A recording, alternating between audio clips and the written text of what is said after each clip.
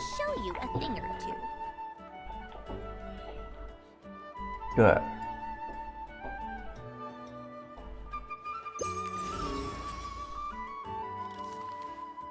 Kita mulai dengan hello.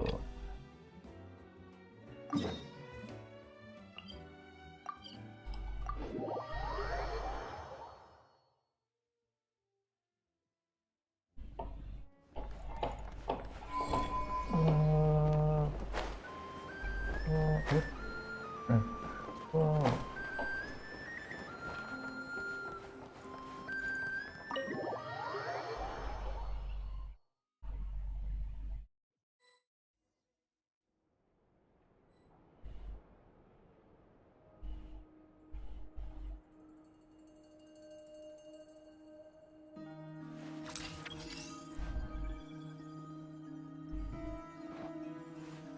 Ada.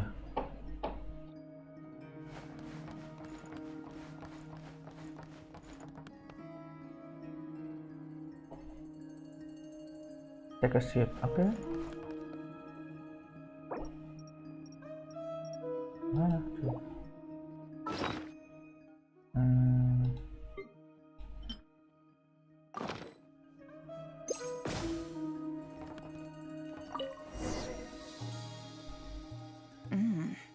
Delicious tea and delectable snacks. Thank you for your hospitality, Miss Sandrone. I'm glad you like it. I also brought some snacks for Ashru. Isn't that right, Ashru? Come here. There's a good kitty.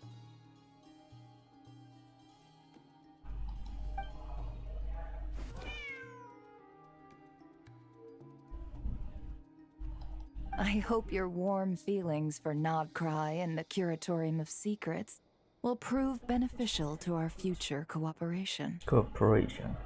I hope so too. Here, Ashru, try one of these.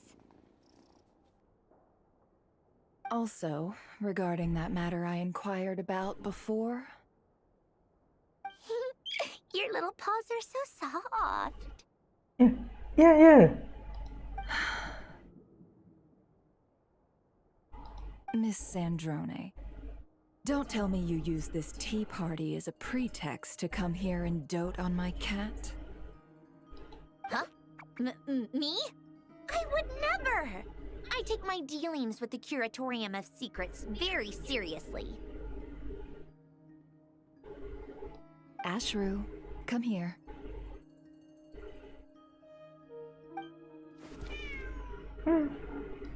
Aww. Then let's talk about the details of our dealings, shall we? Kucing. Iya, kucing ya. So what if I wanted to pet Ashru? Who wouldn't? Small animals are usually wary of machines. It took a lot of work to get Ashru to trust me when I was here working on a numerological array. What's so wrong with me wanting to give him a belly rub or two? Him a belly rub or two. No need to get so defensive. Go on, Ashru. It's not like it's my place to tell you who you can or can't rub up against. But once you're done petting him, don't forget we have business to discuss. Like I told you, Yeah. I take our dealings very seriously. Yeah. Kucing.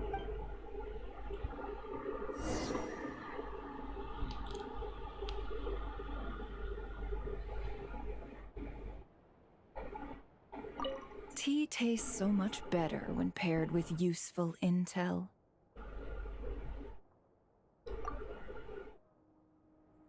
Mana Asru?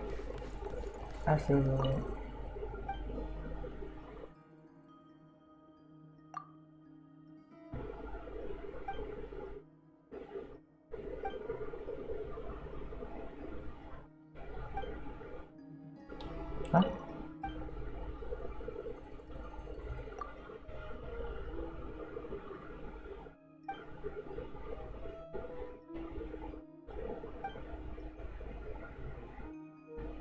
Can't have human powers this up.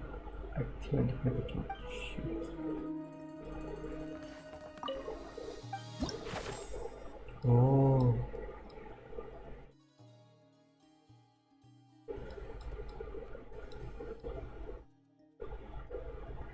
Yeah.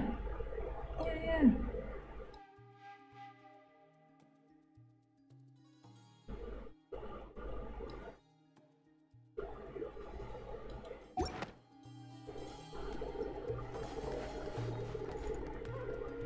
Tea tastes so much better when paired with useful intel. Oh, take care. And remember to drop by whenever you're free.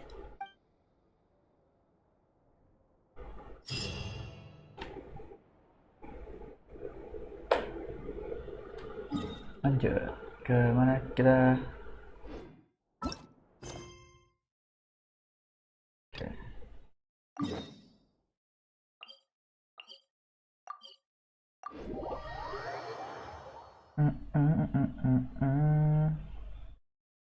As the traveler, let's go.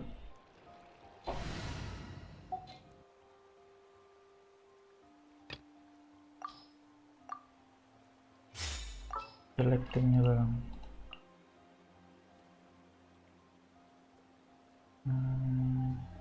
Dia healer.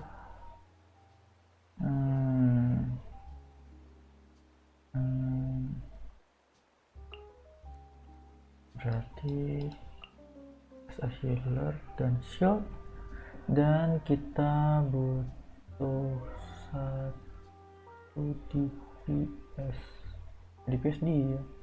Jadi cukup kasih yang Need my help as usual?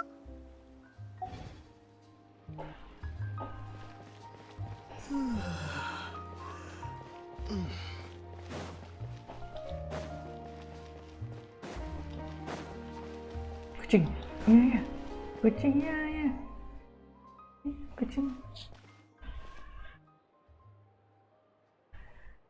Kucing. Iya, kucingnya pakai dasi. Iya, kucing dasi.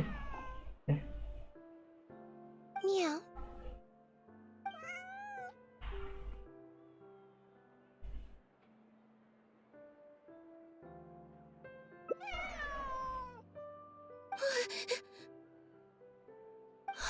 It's you. 1 second. Now activating chat mode. Cek. You made me jump there. I thought they'd finally caught me. Well, my heart rate did.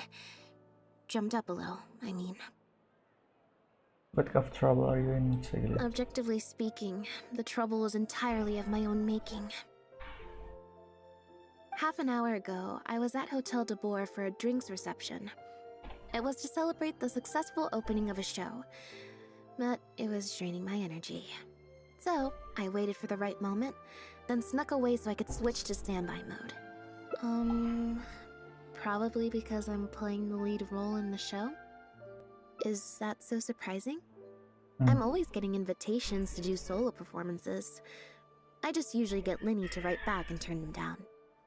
But then came the Fontanalia Film Festival. We took all the kids from the House of the Hearth out to see a film. And after it finished, they all started clamoring for me to try out acting for some reason. Even Linny was chanting along with them. Anyway, it just so happened that a director called Mary had sent me an invitation right around then. I'll spare you the details, but basically, I ended up accepting it. Yep, you nailed it. I'm playing the role of a puppet. In fact, the show's called The Lost Puppet, and it's a masked mime show. So, I don't have to do any facial expressions or say any lines. Literally just a series of physical movements. The director says it's a very avant-garde art form. Avant-garde art form. That does sound pretty avant-garde. But can people understand the plot? Art is not comprehended by the mind, but felt in the heart. At least, that's what the director says. Anyway, if nothing else, the opening performance seemed to go down well. At the drinks reception, everyone was crowding around me, saying, triumphant character portrayal, faithful adaptation of the original work, unequivocally, quintessentially avant-garde, and stuff like that. But being the center of attention is draining. So the moment they left me to go harass the director instead, I was out of there.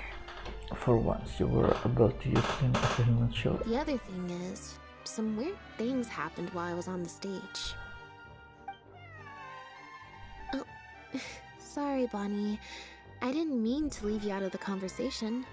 My bad. Look at Bonnie's shield. No, we just met. We bumped into each other right after I slipped away. Well, it'd be kind of difficult for us to communicate otherwise. Besides, I think she's taken a liking to the name. Haven't you, Bonnie? Haven't you, Bonnie? Yeah. Yeah. Yeah. Yeah. Yeah, that's right. Good kitty. We'll go find your owner soon, I promise. Nope. She's wearing a collar, and for the most part, she's pretty well groomed. If she is a stray, she hasn't been for long.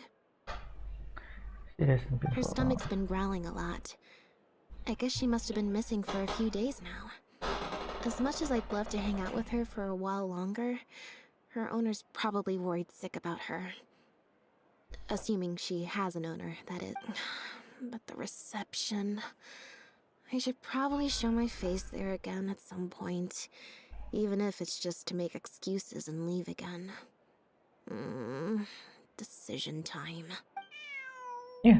Yeah, yeah. Well, I just find it exhausting, thinking through all the different ramifications of different choices and so on. That's more Lenny's area than mine.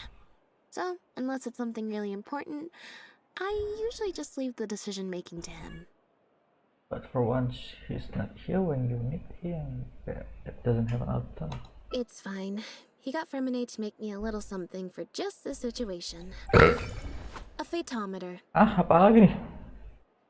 It looks pretty over the top, I know, but it's essentially just a box of cards. He kept the design simple, so it'd be harder to break. The way it works is, I pick a card at random, then look at the number on the card. How does that help you make a decision? Well, for example, if the number on the card is 5 or higher, I help Bonnie find her owner. If it's less than 5, I go back to the reception. I just have to believe in the bond between me and my cards, and my fate will reveal itself to me in numerical form. At least, that's what Lenny said. Anyway, I guess I'll give you a demonstration. Coba, ya, coba.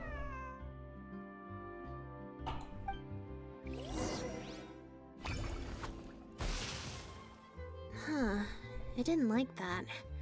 Was I using it wrong? Maybe if I just...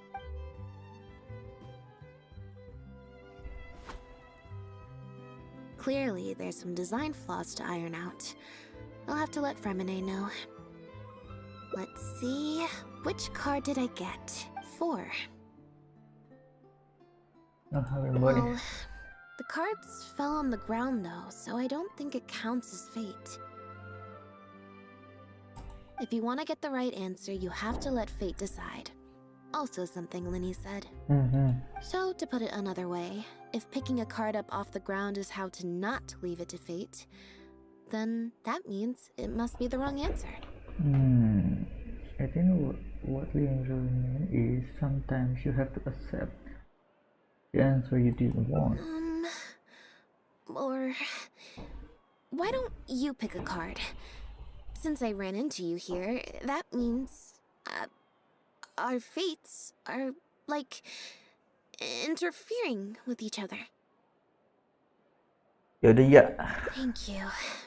This one is final, I promise. Here, take the photometer. If it's 5 or above, that means Jempol fate is successfully terbaik. changed.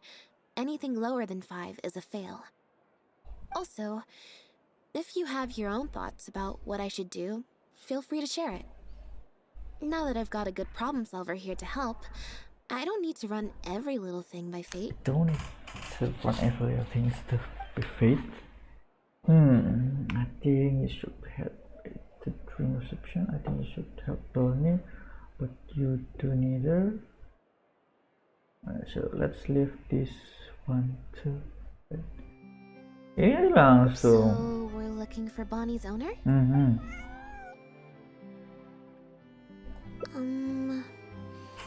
I think I'll go to the Steambird and see about putting an ad in the paper. You wanna come along?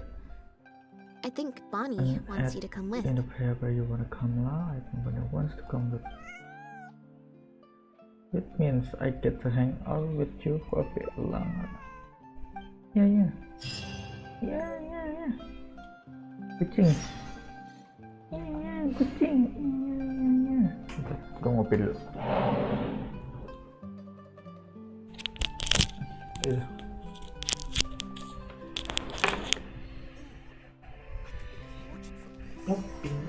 Kita ngopi.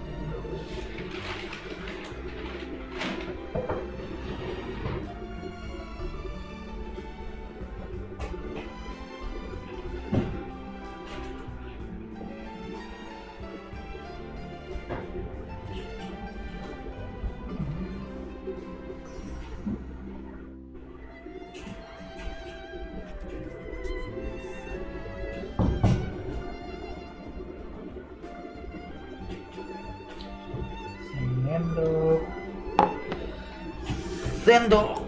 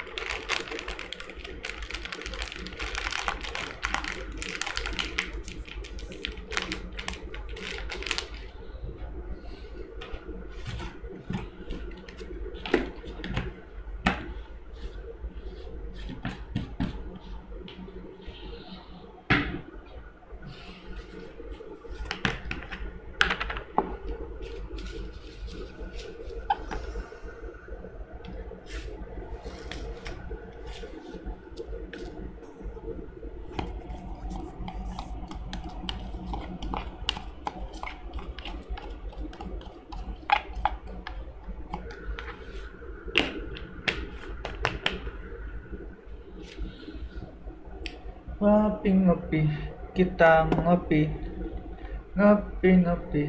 kita ngopi. Dulu bang, ngopi dulu bang.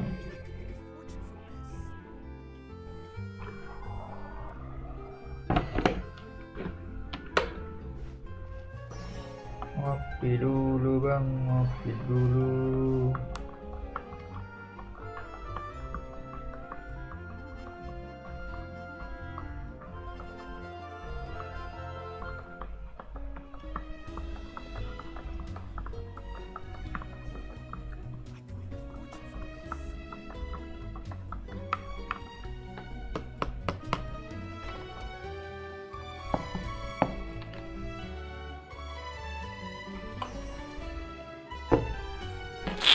Oke, let's go, lanjut.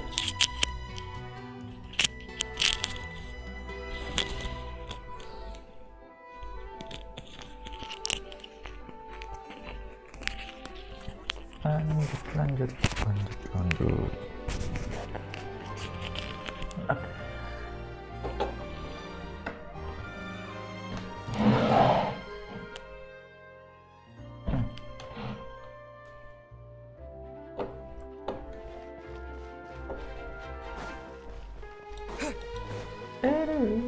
Lah,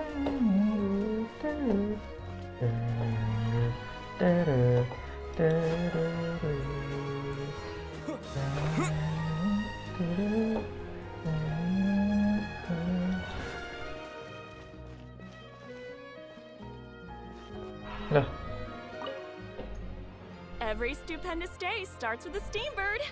Oh, hi Lynette. Hi Traveler. What can I help you with? any comments in there about missing cat? I don't think so. Have you picked up a stray? Yeah. Yep. If there's no commission to follow up on, could we post a notice about the missing cat instead? Why, of course. What a kind thing to do. Just fill out the form.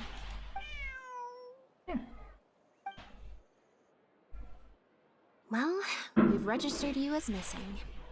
You can stay at my place until your owner finds you. Also, I just wanted to say thanks for keeping us company for so long. Well, I should probably head back to the drinks reception. Hopefully most of the people have left by now.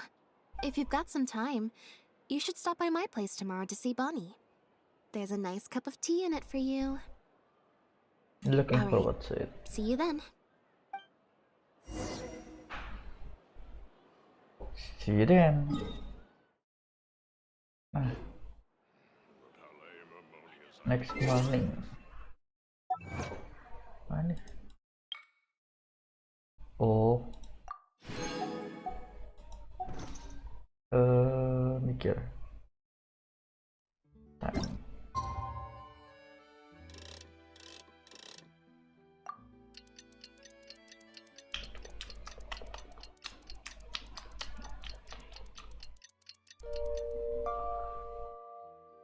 Morning. Next morning. Ya udah, tunggulah.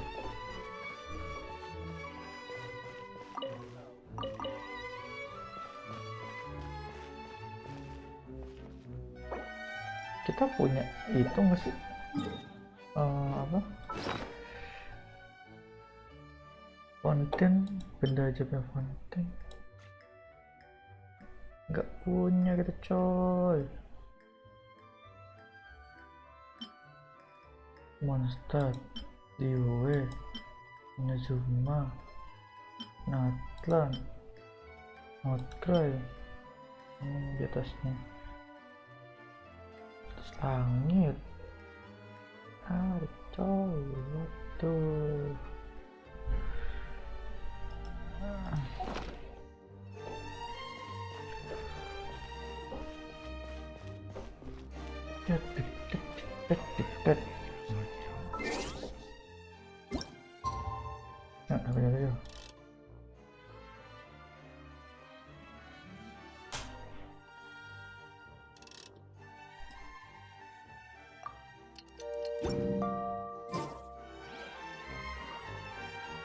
Take reference, please. What the?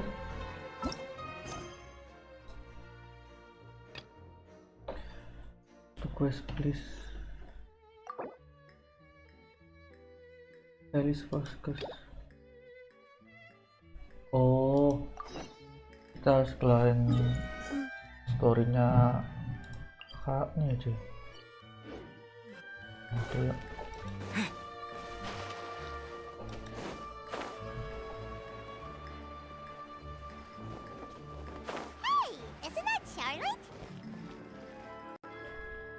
I see. So you believe that this warning letter was sent by the Phantom Weasel? Absolutely. I've said it before and I'll say it again. The Phantom Weasel never acts as you expect. He must have faked his own death 10 years ago using a body double. Now that he's back, I'm sure the guards who worked on his case back in the day are in for a headache, but however this turns out in the end, the one thing it won't be is boring. Couldn't agree more. As a journalist, I'm gonna get a lot of mileage out of this one. Thank you, sir, for your time. Now, whom should I interview next?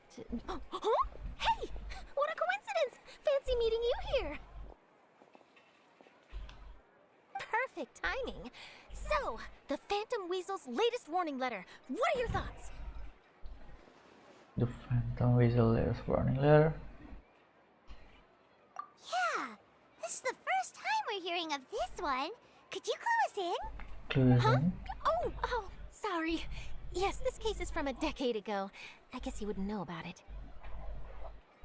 Well, not to worry. You're in good hands because I'm a professional. The story goes like this. 10 or so years ago, a phantom thief became active in the court of Fontaine. Known only as the Weasel, nobody knew his true identity, and the authorities never managed to catch him. Wow, cool! He sounds like one of those mysterious night burglars that you read about in novels. Precisely. Well, except the part where they actually have a good reputation. Our weasel targeted whatever people held dear, and no one was safe from his predations. He would just as soon steal a necklace from a rich merchant's safe as he would a toy doll given to a commoner child for their birthday. Sounds like absolute weirdo. I know.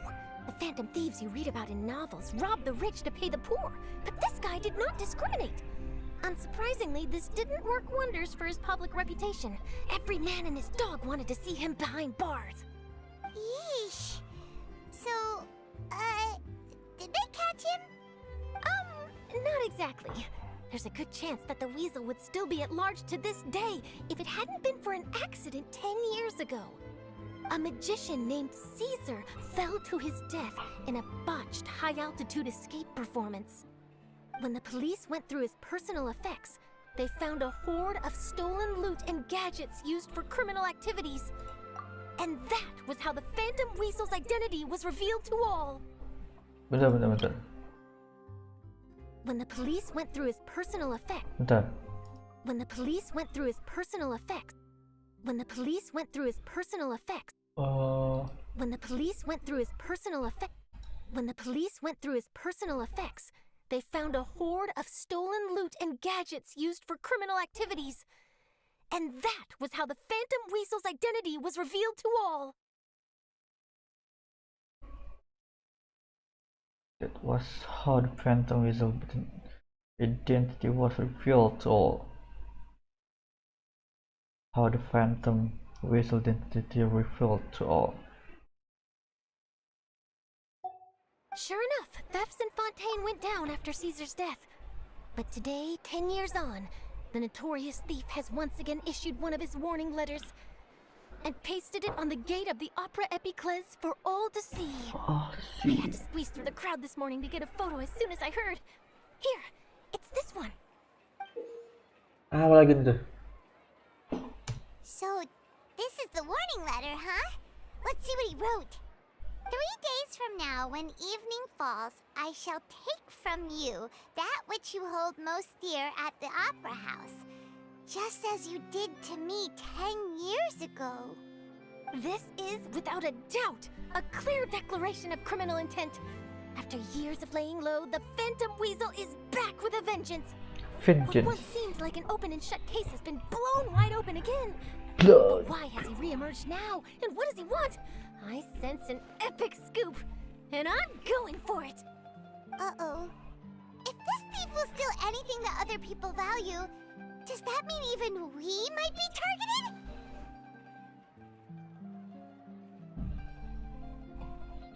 Threatening you. Aww. But Paimon doesn't want to get kidnapped. Well, he'd have to go through you first. You would stop him, right? Okay, the people have spoken. It's clear that the public are very concerned about the Phantom Weasel's reappearance. Let's see, I've got a photo of the letter, my interview notes. Yep, that should be enough to form the skeleton of my article. It does feel like something is missing, though. Something exclusive. Who should I interview next? I need someone with a more concrete connection to the weasel. Is that who I think it is? I think it is. Lenny! From some magic. Magician, Caesar, the Phantom Weasel. That's it. Let's go interview Lenny. You see, the original Phantom Thief Caesar was a magician too. And what do Phantom Thieves and magicians have in common? They both have an air of mystery about them. Perhaps there's a connection there. Are you serious? What sort of a deduction is that? Deduction is that. What sort of? Oh, relax. My journalistic instinct tells me that an exclusive news story is beckoning. Let's go. No time for delay. Not time for delay. Tanya bang, tanya bang.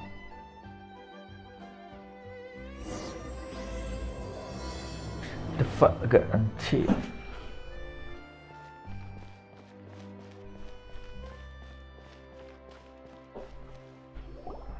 Wow, Mr. Magician! How did you know which card I picked? Oh, it's simple.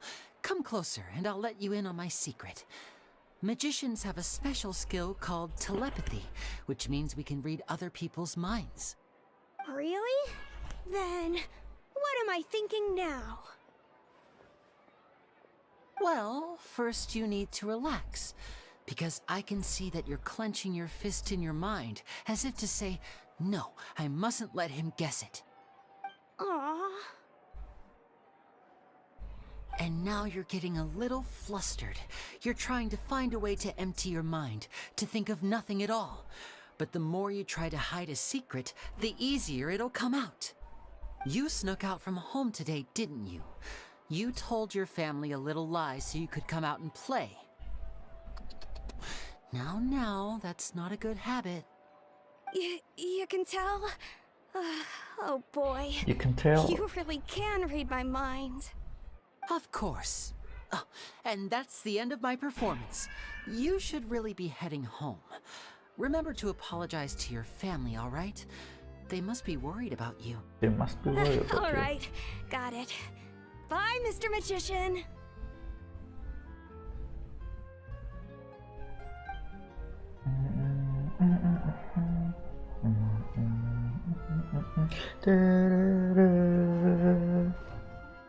Hey, Lenny?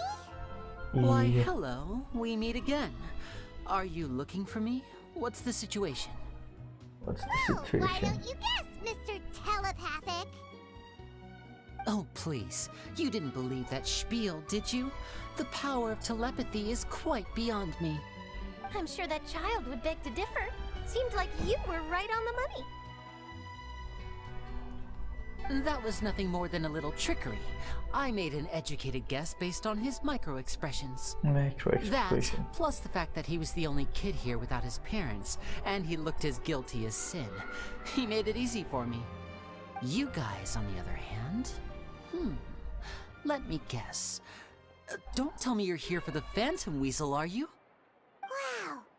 Got it in one. Is this more of your trickery at work? Wait, really? No trickery this time. It was pure luck. Pure luck.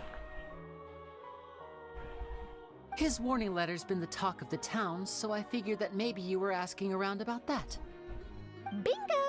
I plan on writing a column reporting on the latest news about the Phantom Weasel. Bingo. So, Lenny, what are your thoughts on this infamous thief's reappearance? Reappearance. To be honest, it makes me angry. Kenapa bang? Angry? Why? Tadi spellingnya gimana? Reappearance. So, Lenny, what are your thoughts on this infamous thief's reappearance? So, Lenny, what are your thoughts on this infamous thief's reappearance? What are your thoughts on this infamous thief? So, Lenny, what are your thoughts on this infamous thief's reappearance? Reappearance.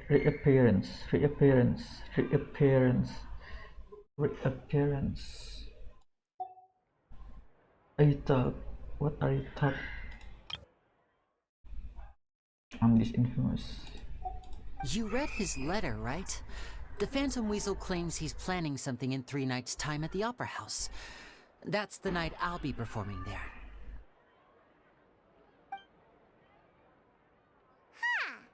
What are the chances? Wait a minute, you don't think he's after you, do you? Well, if he is, then his warning is clearly a direct challenge to me personally. And if he's not, then it's still going to be a huge headache for me. Heck. The mere mention of the Weasel's name is enough to scare people off. So once the contents of that letter get out, barely anyone will be showing up to watch my show. but I've been preparing for this for a long time. I'm not about to let him ruin my big day. This leaves me with only one choice. I have to expose the Phantom Weasel's identity before the show begins. Before the show begins. Really? So what you're saying is, we might get to see a live duel between a famous magician and an infamous thief? Wow, this has exclusive written all over it. To be honest, I'm not sure if I'll emerge the victor. The Phantom Weasel is a notorious crook, infamous for his inscrutable methods. Too much English lah. Honest, Lenny. I think your magic tricks are even more inscrutable than those of a thief. Inscrutable. Thanks for the compliment, though I have to say, I don't care much for the comparison. A lot of people liken magicians to thieves because we both have the ability to make things disappear without the person noticing. But there's an important difference that these people overlook. Allow me to demonstrate with a quick magic trick. Here, I have a flower, just an ordinary flower that was picked not long ago. Watch it carefully now. 3, 2, 1. It's gone! Where'd it go? That's the question. Where did it go? Where did it go? Where did it go? Therein lies the difference between us. Thieves make precious things disappear, but only magicians make them reappear. If I could now invite you all to check your clothes, there might be a surprise in there somewhere.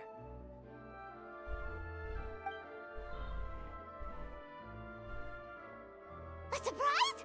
Let me see! Bah.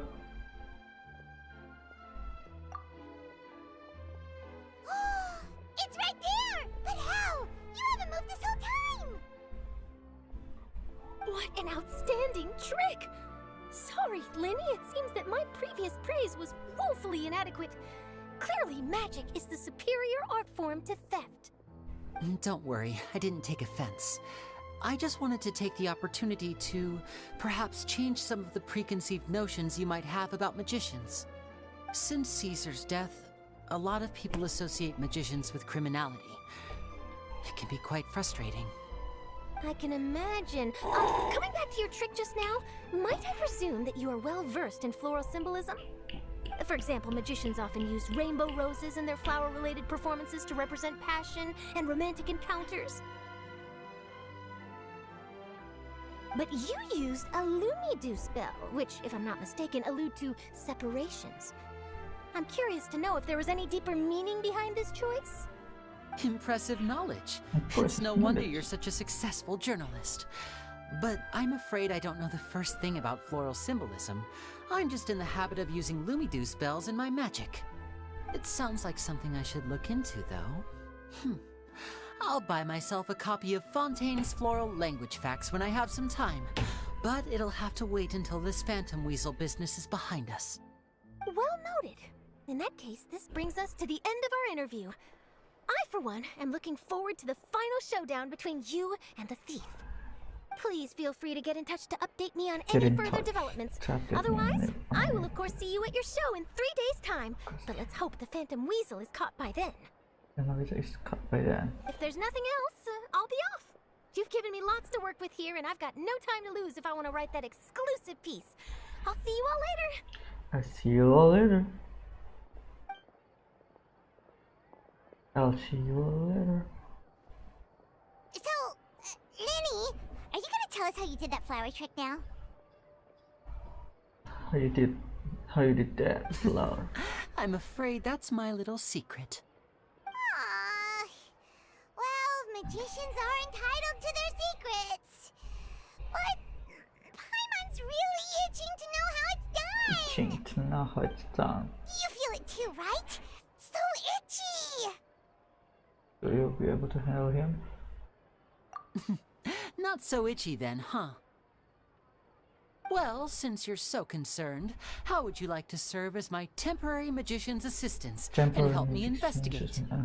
Magician's assistants? Oh, that sounds fun! Assistants are technically magicians too! Also, it'll bring us one step closer to figuring out how that darn trick is done! Shall we go for it? What's your The plan? first thing we need to look into is who Caesar really was. If he truly was the Phantom Weasel, that means that the weasel is dead, and whoever wrote this warning letter is just a copycat criminal. But if he wasn't the weasel? Well, that'll make things more interesting. It would mean that the weasel lives, and he's been laying low all this time in some corner of Fontaine. And if we're investigating Caesar, his fiancée Gemma is a good place to start.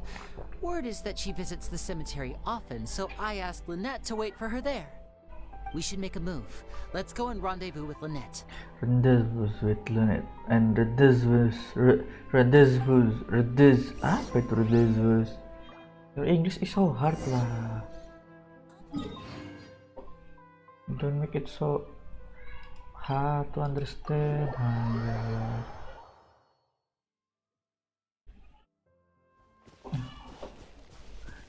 Jangan di pantai itu, jangan di pantai itu, jangan di pantai itu. Aduh. Weh, there is a tree.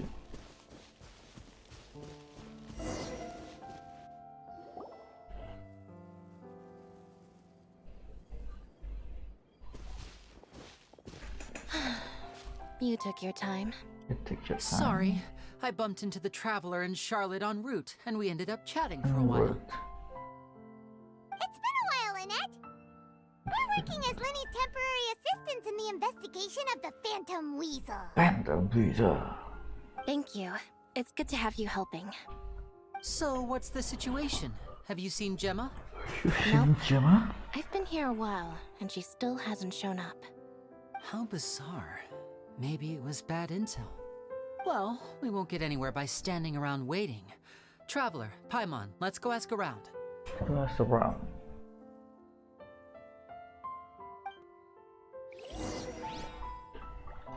Bazaar. I'll wait for you here and see if Gemma shows up. Gemma. Julianto. Tambah tok. Orang Indo ini.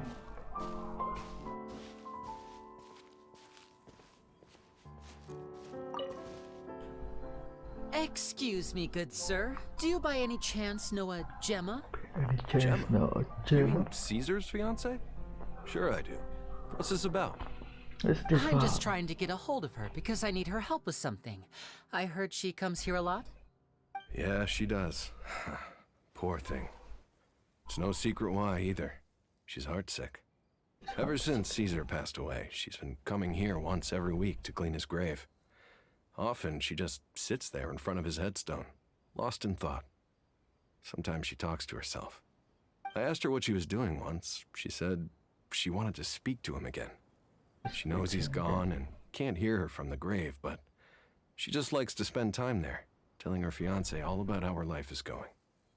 And she's been doing this ever since Caesar passed away? Oh, so 10 years. Wow. Their love must have been really strong. Must have been very strong. Caesar's reputation fell apart after his identity was revealed, so no one else visits his grave. Gemma's the only one who still thinks about him after all these years. I don't know if the mind lives on in the waters after death, but if it does, I'm sure Caesar must be grateful to have someone who remembers him fondly. If I'm honest, I think this is all so unfair to poor Gemma. Her fiancé was a low-life crook. He doesn't deserve someone like her. Anyway, all of that said, she's running later than usual today. Normally, she'd be sitting in front of his grave by now. I wonder if she's okay. Well, that's everything I know, I'm afraid. You might have more luck asking some other people. All right, well, thanks for sharing all of this with us. We'll keep asking around. You're welcome. Keep asking around. I just hope she'll be able to move on one day. Be able to move on one day.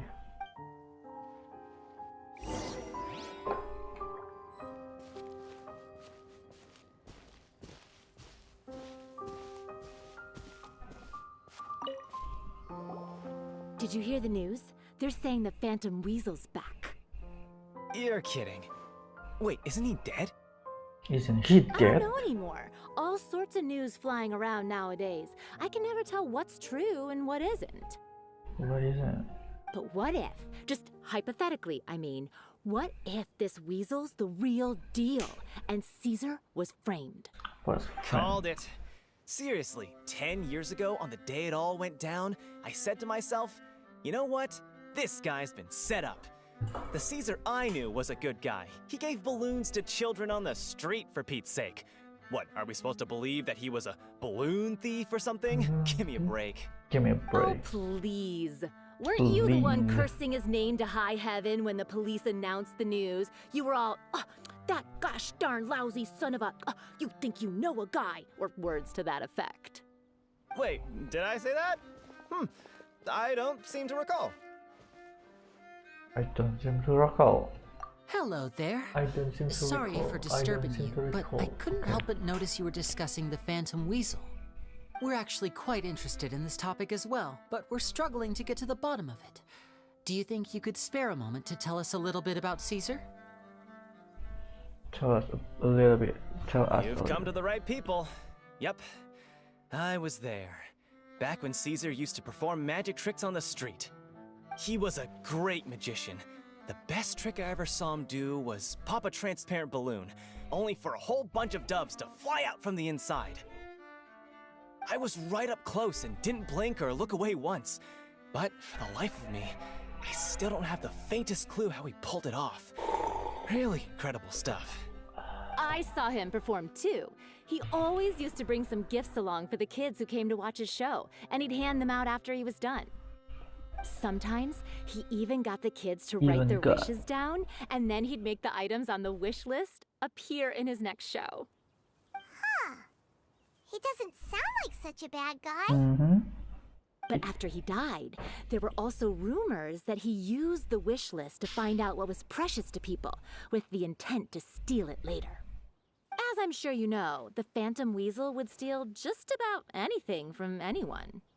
Whatever the case, now that the weasel is back, Caesar's become a hot topic once more. I bet Gemma must be pleased. If Caesar's name gets cleared, maybe it'll finally give her some solace after all this time. No, speak of the devil. That's her over there. If you've got any more questions about Caesar, she's definitely the one to ask. She's definitely the one to ask. So that's Gemma. Is it just Paimon, or does it look like something's wrong? Wait, it looks like she's injured. Come on, let's see if she's okay. Is she's okay?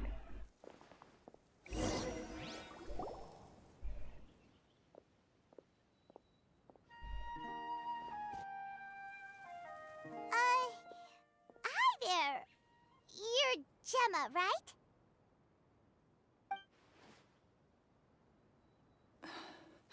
Who's asking? Don't be afraid, we mean no harm. We mean no harm. It looks like you're injured. How bad is it?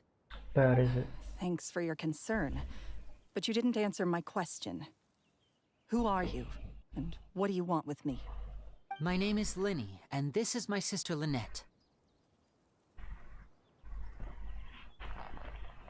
My name's Paimon, and this here's the Traveler. We're investigating the Phantom Weasel. The weasel posted a warning letter this morning. If he still lives, that means that Caesar was falsely accused. You knew Caesar better than anyone else. So if you're willing, we'd love to hear what you think about all this. I promise you can trust us. We won't hurt you. In fact, we'll do all we can to keep you safe. I never believed that he was the weasel. Huh. I suspected as much. Okay, so going back 10 years, do you remember anything strange in the weeks leading up to the accident? Did Caesar have a falling out with anyone, for instance? No, not that I know of. Got it. Got it. All right. Sorry for disturbing you. Sorry for disturbing you. If you don't have any more questions, please leave. I want to be alone with him. Alone with him.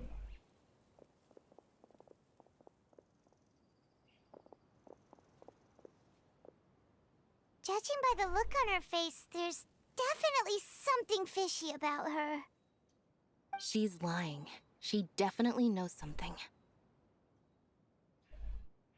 Doesn't trust us. That's fair.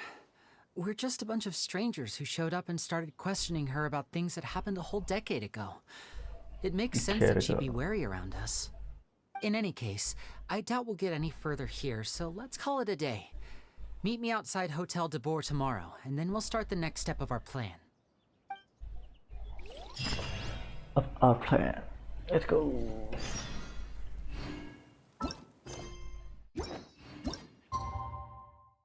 Ngang.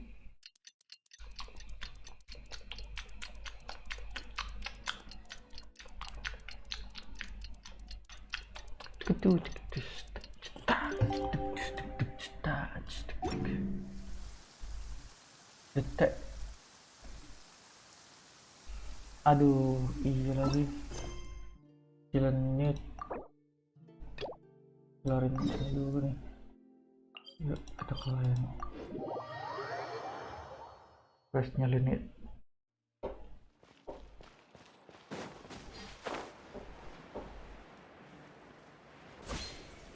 Keluar. I believe this cat belongs to me. I already told you, this isn't your cat. Just take a breather, you two. What's going on? Oh, you're here. As you can probably see, you'll have to take a rain check on that tea I promised you. At least for now. This is my friend's cat. He's preoccupied with some important business, so I came to retrieve her in his stead. Passive check or special type of check that need not be active secret, but instead will automatically trigger and at specific times. If you pass, you will find some hidden information such as irregularities in a person's attitude or certain incongruous detail. Incongruous.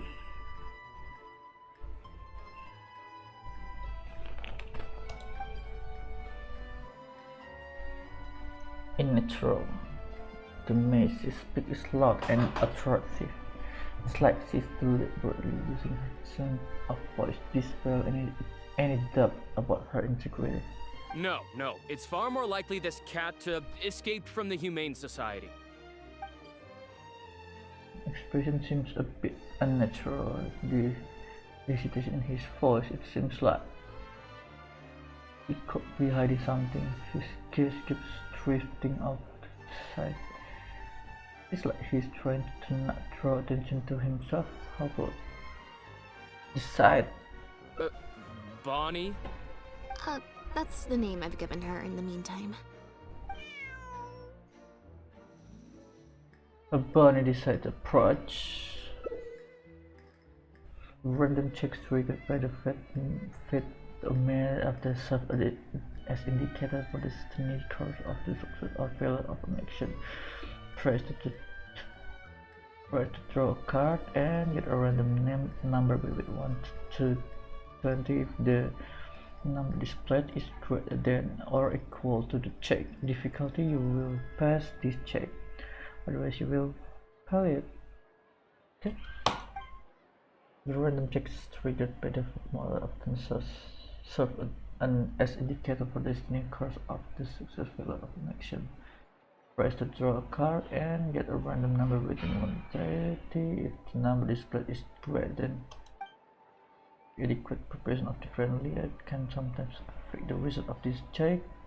Your current check's bonus will be added to your randomly drawn number, making it easier to pass check.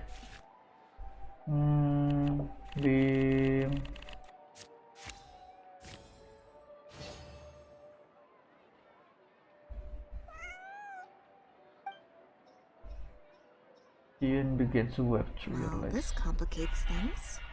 It seems she quite likes me. This is no way to tell who her owner is. I told you before.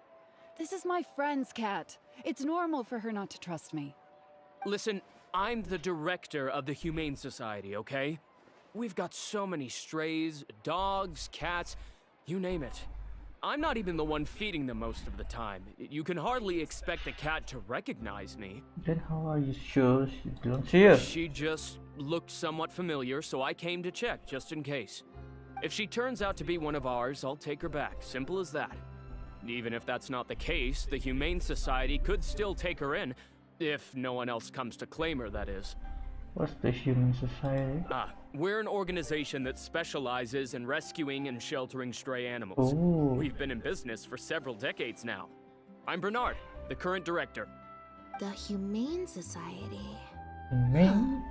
The name sounds familiar. I remember hearing good things. Near the one in the Quartier Lyonnais? Yes, that's the one. Anyway, if it's not too much trouble, could I possibly take a closer look at the cat? If it turns out I really am mistaken, I suppose that means the cat belongs to this lady here. She would be the only remaining option after all. Oh. It belongs to my friend. But as yet, the watch should be fine. Go on, Bonnie. Yeah.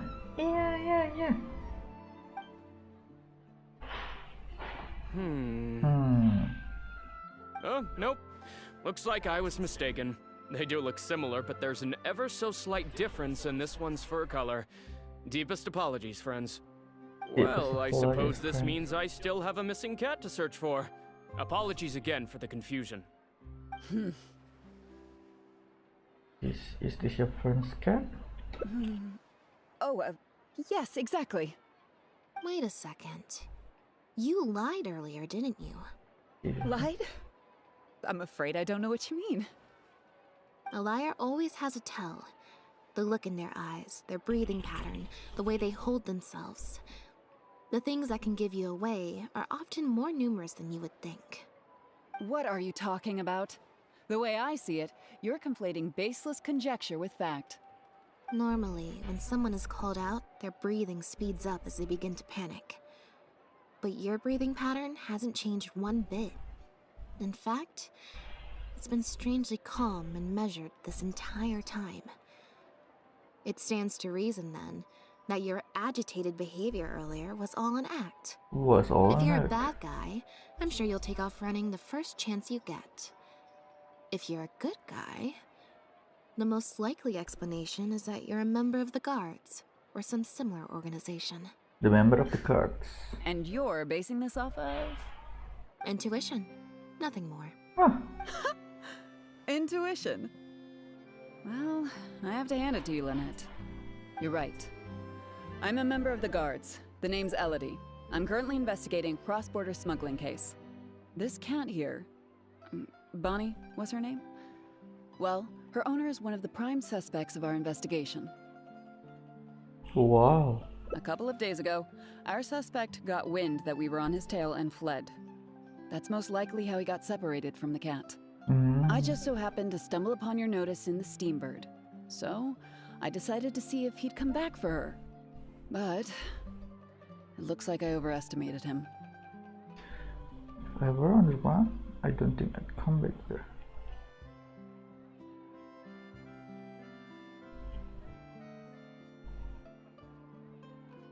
The impact of this case has been huge. The Marechaussee Phantom, the Guards, and the Special Patrol have all launched investigations. If there was even the slightest chance that he would show himself, I had to follow up on the lead. I had to follow up on the lead. So what's being smuggled? A new kind of illegal drug, imitation synth. You like We it, confiscated all the synth on the market, but addiction isn't something that goes away overnight. Even without substances on the market, people are still looking for a way to get their next fix. And criminals are all too eager to capitalize on that addiction. That was the impetus for imitation synth. Needless to say, a small-scale market opened up very quickly. After the original synth debacle, we put several measures into place to prevent similar incidents from occurring. The perpetrators got smart, though, and shifted their sales overseas before those measures could kick in. That's when the imitation synth smuggling began. We only recently got word of the presence of imitation synth overseas. We managed to track down evidence of some early transactions. What we were able to find out, however, hasn't proven that useful given the amount of time that has Hasn't proven passed. that useful The given. Marechaussee Phantom launched an investigation to track down every person in Fontaine capable of producing a drug like that. That's how we learned about Bonnie's owner. That's how we learned about Bonnie's owner. He's a researcher at the Fontaine Research Institute. His name is Pierre. Pierre Lafayette, to be exact. Lefebvre. It's a bit unnatural. Thread just crossing the face, trying to isolate schools. Vision with mechanical precision. The Marechaussee Phantom found him in Poisson. In Poisson. addition to the cat, he also had a pendant with him. Pendant. At first, there wasn't much cause for suspicion. A search of his house didn't reveal much to go off of either. The Marechaussee Phantom very nearly left it at that. It was only later that we realized the coat of arms on his pendant belonged to none other than the Lefebvre family, one of the most infamous aristocratic families in Fontaine. Obviously, this discovery prompted a further investigation into Pierre. At that point, however, we discovered that he'd already fled. Now the guards and the Special Patrol are all searching for him. Oh, searching for him. Could his family be hiding him? That's not possible, actually. The Lefebvre family has been gone for a long time. Exactly. Many years ago, several important members of the family, including the patriarch, were murdered by an assassin of unknown origin. From that point on, family's power and influence took quite the hit. The family is engaged in all manner of crimes. As you can imagine, there's no shortage of people waiting in the wings to take their revenge. And with the family severely weakened, they were able to do just that. Most of the remaining family members succumbed to sickness or hunger. The ones that survived are currently living out their days under a new identity. Pierre is one of those very survivors. He's been hiding away in the Fontaine Research Institute all these years. His true identity unbeknownst to all. Unbeknownst to all. Until now, that is. Is it really okay to share all this information with us? Well, my fellow guards have told me all about how smart and courageous you both are. And I know you possess a strong sense of justice. There could be a chance that Pierre, or one of his accomplices, might attempt to get close to Bonnie. Now that you've been briefed on the situation, I was hoping you'd help us keep a lookout. Keep a look. If I take Bonnie back to the guards with me, there's no way Pierre will try and come for her. Not even the most daring of criminals would attempt something like that. Should keep one with us for the time I being. have to admit, I'm not holding out too much hope that Pierre will come back for her. But if there's even the slightest chance, then it's worth a shot. Well, I've got some other leads to follow up on. If Pierre does appear, please contact me right away. If Pierre does appear.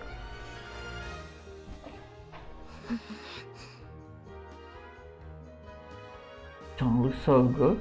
It's nothing. I'm fine. Huh? It's just the head of the Lefebvre family. He was the eminent person who kidnapped me all those years ago. Oh. It was at a dinner party. Someone tricked me into boarding the Lefebvre family carriage. Whoever it was, they took me back to their home. But before anything worse could happen, Father intervened. Intervene. So that's then. As in all dimension. Yep. Father was the one who orchestrated the fall of the Lefebvre family. That's what led Lenny and I to join the House of the Hearth. After all these years. I never thought I'd hear the Lefebvre name again. Ayo, okay, Lynette. Ya, kasih tahu, Bonnie. Don't worry about me. I wasn't feeling sorry for myself. I was just thinking about Lenny. I wasn't feeling He's so. been acting strange recently. He avoids me for days on end, consumes himself with some secret investigation, and then out of the blue pushes me to do that acting job. Thinking about it now, it's almost like the one I drew from that deck of cards was part of his plan all along. All along. He must have asked Fremine to help him out. In any case, I know he's hiding something from me. He's really pulled out all the stops this time. It's very possible. I'm sure he tried to send me away because he was afraid it would bring up some painful memories for me. It wasn't necessary, though. Even after all these years, he's still as overprotective as ever. You'll have to help me teach him a lesson if we run into him along the way. Along the way? Are we going somewhere? Yep. I want to head to the Fontaine Research Institute to learn more information about Pierre. Just let me activate search mode and then we'll head out. Who knows? Maybe we'll run into Linny along the way. We'll run into Linny along the way. Trying to help out Linny with his investigation, or are you trying to prove yourself? A little bit of both, perhaps. For the most part, though, I just have the sense that something's not right. Something isn't adding up about Pierre's story. I'm just not sure what. Adding up about Pierre's story. I'm just not sure. I'm sure. You have just got to take the bull by the horn, right? You want to know what secrets he's hiding? Okay, I'll write a letter explaining everything to the crew. Once that's done, we can head out. Hey.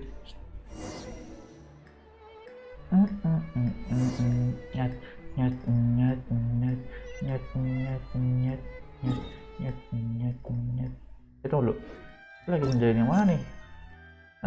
Nih, yang cek tiket dulu ya. Tunggu dong, abangnya dulu dong. Tas abangnya dulu. Tunggu dulu. Abangnya dulu atau adiknya dulu ya? Abangnya dulu deh. Iya, abangnya dulu.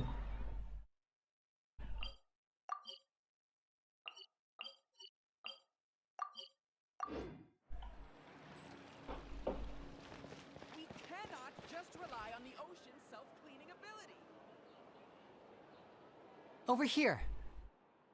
Nah. Lynette's not joining us today? I've had her follow Gemma and see if we can make any inroads with her. They should be at a cafe right now. Still, I don't think that Gemma's likely to open up to us. So, we need a contingency plan. Should we start? Today, we'll be looking into a guy named Lorenzo, Caesar's former pupil and assistant.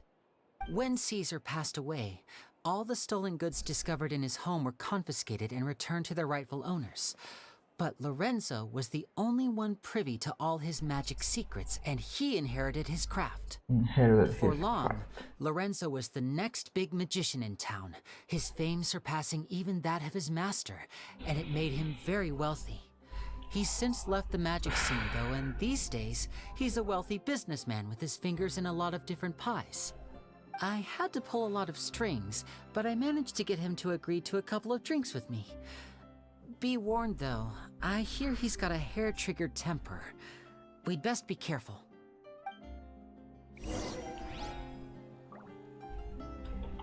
Yuk. Let's go to Lorenzo.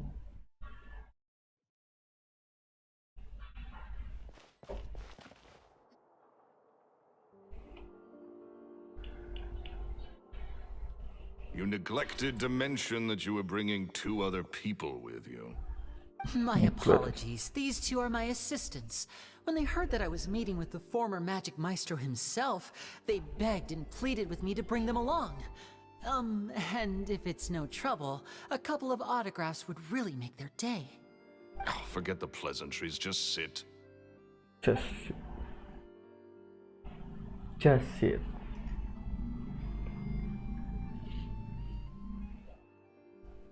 Get a load of this guy. Forget the pleasantries, he says, but he looks pretty happy about Linny stroking his ego. I only agreed to meet since we're both magicians. Do me a favor and cut to the chase. I have more important things to do than drinking. Much obliged, sir. As it happens, the matter I want to address is also related to magic. Yesterday morning, a warning letter from the Phantom Weasel appeared on the entrance to the Opera House. He claims to be planning something for the same evening that I'm scheduled to do a magic show there. As such, I believe that I may well be his target. I have to get to the bottom of this to ensure that my show can go ahead as planned. Naturally, any investigation into the Weasel starts with a few questions about Caesar, who... What is there to investigate? Caesar was the Weasel and he's been dead for 10 years. So what if some sick creep thought it'd be funny to write a warning letter? It changes nothing. Are you trying to tell me you actually bought it? Please, sir, no need to get so worked up. I do concede that a copycat is but one possibility. Possibility? It's a fact, Lily. Look, my patience is limited, so listen carefully while I'm still willing to put up with you. The Weasel is dead. Period. Everyone knows that, so do yourself a favor and quit this investigation. It'll lead you nowhere. Look, if this affects your magic show in any way, I will personally compensate you for any losses. For any losses. Sir, I'm honored, really. But this isn't about finances for me. My pride as a magician is what's at stake here, Lorenzo. Copycat or not, this person has thrown me the gauntlet, and I must meet their challenge head on. Your pride? Don't mince words with me, boy. Just tell me, what exactly are you seeking to do? I want to find out the Phantom Weasel's true identity. I have to know for myself what really happened 10 years ago. What would that accomplish? And what do the events of 10 years ago have to do with you, anyway? Look, you of all people should know that a magician never reveals their secrets. And in any case, dead men don't talk. So if you really care about your magician's pride, then you'll forget about Caesar and move on. Uh-oh. This is getting awkward. Lorenzo? Is that? Oh, it is you! I know that big, booming voice anywhere. What's up, my man? Wanna grab a drink with me? Another day, I'm busy. Oh, come on! You can't be all business all the time. Can't be all business all the time. You know what they say? Live fast, die young. You gotta learn how to kick back and relax once in a while. If I wanted your life advice, I'd ask for it. Now get out of my face and go be drunk somewhere else. Sorry, my good sir. I don't believe I've had the pleasure. Oh, hey! Edmondo. He and I are business pals. We worked together a bunch of times. This is your first time meeting him? Oh, he's always like this. Foul-mouthed and hard-nosed. Never heard a kind word out of this guy the whole time I've known him. And he wonders why he can't get a girlfriend, despite being, what, pushing 40, 30, something? Anyway, point is, a lot older than when he first got rejected by the girl he was into. And he's still into, from what I hear. Shut up and get out of my face. Another word out of you and you can forget about doing business with me ever again. Do I make myself clear? Sorry, I may have had a little too much to drink. All right, I'm gonna leave. Don't work too hard.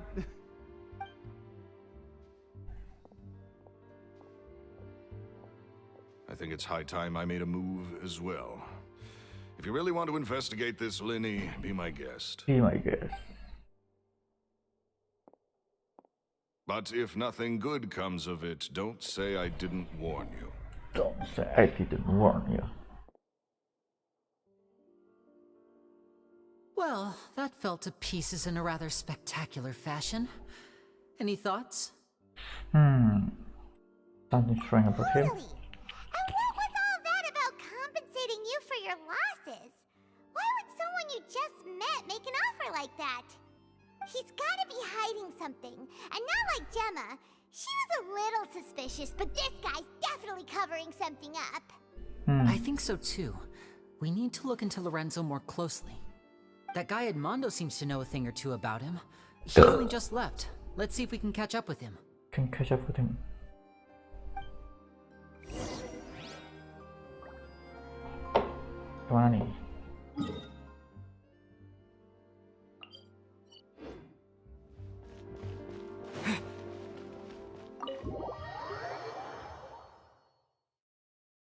Halo.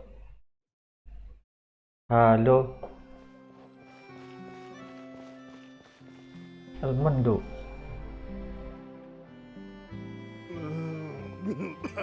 Bah? Kenapa nih orang? You okay there? You okay there? Who are you? Oh, it's you guys. Don't worry about me. I must have had one too many. I just need to ride it out. I said way too much back there, didn't I? I nearly talked myself into complete financial ruin. Note to self, no more drunken chats when Lorenzo's around. So, he was serious about threatening to cut you off? Threatening to cut you off? Paimon knew he was a bad egg. Hey, keep your voice down. Don't go prying into Lorenzo's personal affairs. Bad things happen to people who ask too many questions or make an enemy out of him. What kind of bad things?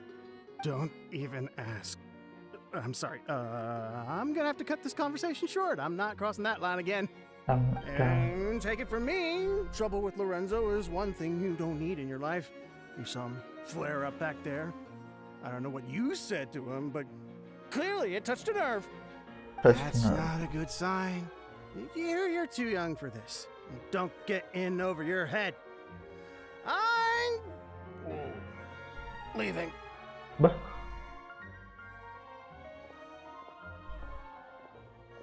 And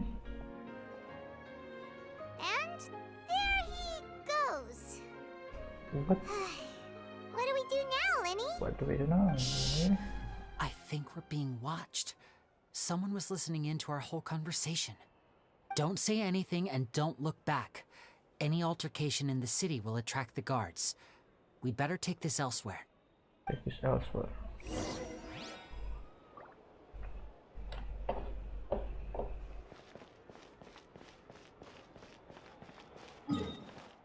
Mana kita? Ya benar.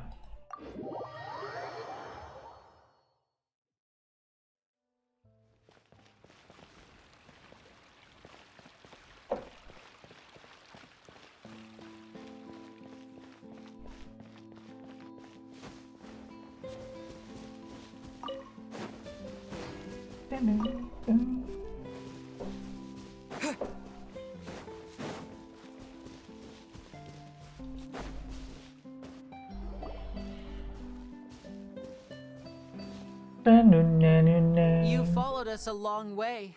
Why don't you come out and introduce yourselves? Introduce yourself. Whoa. So you're Lenny.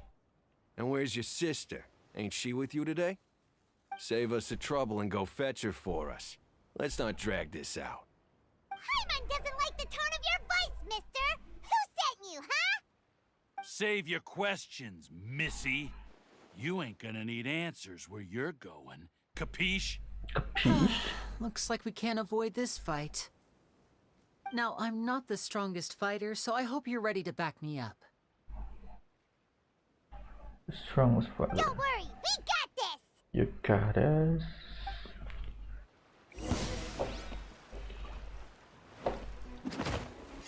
Apa takut? Nih.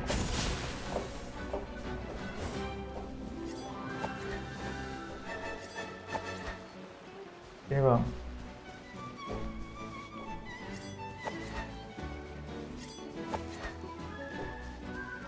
Now disappear.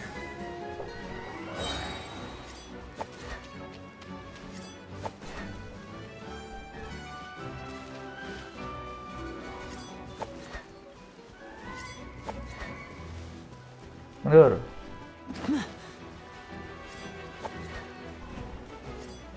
I'm fine. Curses. They're tougher than we thought.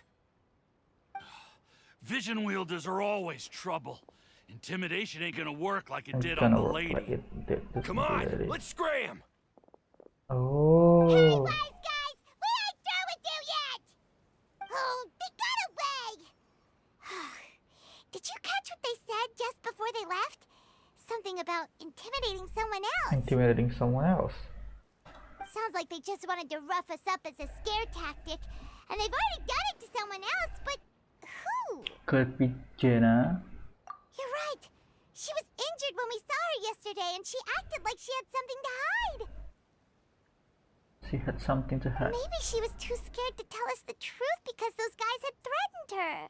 Threaten her. Threat her. Well, if that's the case, she should be more willing to open up to us once she learns that those thugs won't be bothering her anymore. Let's head back to the cafe and see if we can get any information from her. Okay.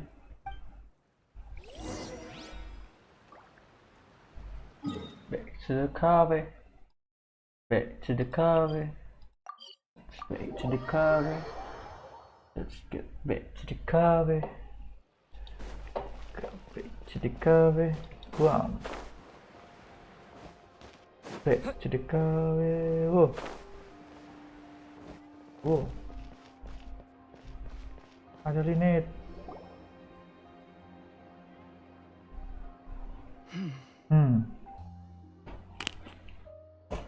Kenapa tuh?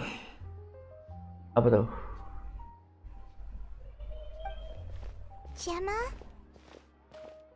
Gemma. You again? What is it this time? What is We it? just ran into the men who've been threatening you, and we gave them a taste of their own medicine. So, you can relax now. We're here to protect you. What? Why? I didn't tell you anything. Why would they come after you?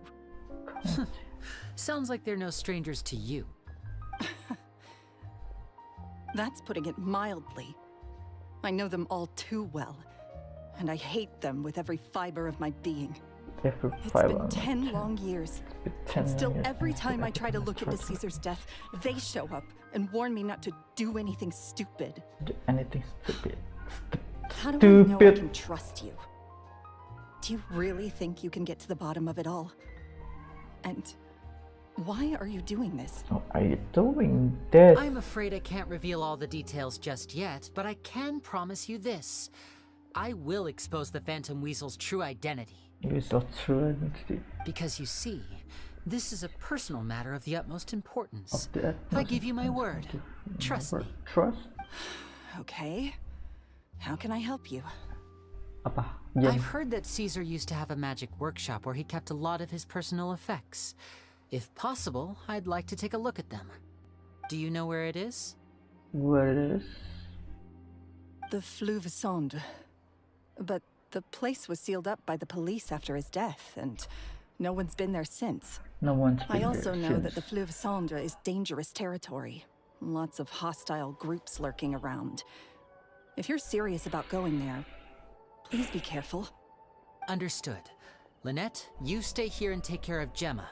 Don't let her come to harm. Don't let her come. Got it. But if I'm staying here, I'm ordering dessert. I mean, bon appetit. But stay sharp, too. They're likely to come for you while I'm away. Okay. Alright. Power saving mode off. I'll start taking this more seriously now. Let's go. Take it seriously. With me here, nothing will happen.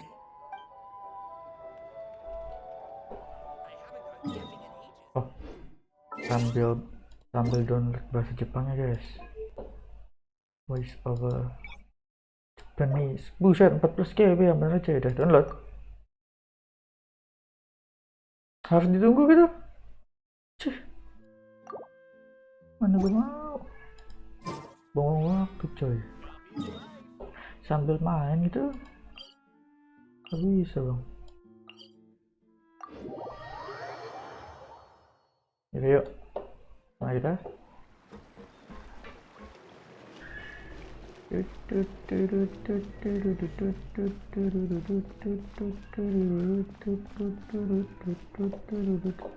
Kucing. Halo kucing. Ya ya. Ya ya. Ya ya ya ya.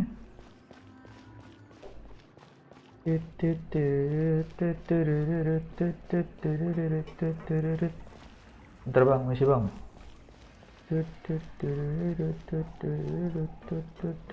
Tapi udah yuk.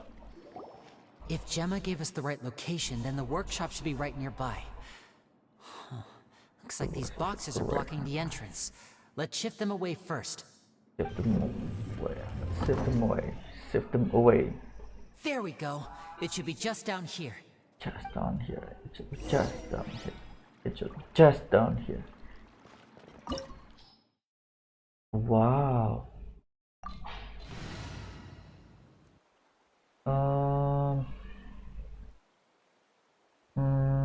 Ya, ini aja kok.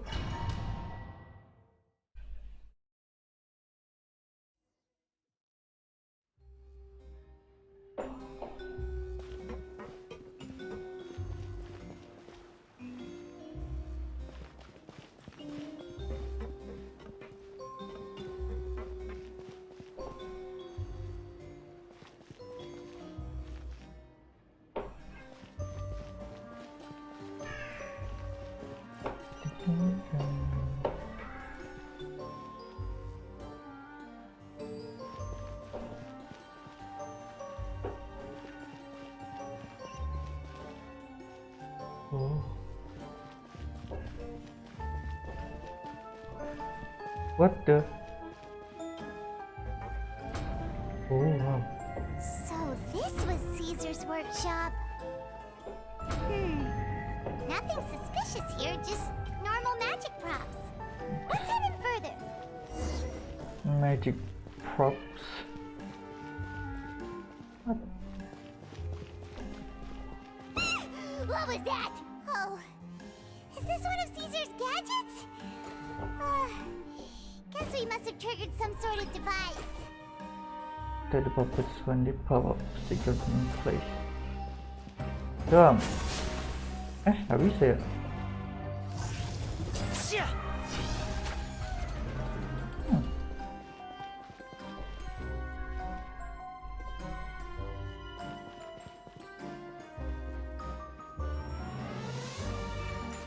Halo. And voila!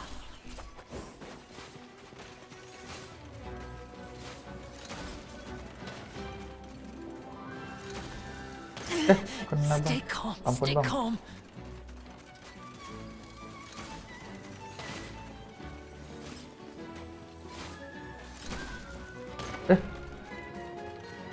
Step right up. Shaken and stirred. Let's eat this. Time to relax. Bad dreams be gone.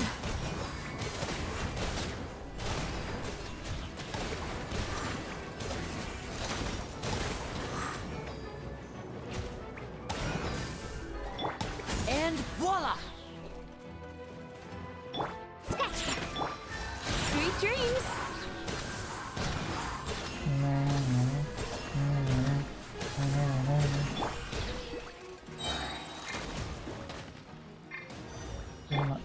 Step right up. Sakit tuh. Whoa. Look. The doll in the box is glowing.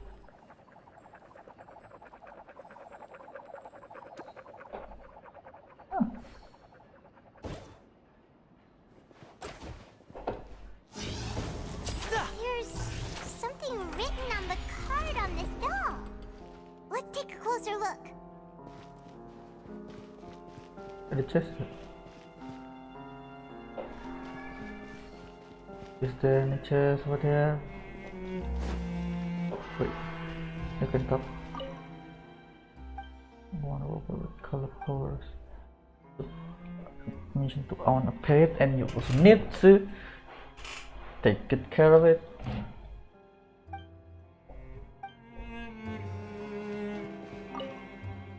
I got a fried chicken that never runs out. I'd like music. There's no such thing as a fried chicken that never runs out, just as there's no such thing as children who never drown out. Also, eating too much fried food is bad for you. To prepare it with something healthy like a salad wrap. Alright, Cesar. Baik dong, Cesar itu.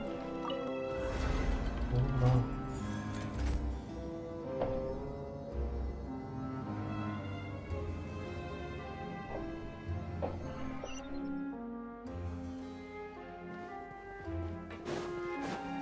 Looks like we've reached the end of this route. Shall we try a different one?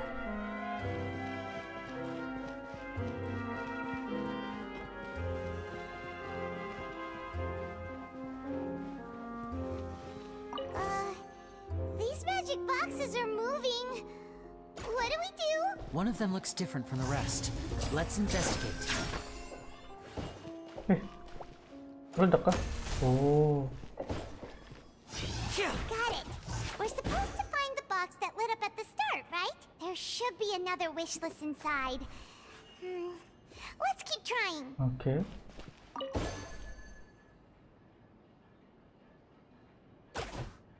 Jadi kita harus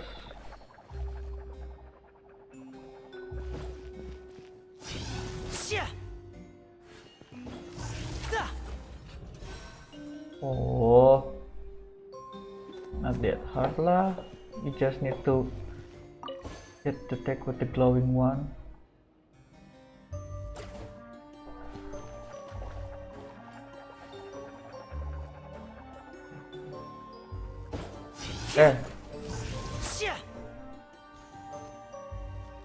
Wow. What is that?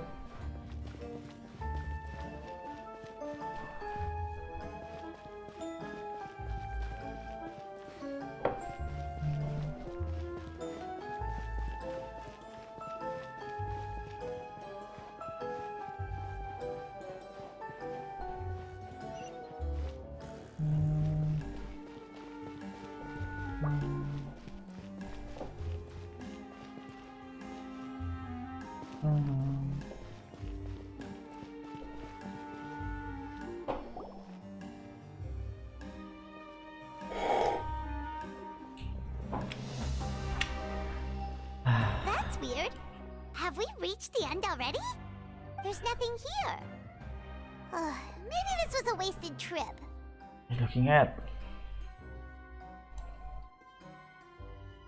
This place seems a little too ordinary for a magician's workshop. There's a distinct lack of mystery. We've triggered quite a few devices on the way here. I'm starting to wonder whether Caesar built this whole place as one big, elaborate magic contraption. If so, then there must be more to this place than meets the eye. Maybe a hidden room somewhere. Aha! If I just move this book, then hopefully... and... presto! Oh. A secret passageway! Passageway. How did you know? I'm a magician too, and apparently great minds really do think alike. Boleh Looks tuh. pretty big inside. Let's head in and take a look around. Let's head in and take a look around. Head in.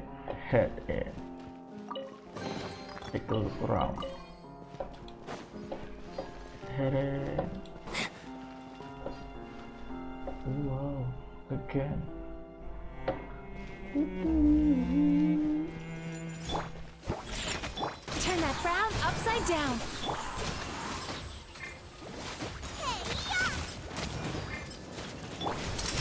Here comes the fanatic.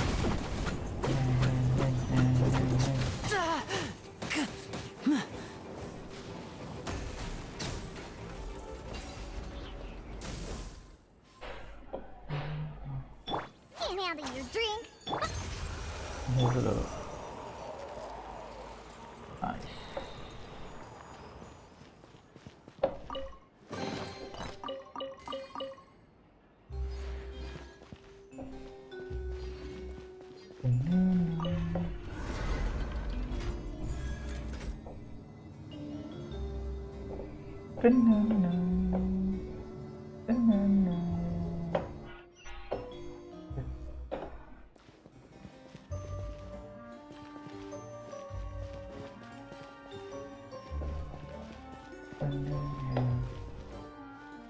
Kenapa gue nggak langsung ke atas aja?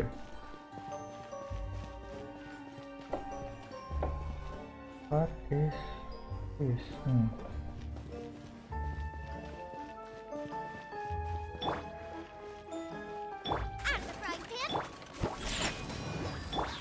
Scorch and burn by everlasting.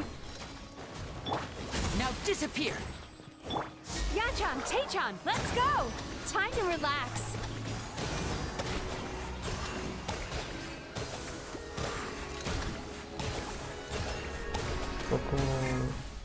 Nice and spicy. You're toast. Let's get this show on the road. Yeah.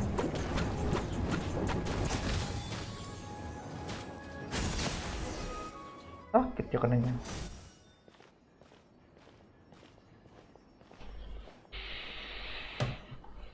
Why have you stopped, Lenny? Why'd you stop, Lenny? Is there some device in that box?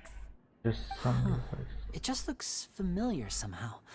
Let me check this out for a second while you guys go on ahead. If anyone makes a major discovery, let's rendezvous here. Rendezvous here. Alright, see you in a bit.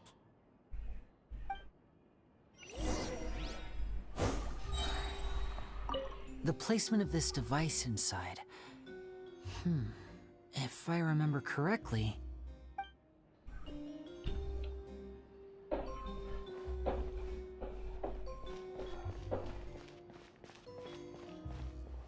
Ada.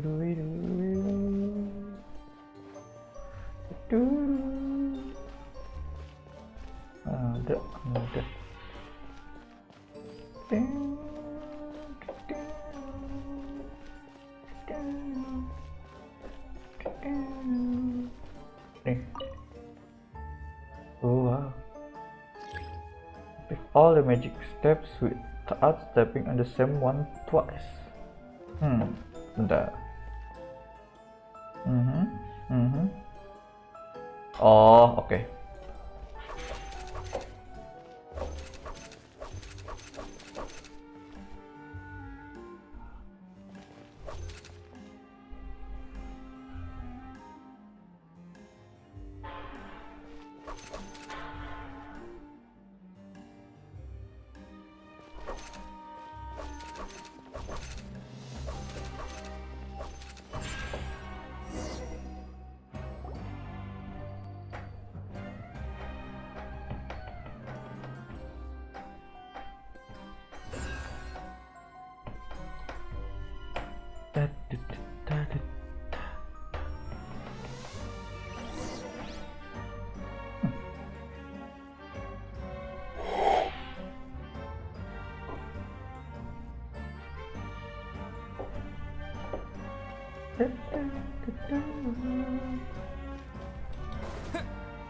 Ada chest?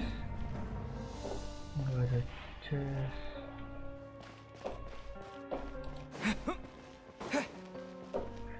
Kira ada chest. Udah yuk. Udah ya. Yaudah ya.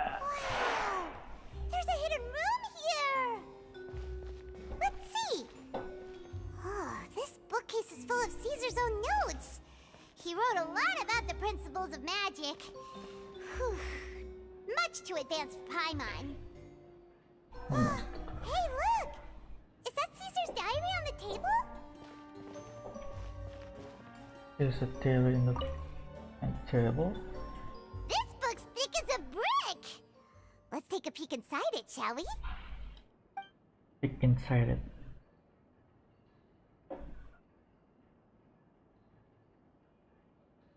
At one of my shows a few days ago, a child asked me how I pulled candy out of my hat. As a joke, I told the kid that the hat has a built-in wish-granting machine. Next thing I know, today a whole bunch of kids were pestering me to pull all sorts of things out of the hat. So I told them another white lie. The machine needs time to power up, but in the meantime, you can write your wishes down. Well, they took me up on that offer, enthusiastically. As I write this, I've only just got back from running around all over town, buying the things they wanted. Boy, are my legs sore. I wound up saving very little this month, but that's not a major issue. I now have a bigger problem. How am I going to hide all these things inside my hat? But the children studying magic. 2 children came to talk to me after today's show. I don't know why they were out on their own. They looked much too young to be unsupervised. I do hope they got home safely. Anyway, they said that they wanted me to teach them how to do magic. It's not uncommon for children to ask this, of course, but I've never seen any of them as serious about it as these two. I told them that learning magic is very hard work, but that didn't faze them at all. It's like they already knew. They seemed so committed. I couldn't turn them down. Couldn't turn them out. It seems like something's bothering Lorenzo lately, but he won't open up to me about it. Surely he's not upset that I agreed to teach those two children. I'll have to talk him around. I have a good feeling about those kids. They're naturally talented, and it seems like they're not new to the world of magic. To the world they have of all magic. sorts of fantastic ideas. All I'm really doing is helping them develop a more professional standard training plan. Training plan standard. They wanted to call me master, but I told them they absolutely mustn't. Any magician worth their salt could have taught them what I have. They're the geniuses here. Compared to them, I don't deserve to be called any sort of master. You deserve to be called any sort of With master. time, I have no doubt that they could become far greater magicians than I. My only concern is why they're so mature for their age. I fear they've had to grow up too fast. I don't dare to imagine what they must have been through. True. Gemma thinks so too. She doesn't like being around them. Says that their eyes are too piercing. Piercing? They don't bother me, but then again, I've never been the sharpest tool in the shed.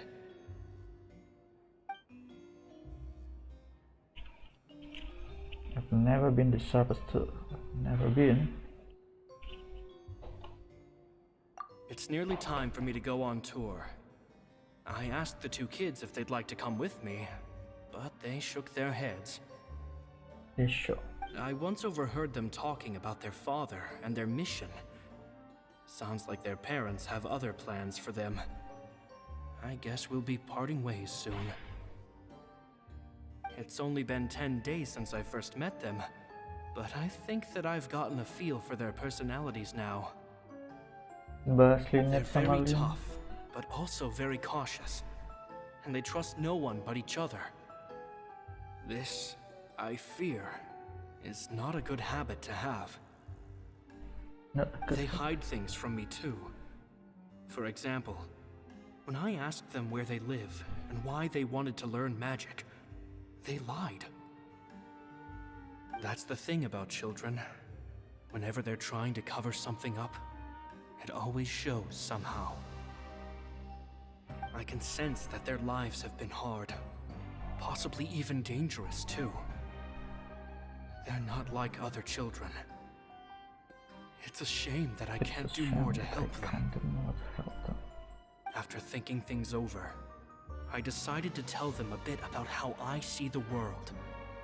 It's full of lies and falsehoods, and that is why we must find our own truth. Must find our own truth. P.S. I hope they won't find my nagging annoying. Children are so opinionated nowadays. Will it do them more harm than good for someone they've only known 10 days to lecture them like that? P.P.S. Maybe I'm overthinking this. Children aren't interested in grand philosophies. It probably just went in one ear and out the other. I bet they've already forgotten every word I said. Oh, Caesar, Caesar. Just mind your own business next time. Just mind your own business next time. Two magic geniuses with a father and a mission, huh? Kayak kenal. Sounds a lot like he was writing about Linny and Lynette, don't you think? Yeah. So did they meet Caesar when they were kids? Let's go ask Linny.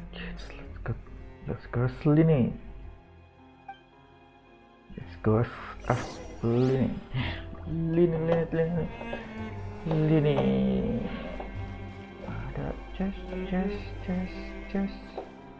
Bang, nggak ada chest bang.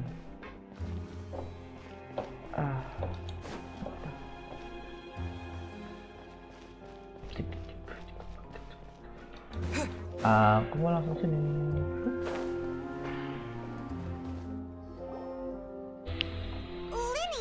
Lini. Shh, hold that thought.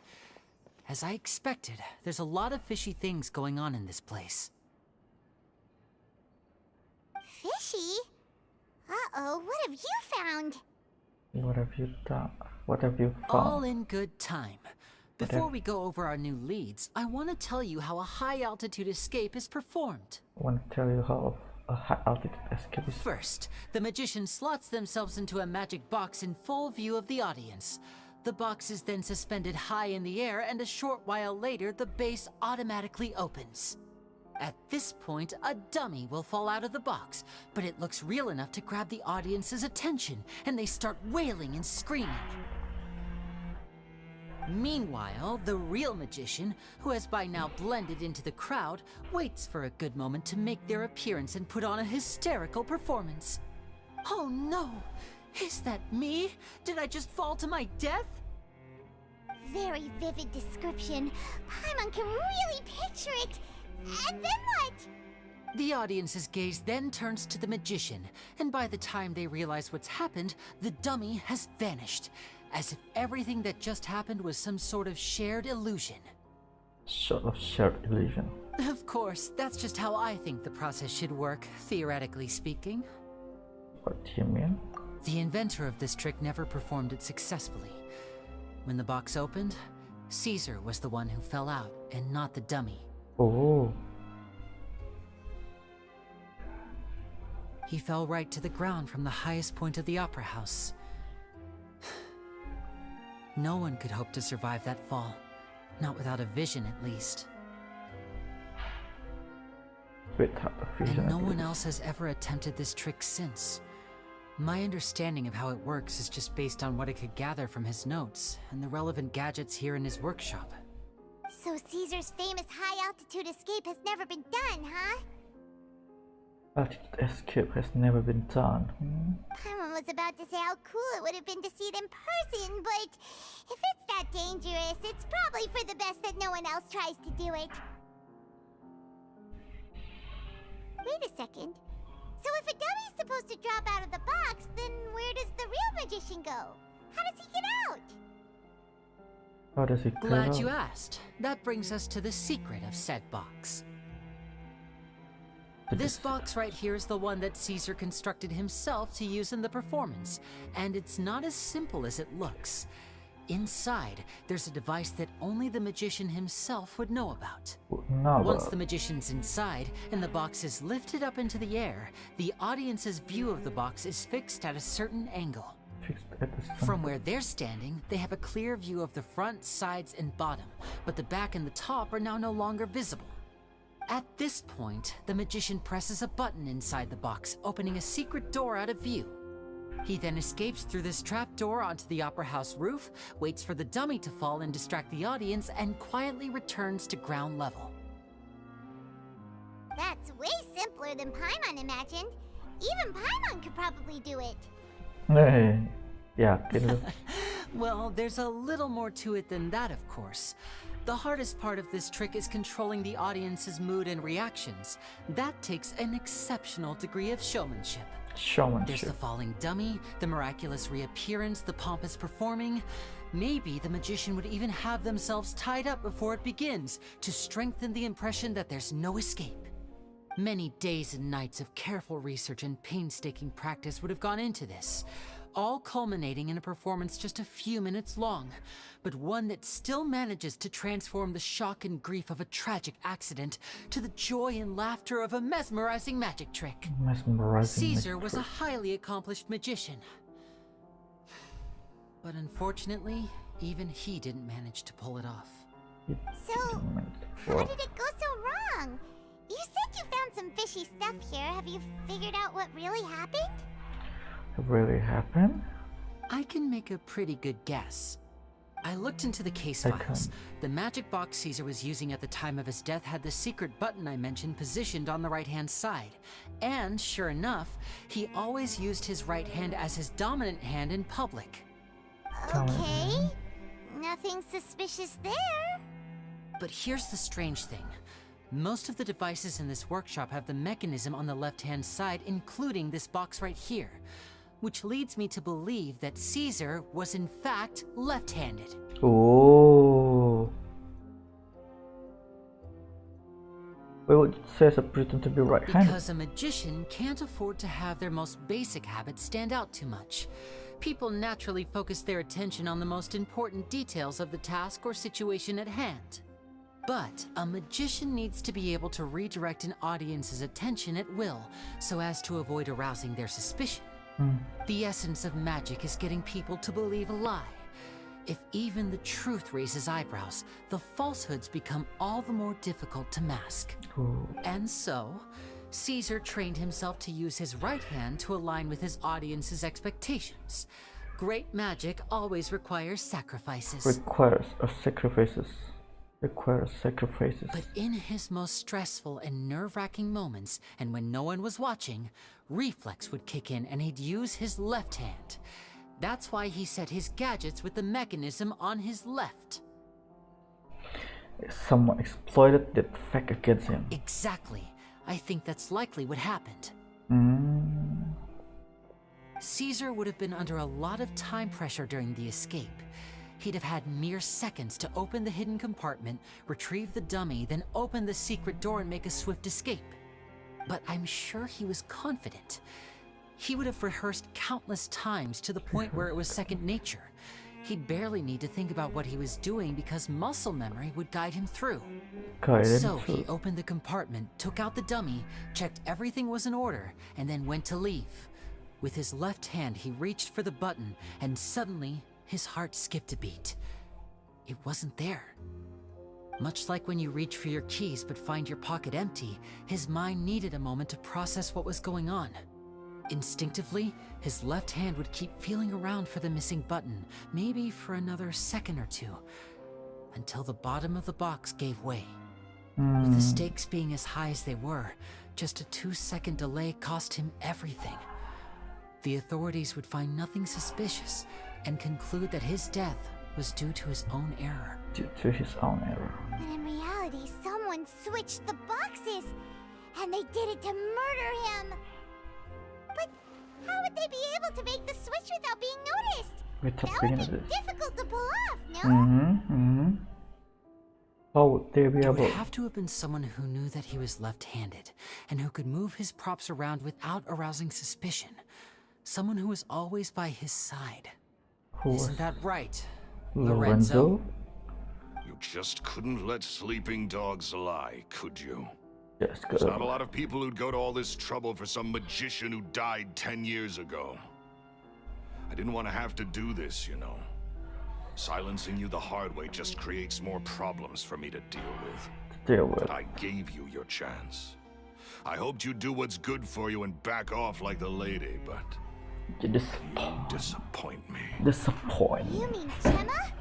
So you are the one who's been threatening her!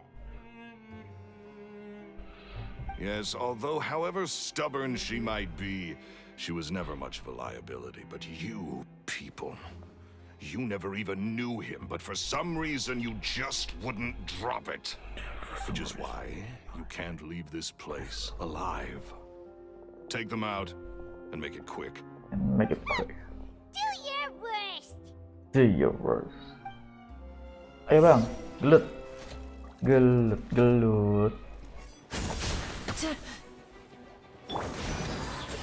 Bad dreams be gone. Kok ke situ? Shaken and stirred! Look at you! A new dawn rises. Time to ignite.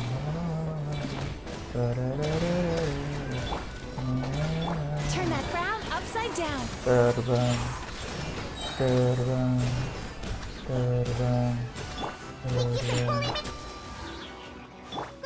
Get them! And voila! Voila. Here comes the finale.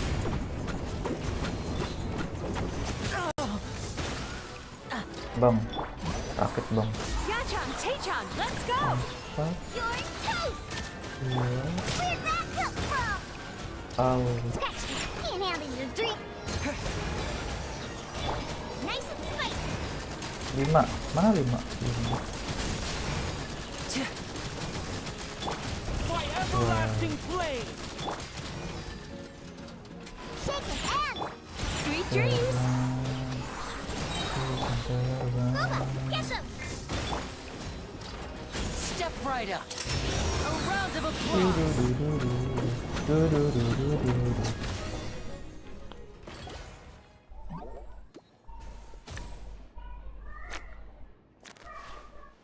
Skill.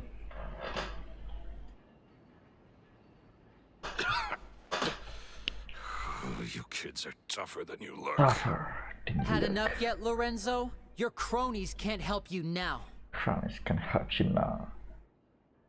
Can't. I think it's high time you started talking. And what I'd really like to know is, why did you murder Caesar? Murder. If I had a Mora for every time you said that man's name. Of course you idolized Caesar, everyone else did. But I was the real genius magician. Me! He was just an amateur who did cheap tricks for gullible children. I was the one who made magic into the fine art it is today. The aristocrats doffed their hats to me! So it was jealousy. Jealousy. Yeah. Hatred. Jealous, bro. Like, Iri. I hated Caesar. All he cared about was his magic. He lived and breathed it. He poured everything into his street performances and his stupid tours like it was just a hobby to him, never bothering to think about Mora. That sort of fool devotes their life to the art of deception and never has a Mora to show for it. But the people loved him, didn't they? Oh, how they looked up to him. No one gave me a second look.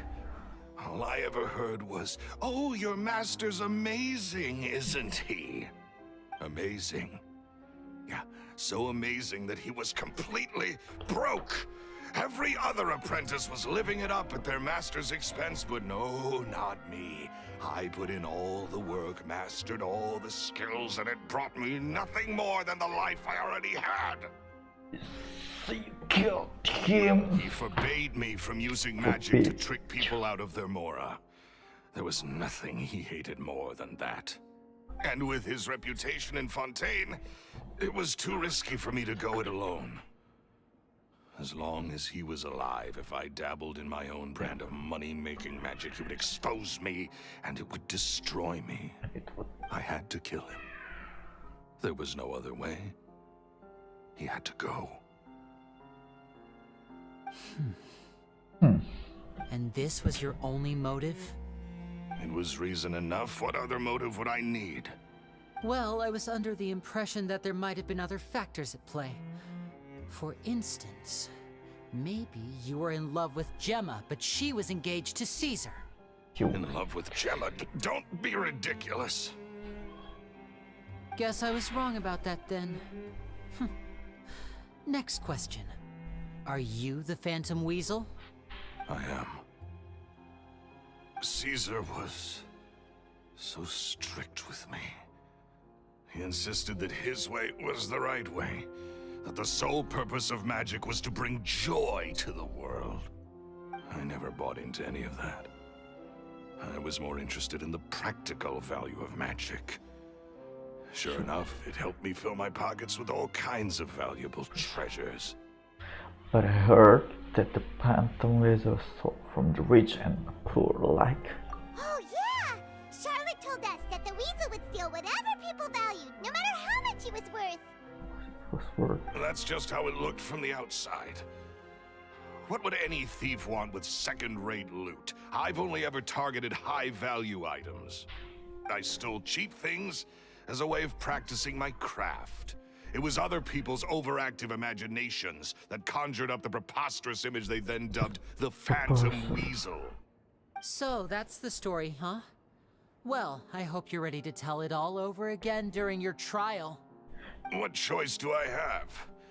You're a pack of wolves, and you've got me between your jaws.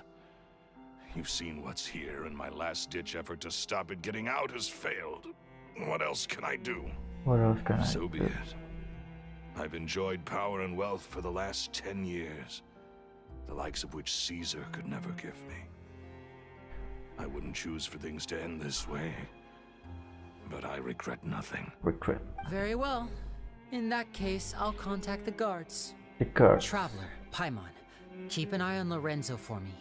I'll meet you just outside the workshop when I'm back. Jadi aku lihat nih. Mana? Mau ngapain bang? Nggak capek itu terus bang? At least I can finally stop looking over my shoulder now. Yeah? At least I can finally stop looking over my shoulder now. Stop looking over my shoulder now. Oke. Iya. Yuk, keluar capek gua.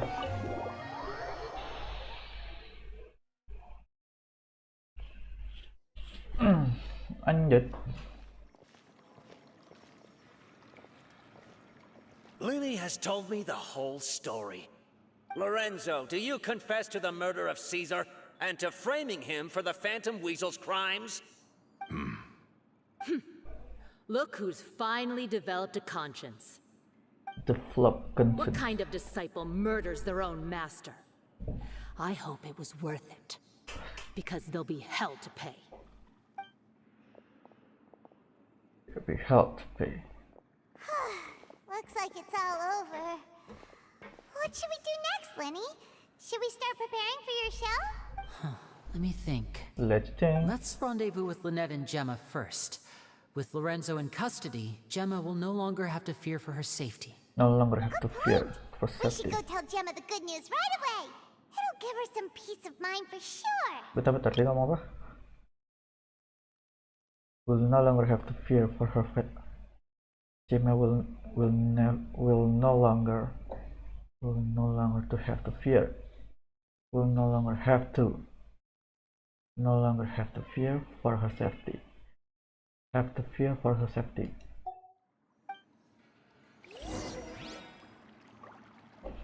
Udah yuk, balik bang. Mana kita? Ke sini. To the cafe. Let's go to the cafe. Woo. To the cafe. To the cafe. Ngang.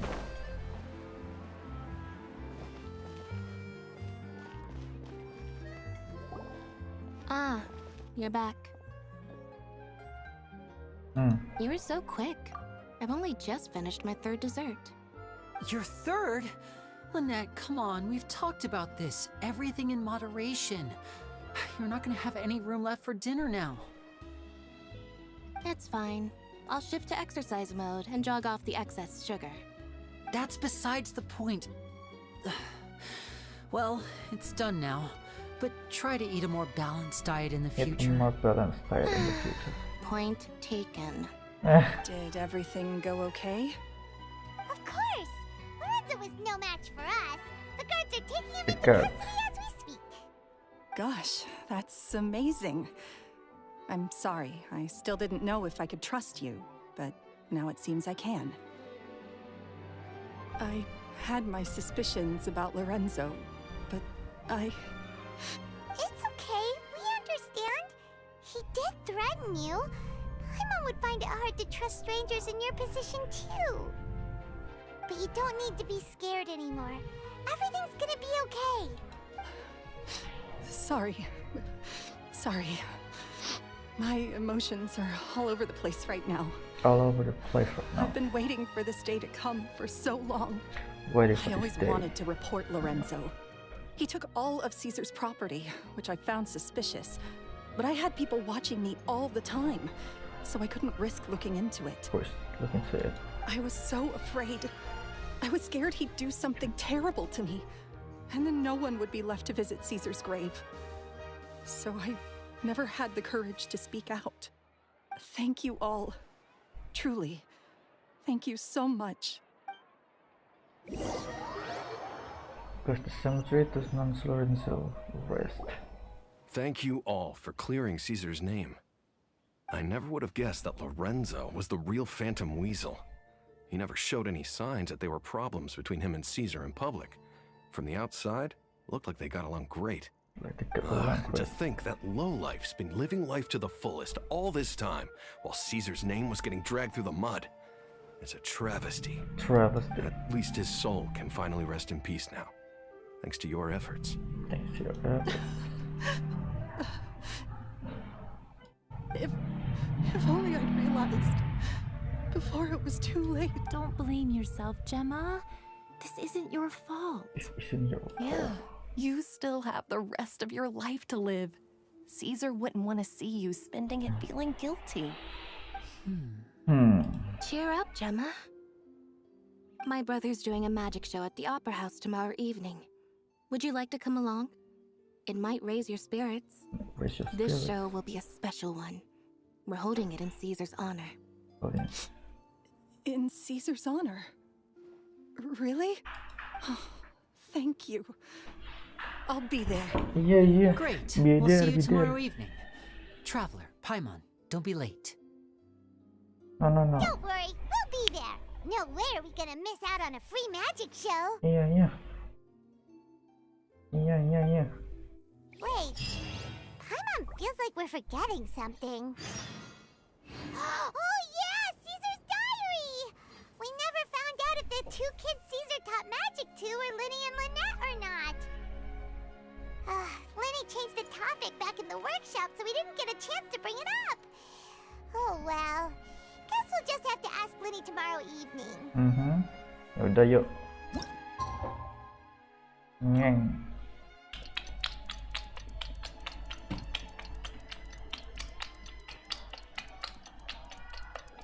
Kira-kira kenapa malam? Karena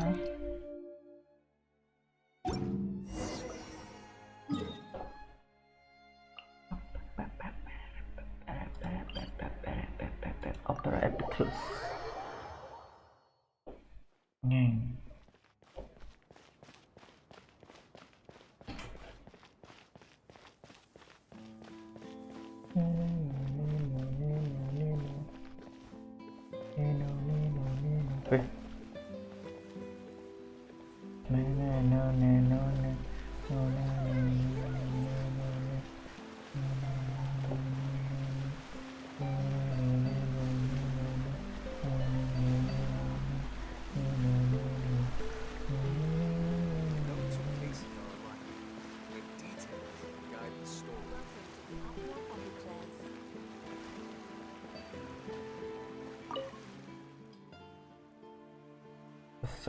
For the riches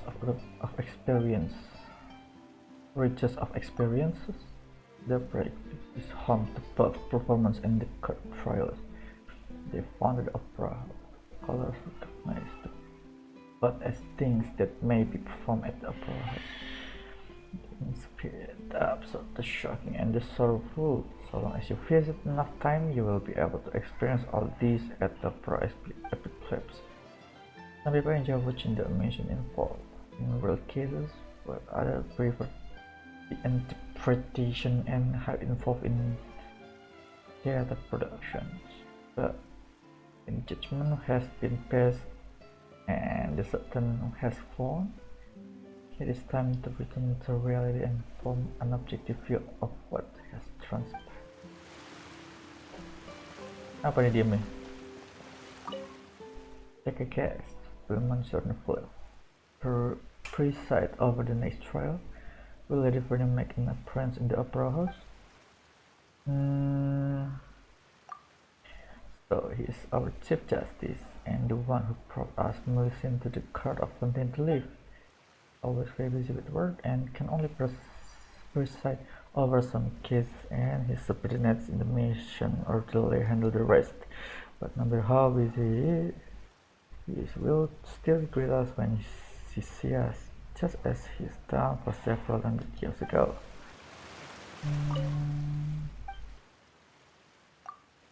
That's not very lovely. like the soft seafoam reflecting the sunlight. Her temper was, well, she was hard to read. Sometimes she was like tempestuous waves, and other times like stagnant in the deep pool. But I don't feel like that anymore. Elvira seems very cheerful. The last time I saw her, she said she might be able to come to the opera house more often. I do hope she does. Bum bum bum bum bum.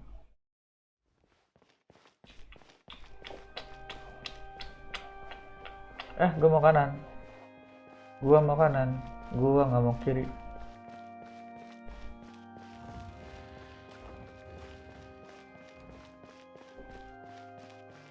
Gua mau pinggir. Gak mau. Gua mau sini.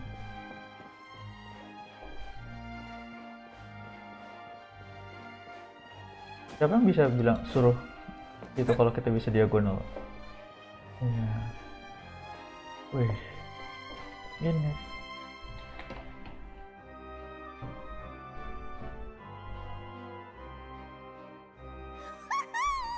Paimon's excited to see another of Linny's magic shows! Wait. Lynette, shouldn't you be on stage by now? Not this time. My brother's going solo today. Whoa. So I'll be watching with you. Good evening, ladies and gentlemen. I hope everybody's ready because the show is about to begin. It's about to begin. The great magician Linny has prepared a spectacular show for us all tonight, concluding with an all-new grand finale that no audience has ever seen before. Thank you all so much for coming. Now, prepare to join me on a journey through the mystical and miraculous. Mystical and miraculous. Audience with his skill. Exciting stuff, isn't it? Yes, it's just... It reminds me of him. No wonder. Caesar was a famous magician too. So, how did you two first meet, Gemma? Well, I was out on the street once, and I saw him performing for little children. Children love magic, because they're willing to believe in things that can't be rationally explained. Caesar had this amazing way of bringing them into a dreamlike world. And somehow, I felt drawn to him too. So I went up and asked him to do a trick for me. Aw, that sounds so romantic. What trick did he do? It was with a flower. He took it in his hand, snapped his fingers, and it magically appeared on my head. I was so happy that day. No one had ever given me a flower before that. Oh, that's so cute! Actually, now that you mention it, Linny's done that one before. Is that right? Then I suppose he's a romantic at heart, just like Caesar. So let's treasure the time we have with him. After all, you never know when the people dearest to you might be gone. Don't be sad. It's all over now. Paimon doesn't really know how to comfort you, but at the very least, no one's gonna be intimidating you from now on. You can breathe easy at last, right? Breathe easy at last. Right. Yes, you can breathe easy now. Phantom Weasel. See? Even Lynette says... Huh? Wait, what? The Phantom Weasel? Lorenzo escaped? Where is he? What do you mean, Phantom Weasel? As Linny once said, a performer's job is to commit fully to their role and put on a flawless performance for their audience. But once the bag of tricks is empty and the curtain falls, it's time to end the show. The spotlight is no place for someone with no more cards up their sleeve. It's been 10 years, Gemma.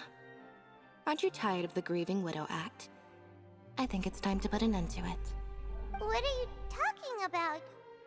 Paimon doesn't like this riddle. Traveler, Paimon doesn't like where this is going. Come on, say something!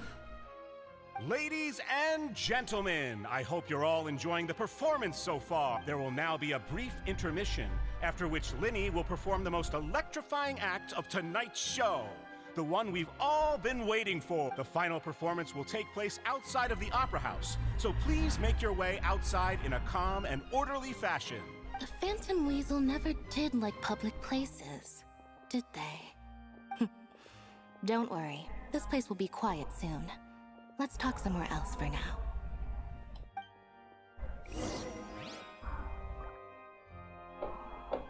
Somewhere else now. Go somewhere quiet and ask about truth. Mana? Di mana? Oh, di situ. Yaudah yuk.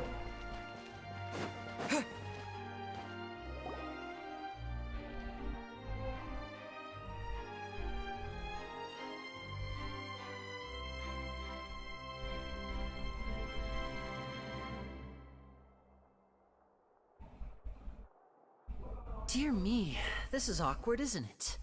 And unfortunately, I'm all out of gadgets, so I'm afraid I can't do any tricks to liven up the mood.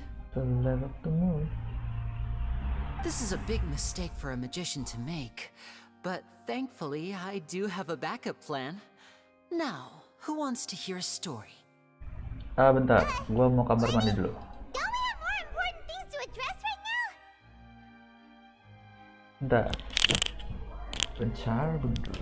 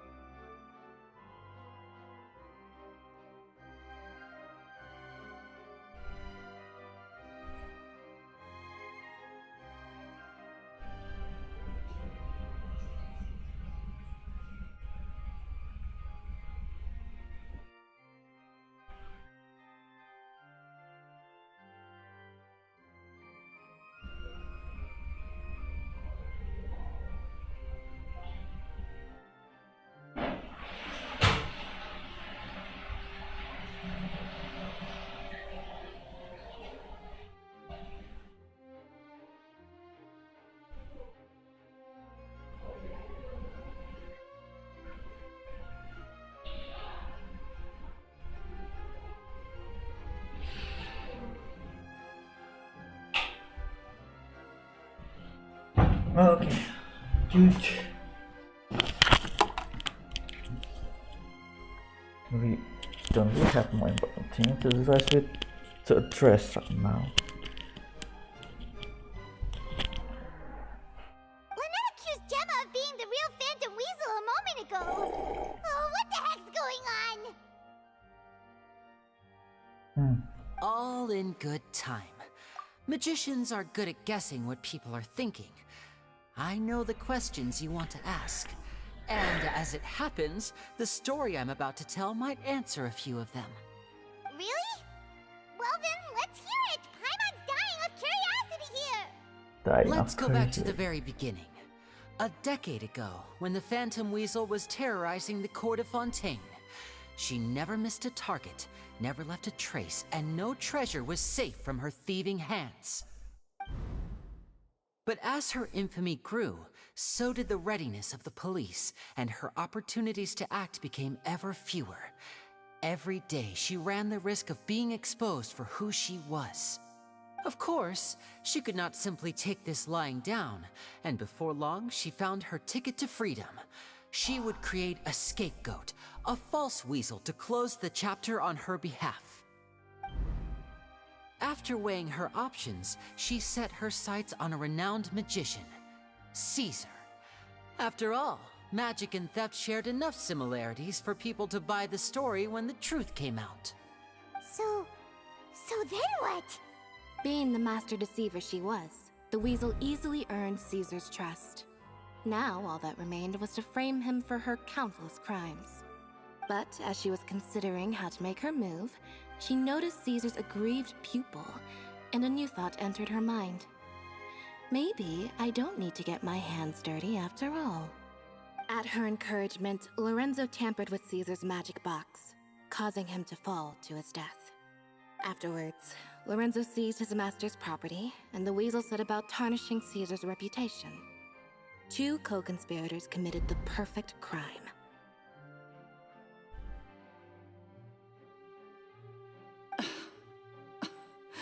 I've gotta hand it to you.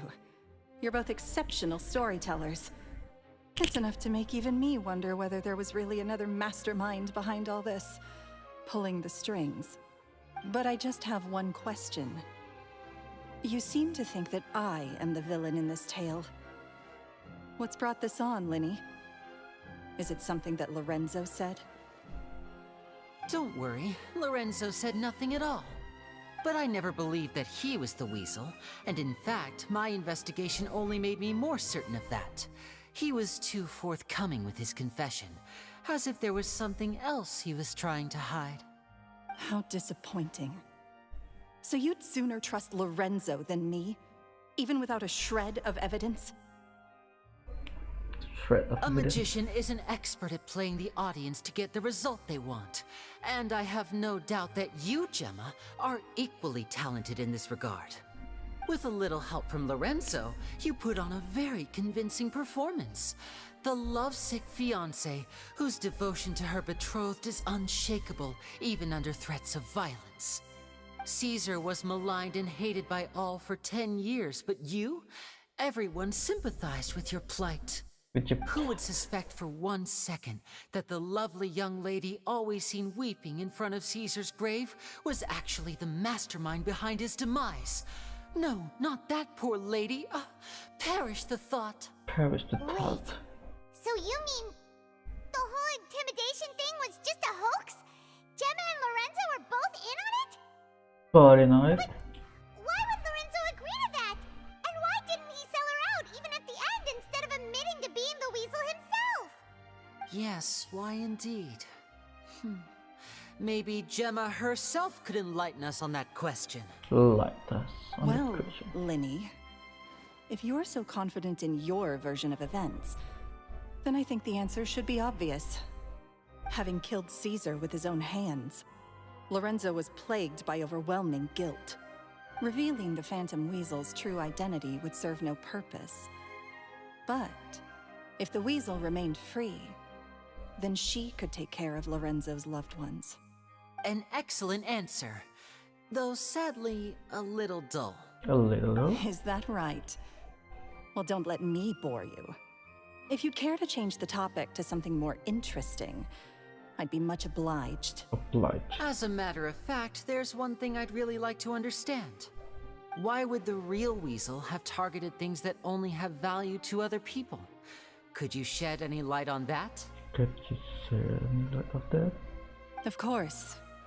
After all, we're just telling stories here, aren't we? If I had to guess, I would say that the real weasel must have had a terrible childhood. Left to fend for herself after her parents died young. Betrayed, scorned, beaten. She'd scrounge waste paper from garbage bins to draw on, using twigs and dirt for lack of ink and pen. She'd sew ugly ragdolls from whatever scrap material she could get her hands on. This was her only source of happiness in life. But it was all she needed, and she was content. Until the world decided that even this was too good for her. For her. Once again, she was betrayed. For her. And this time, everything was taken from her. She felt like life was a miry pit that dragged her further down the more she struggled to escape. At that tender age, she should have been happy. Instead, she stood in the shadows and watched with envy as all good things in the world passed her by. Passed her by. This was a fate too cruel for anyone to bear. Her pain became a breeding ground for dark thoughts. Thoughts which festered and grew into a twisted solution to her troubles. I detest the happiness of others, in all its forms alike. I will rob them of everything they hold to be good and true. And it will, fill the void in my soul. That's some pretty heavy stuff. Now it all makes sense. It all makes sense. Does this story satisfy you, Linny? Yes, it is quite to my tastes. Thank you for helping to clear up my confusion. So what was with the warning letter? Huh. That's right. What drove you to write that letter, Gemma? What were you trying to achieve there? What were you Because trying without to... that, none of this would have ever come to light. She didn't write the letter. Huh? After 10 long years, I'd hoped that the Phantom Weasel would be consigned to the history books by now. But it seems like someone still wasn't ready to let her finally be at peace. Linny.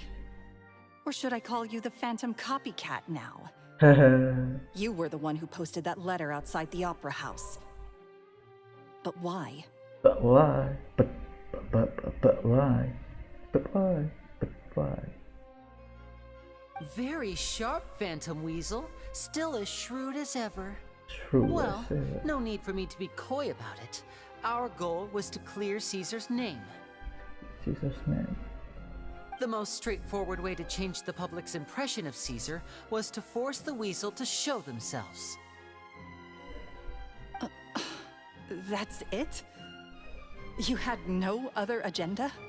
Of course we did. We made it quite clear in the letter, I believe. I shall take from you that which you hold most dear, just as you did to me 10 years ago. 10 years ago? You mean Caesar's death? You met him? Wait. Oh, I get it. You were those two obnoxious kids.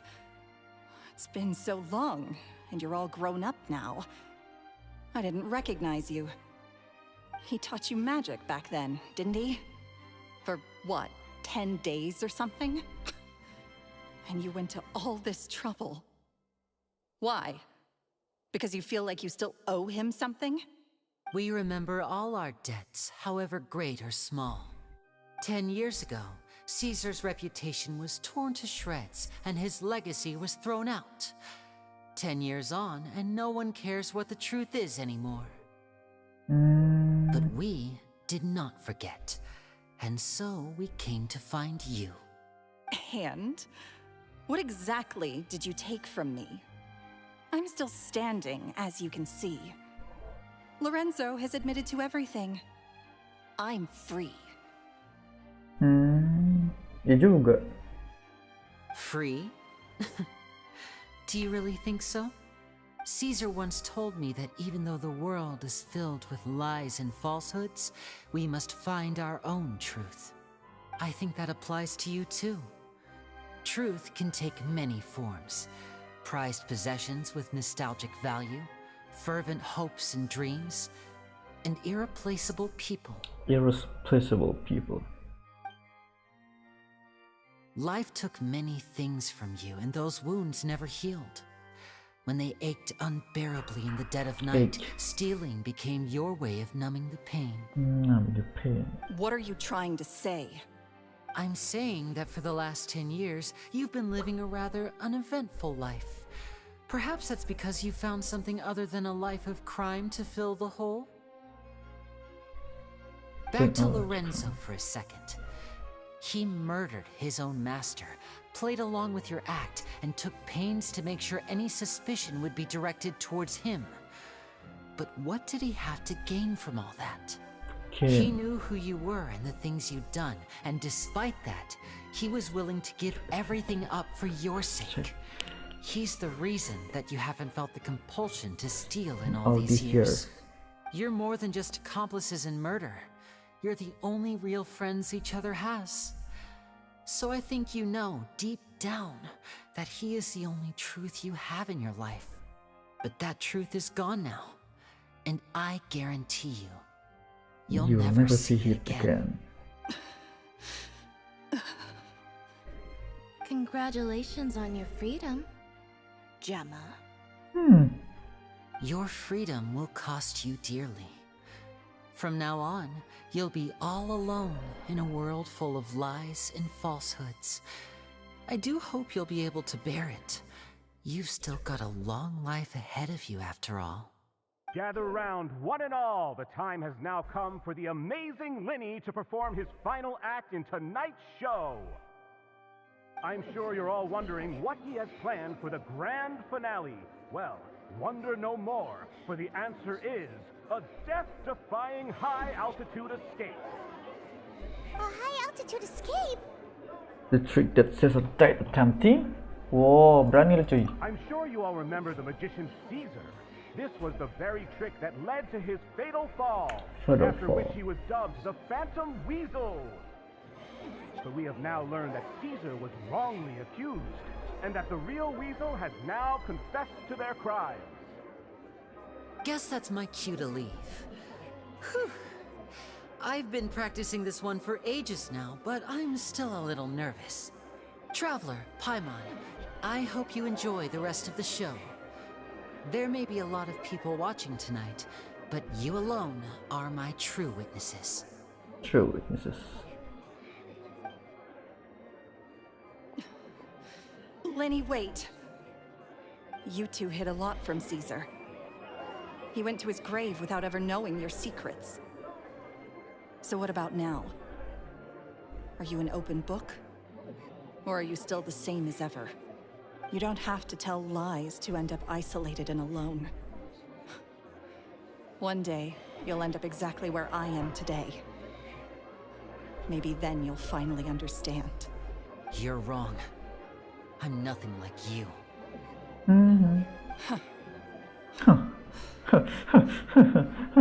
Gue juga. What are we doing now? Like Linny said, when you're ready, let's head outside and watch the show. Let's head outside and watch the show. What about Gemma? Biarin She'll aja. figure out what's best for her soon enough. Oh, and if you'd like to see Linny after the show, you know where he'll be. The usual haunt. The usual haunt. Alright. Well, let's go and watch Lenny's finale then. Finale This then. trick's a pretty dangerous one, but he should be able to pull it off, right? You should be able to pull it off.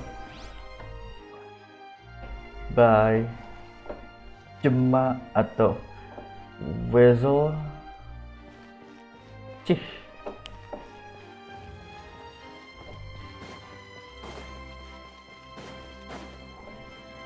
Bam bam bam bam bam bam bam.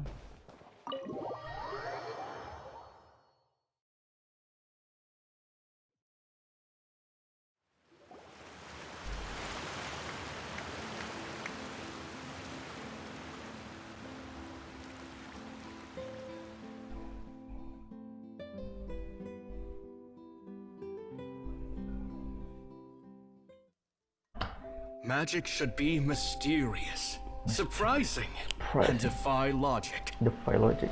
Magic is hard work. Every single movement has to be practiced thousands of times. It's alright. We're used to that.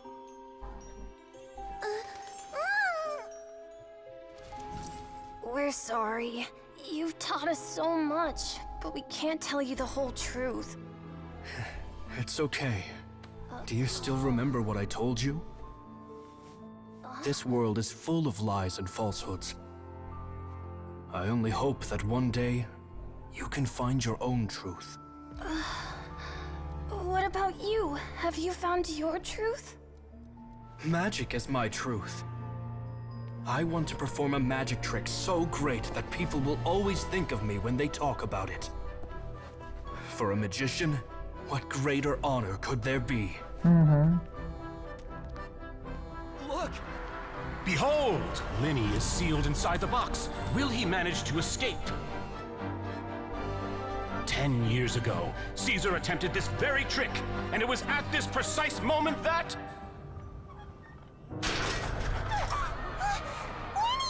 Watch out!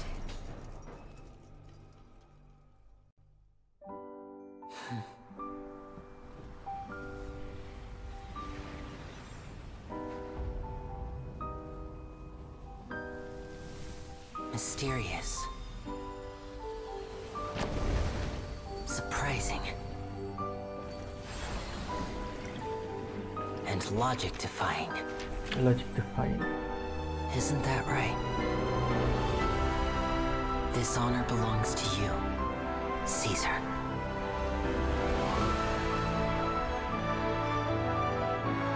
I'm just sorry it's a little late.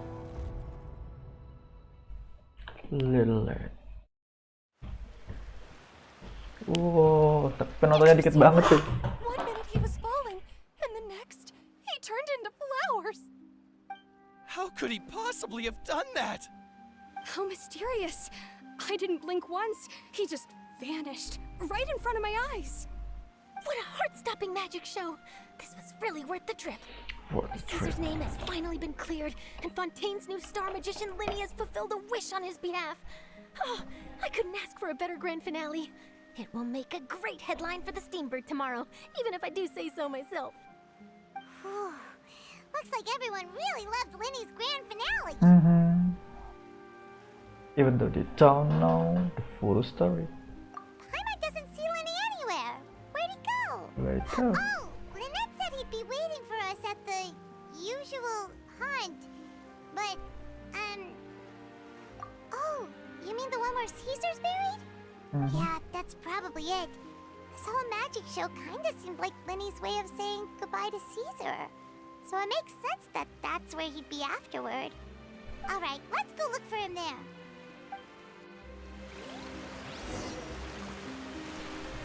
Let's go to lesson 3.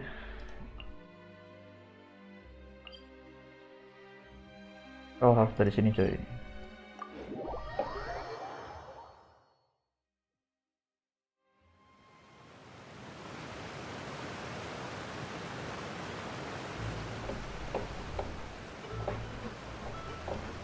Aduh ya.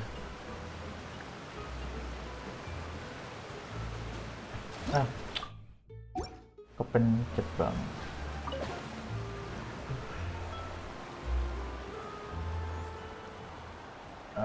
Iya, thank you.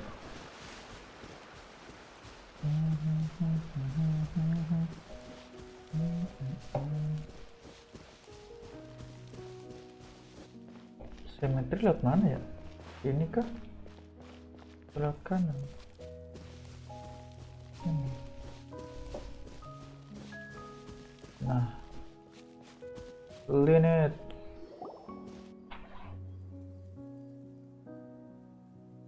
Linny! There you are. Are you alright? Paimon was scared to death when the chain broke. Paimon was sure something had gone horribly wrong. Magic is a performance art. A magician has to get creative to keep the audience on tenterhooks. That's our job. So I tweaked Caesar's original setup a little to keep it fresh. I was honestly a little nervous during the live performance. The thought of falling, suddenly feeling weightless, seeing the sky and the ground spinning and spinning. Sometimes, I can't help but wonder what Caesar thought in those final moments. Did he regret taking Gemma and Lorenzo on? Or did he believe that it was his own slip-up right until the end? You know, Paimon's been wanting to ask you about something ever since we were in Caesar's workshop. You learned magic from Caesar once, didn't you? When was that? When was that? After I joined the House of the Hearth. To be honest, Lynette and I had an agenda when we approached him. Agenda? I told you about my past before, remember? As a young boy, I survived by secretly learning magic from street performers. I'd watch their tricks and try to figure out how they were done. But I quickly realized that observation alone could only get me so far. What I saw was the polished final performance, but the rigorous training they put in behind the scenes remained invisible to me. I needed to learn how to improve my sleight of hand, hone my misdirection skills, and make niftier props. We were gifted enough that we'd made some progress by ourselves, but without proper guidance from a professional magician, we quickly plateaued. So that's why you sought Caesar out? Yes. We figured there was no harm in asking, but it took us by surprise that he was so willing to teach us. In all, we only spent 10 short days together, but he was very good to us. By contrast, we hid so many things from him. For instance, when he asked why I wanted to learn magic, I answered, "It's my passion." Nggak But in salah sih. truth, there was already a lot more to the story by then. After being taken in by an aristocrat for our magic talent, then betrayed soon after, this was no longer about me doing what I loved. What amazed me was how the lie escaped my lips even as I was hesitating over whether to tell him the truth. Trust is a beautiful thing. Sadly, I'd forgotten how to trust by then. Lenny. That wasn't. Still worried about the way I feel? You really are a gentle soul, aren't you? But don't worry, I'm used to it now. From the mansions of the elite to the house of the hearth, lies and selfishness have followed me and Lynette everywhere we go. After Caesar went on tour, we became busy with our missions. The next we heard of him was that he'd fallen to his death, and was now declared to be the Phantom Weasel.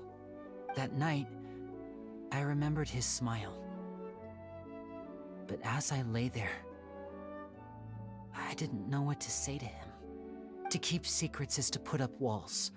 The longer you keep them up, the less you let people in.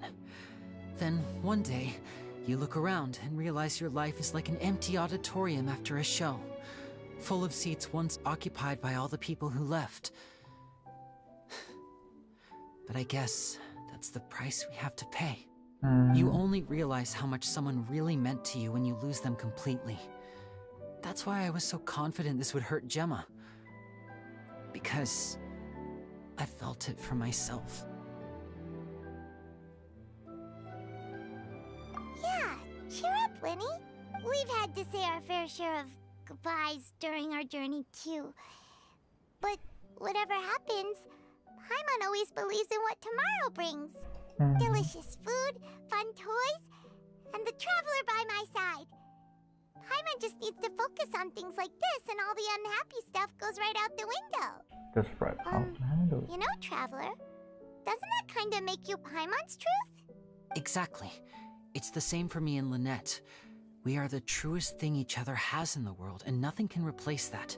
Life has taken plenty from us, like it did from Gemma. But at least it left us with each other. That's what gave us the strength to get through the darkest days. That's why the darkness never consumed me, and why it never will. Maybe we live in the shadows too, but we remember every precious ray of light that shines through. Alright, time to lighten this conversation up a little. What did you think of the show tonight?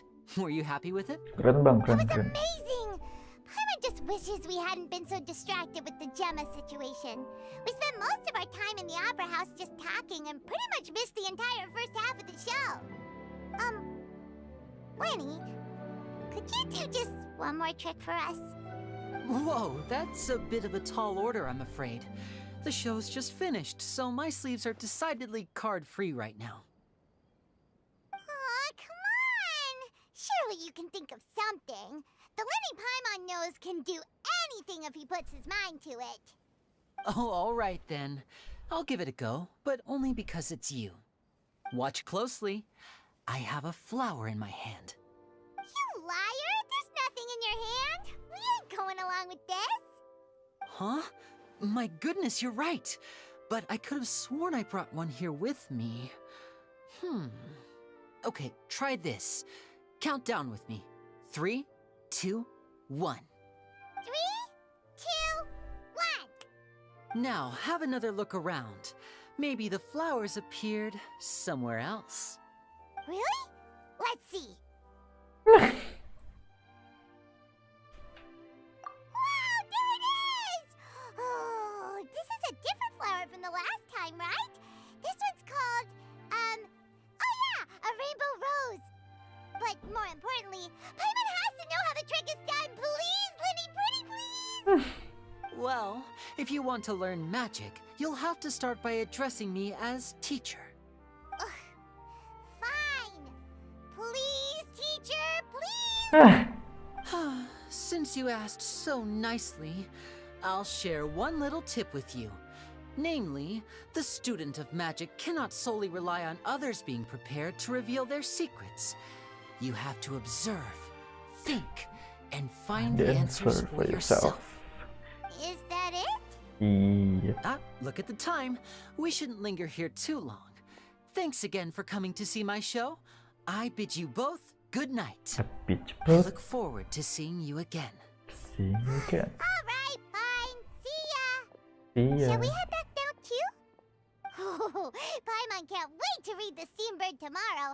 Paimon bets Linny and Caesar will be plastered all over it. Let's head to the Steambird's offices tomorrow morning and see what we can find out. See what we can find out. What we can find out. Yo. Lanjut. Oh.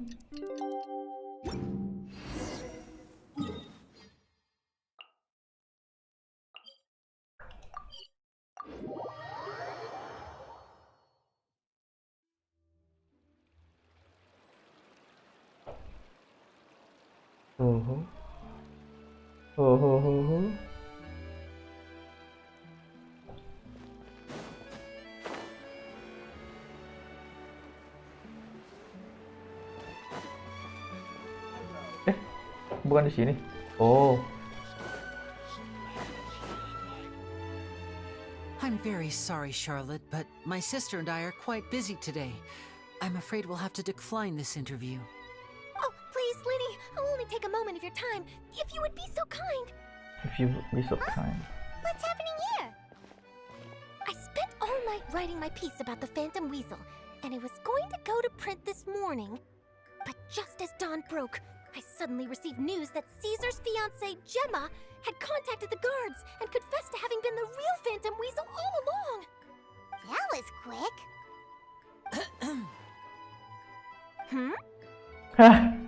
Too late, bro. That was quick, you say? It sounds like I've got some catching up to do. Please, fill me in. Whoops. Salah. Aha! My instincts did not lead me astray. You do have something to hide. Gemma turning herself in must have something to do with Linny's performance last night. Maybe watching my high-altitude escape trick reminded her of a better time with Caesar, and she could no longer ignore the voice of her conscience. Huh. Okay, then. Wait, no, there must be more to it. If that's all it took for her to have a change of heart, how did it take her 10 whole years? Well... Burning red, we're going to have to destroy her some more. Oh, I remember now. You and Gemma were nowhere to be found after the show. What happened between you? Quickfire question. Where did you all go after the show? Oh, we went to the cemetery and Linny did a private magic trick just for us. Actually, glad you mentioned it, because that reminds Paimon, guess what? Linny started using rainbow roses in his tricks. What? I don't recall ever having received a rainbow rose from you myself.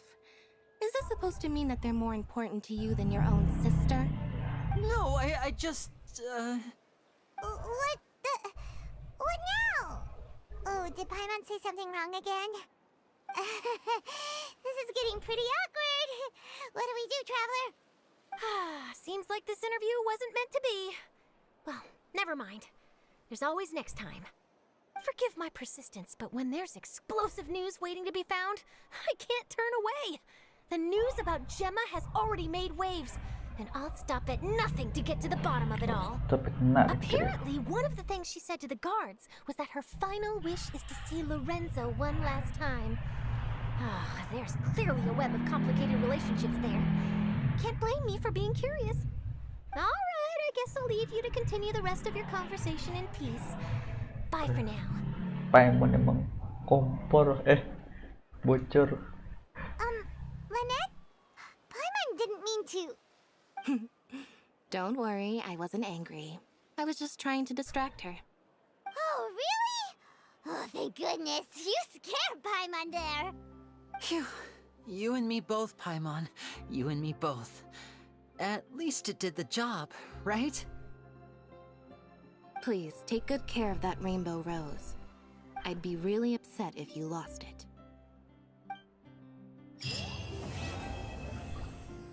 Yeah, the forgotten tip is done. Woohoo!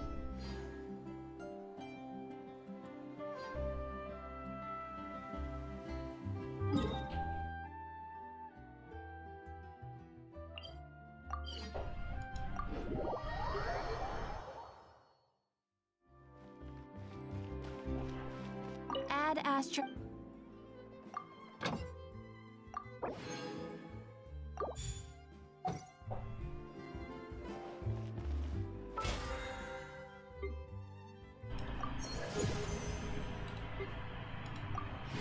Let's go.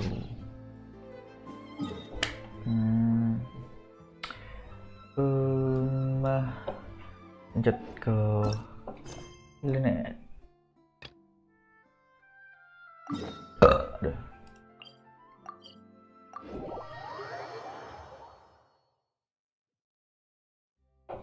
Nah.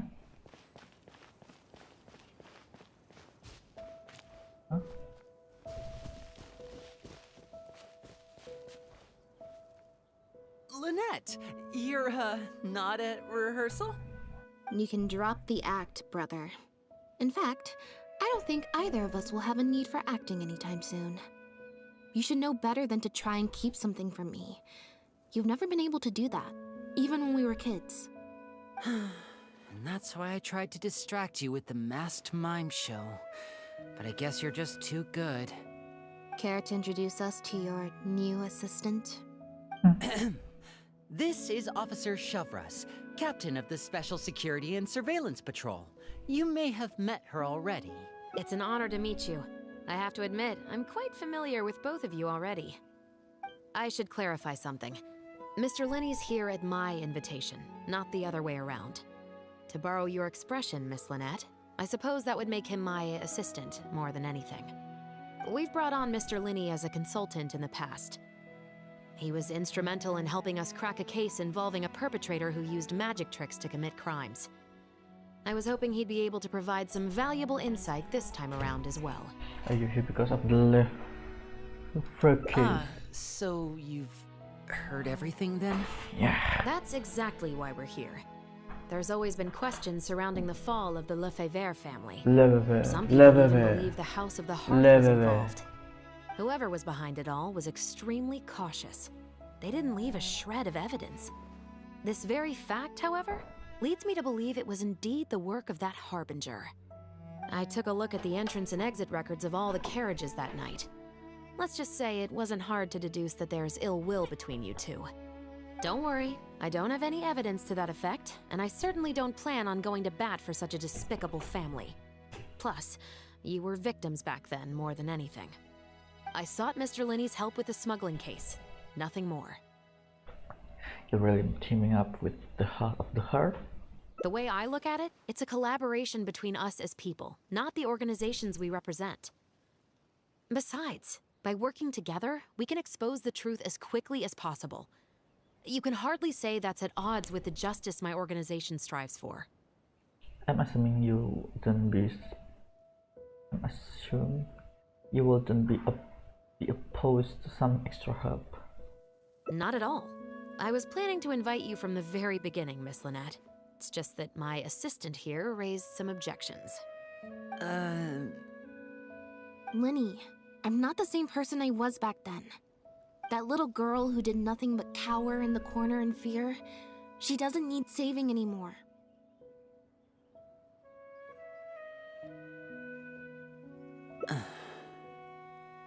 I'm sorry, Lynette. You're right. I let my concerns get the better of me. Oh, and the next time you want to distract me, you should try a different approach. You should try a different approach. Yeah, kucing, yeah, kucing. Yeah. Who's this? You pick up a stray while I was gone? It's a bit complicated. I'll explain later. Anyway, her name's Bonnie. Well, if there are no objections, then I suppose the only thing left to say is... Lynette, Traveler, welcome to the team. Welcome to the team. It appears the Lefebvre family was very particular in their use of insignias and emblems. The family would use different emblems to mark differences in status, blood relation, and the like. In fact, the insignia that was discovered on the pendant was used to represent an illegitimate child. Illegitimate child, so that would mean it's a bastard child? It's highly likely.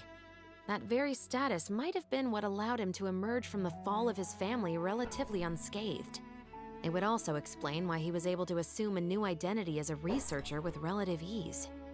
We discovered something interesting, though. After talking to some of his co-workers, it appears he pretty much works at the Institute in name only. He's practically... Apparently, Pierre was once addicted to synth. He tried to use the resources at the Institute to create a substance with a similar effect. He claimed it was just for research purposes, but the Institute revoked his access to the relevant materials regardless. He was placed on disciplinary leave, pending a thorough investigation of his actions. But it seems the Institute ran into some trouble along the way. Could have been a lack of personnel or a timing issue. In any case, they had to table their formal investigation into Pierre. Unfortunately, that also included reporting any relevant information to the higher authorities. As for his family background, it appears none of his co-workers at the Institute were aware of that information. All they could tell us was that he was quite the recluse.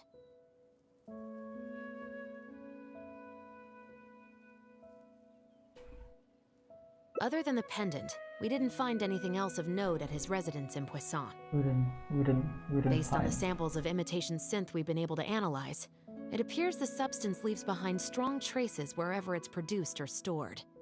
Those traces might not be obvious to the casual observer, but they're not something our guard poodles would miss. Pierre's home, though, came up completely clean.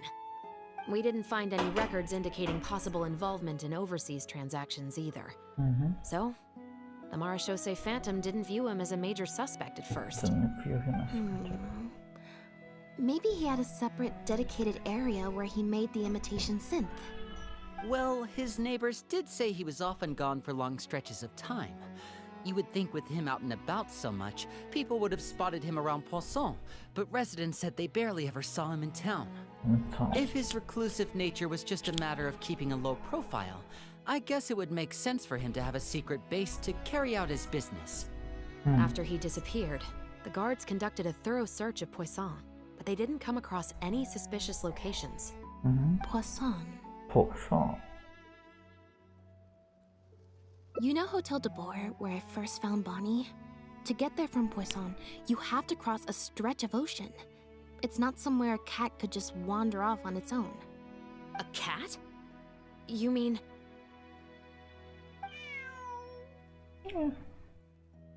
Bonnie is Pierre's cat. Oh, that's right! When the Marechaussee Phantom first tracked him down, I remember there being something about a cat in their report. So this is her?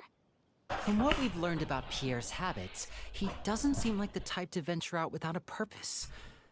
So what you're saying, Lynette, is that Bonnie couldn't have gone missing in Poisson.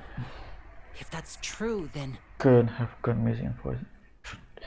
She must have wandered off only after Pierre brought her to his secret base. Exactly. Bonnie might even know where it is. Wait, you think the cat can lead us there? But she's not trained like one of our guard poodles. How is she supposed to understand what we want her to do?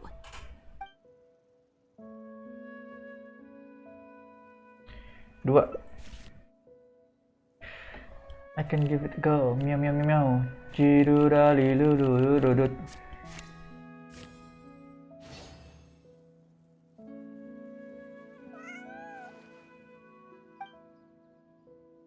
Understand what you want to. Near the coast, the beach, and beneath the cliffs. The place we're looking for is most likely north of the Court of Fontaine. Well, I've certainly never taken a witness statement like this before. Well, if it works out, maybe it's something worth getting used to. Cats and humans are actually pretty alike. When it comes to communication, most of what we want to convey can be accomplished through body language alone. But humans tend to rely too much on speech to ever take advantage of that fact. Of course, Body language has its limitations. Has its limitations. You're not gonna be able to get across anything too complicated. The important thing is that we now have a lead. Let's try and find a place that matches the clues Bonnie gave us.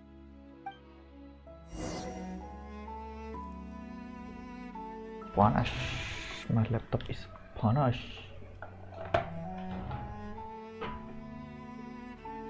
Go and check this suspicious location. Di mana bang? Di poson, di poson kah? Bukan.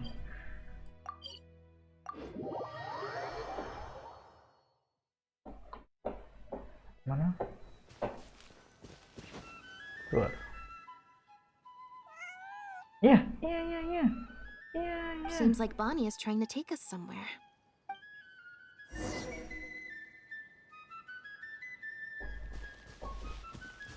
Yeah.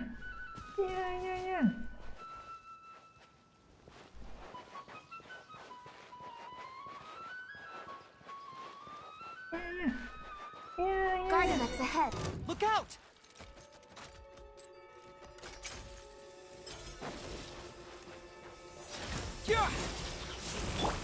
Nice and spicy. Look at you, Boozap. Bad dreams be gone! Turn that frown upside down.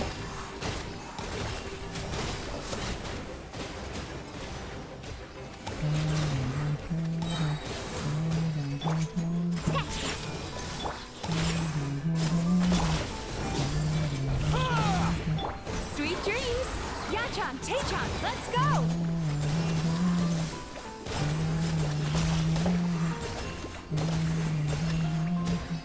Shaken and stirred. Booba, get them.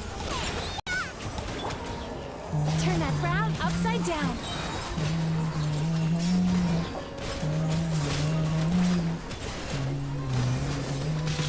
Bah. Cast your worries to the wind. Nice and spicy. Scorching burn by everlasting flame. Sweet dreams.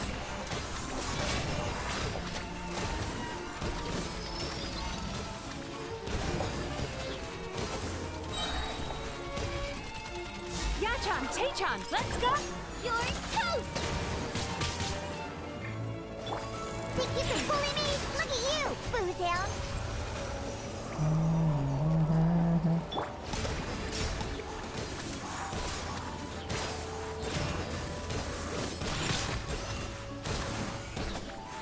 I'm the frying pan. Time to ignite. Bad dreams be gone. Oh, the cheap shot.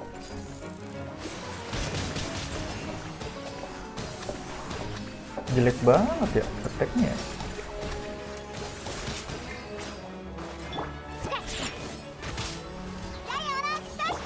Nice and spicy.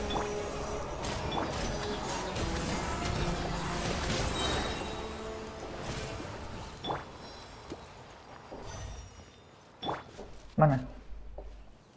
Ya. Ayo.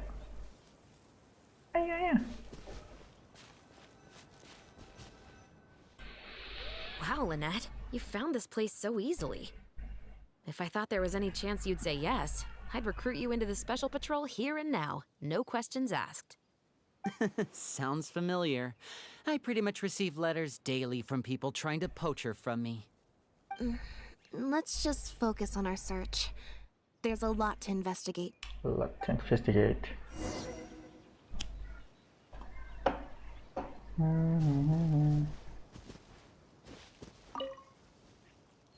Aha! Just as we thought. This is where the imitation synth was being made. Yeah, imitation synth. Looks like he's got more than just imitation synths stashed around here. In addition to the raw materials needed to synthesize the substance itself, there's a large quantity of cleaning agents and a few drugs I haven't been able to identify. These cleaning agents are likely used to dispel traces of the substance, like its smell. The Special Patrol did some digging into imitation synth.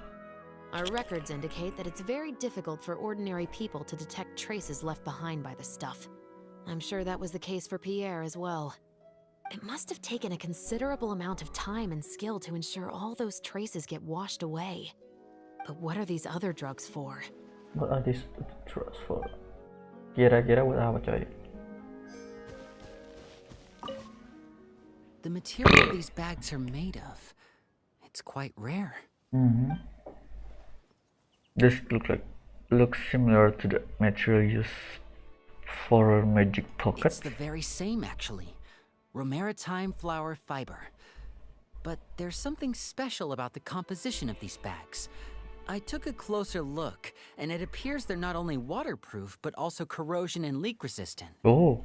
Even the strings look specially designed to keep the bags closed nice and tight. I came across some bags made of the same material just now, but they were much smaller and thinner. From the look of them, they seemed far less durable as well.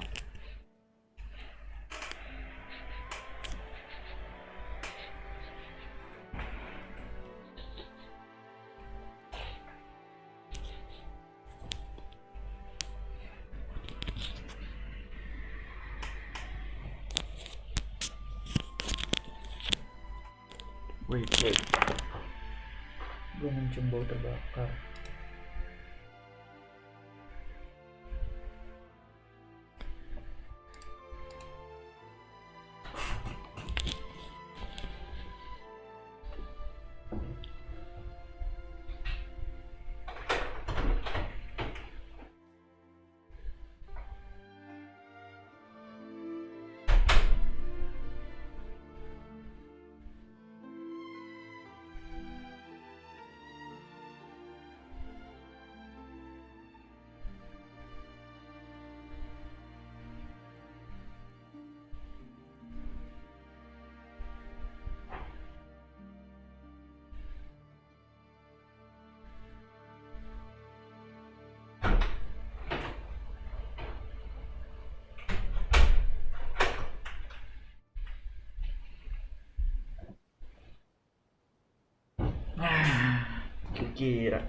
Very similar, actually. Normally, it would be easy for a guard poodle to sniff out the imitation synth, but if it was sealed away in a bag like that, it might be possible to elude detection for some time. But what could these big bags be for then? If the goal is to keep the imitation synth hidden and sealed away, these bags seem a bit too conspicuous.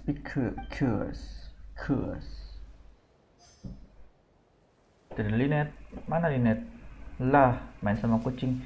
Iya, kucing, iya, kucing. Iya, kucingnya. Iya, kucingnya, iya. Aku mau main kucing. Ayo. When the marechaussee phantom searched Pierre's house, there was no sign of these barrels, right? Must move them, but carrying them all the way out here would attract way too much attention. You're right. That doesn't seem like his way of doing things. How did he get them here then?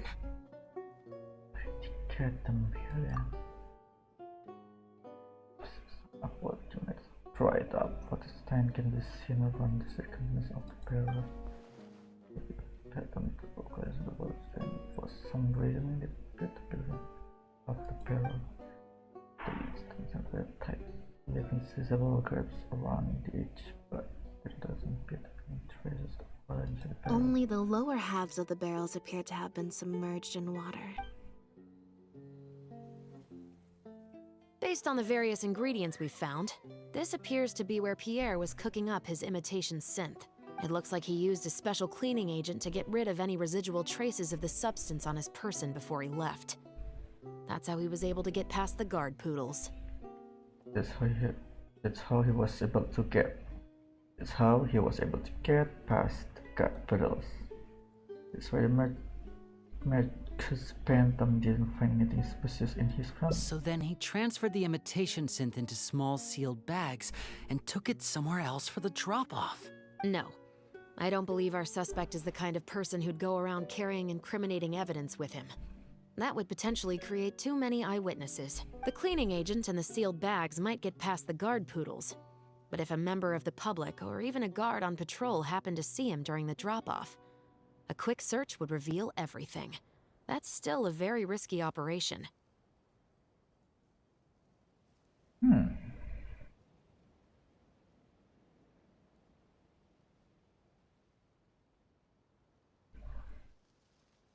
The barrels we found were wet around the base, but the top half was dry. As if they'd been standing upright in the water.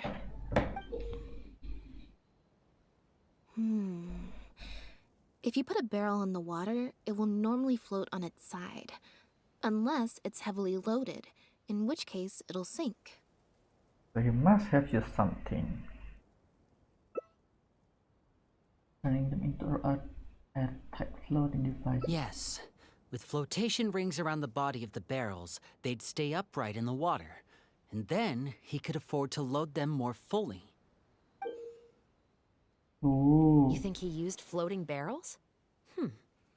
I suppose if he acted at night, when there are very few other boats around and visibility is low, it's a valid theory.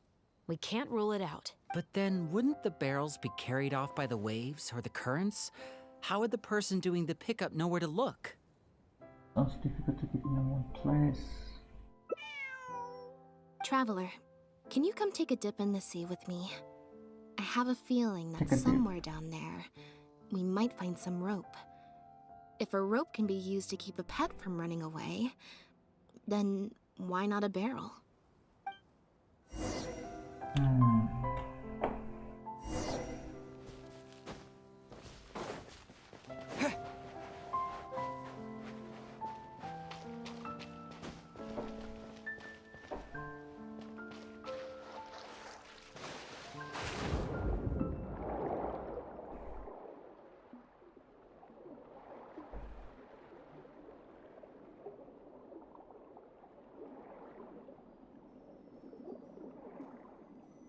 The wreckage of a small boat? Wreckage of the small boat. This isn't the place.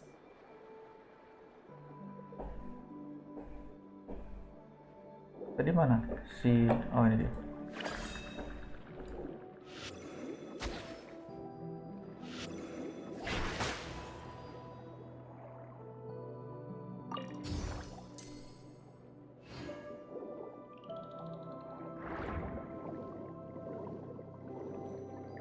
This isn't the place.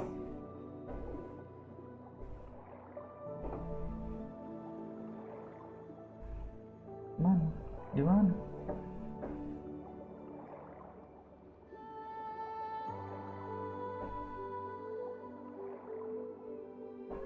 Searching for clues. Something odd. Oh. Got it. Time to go up and report.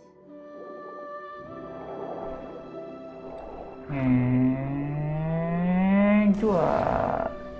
Cuk. Dua. Cuk. Dua.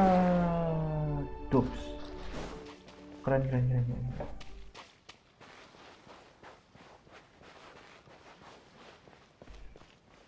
Bang, gue nemu evidence bang.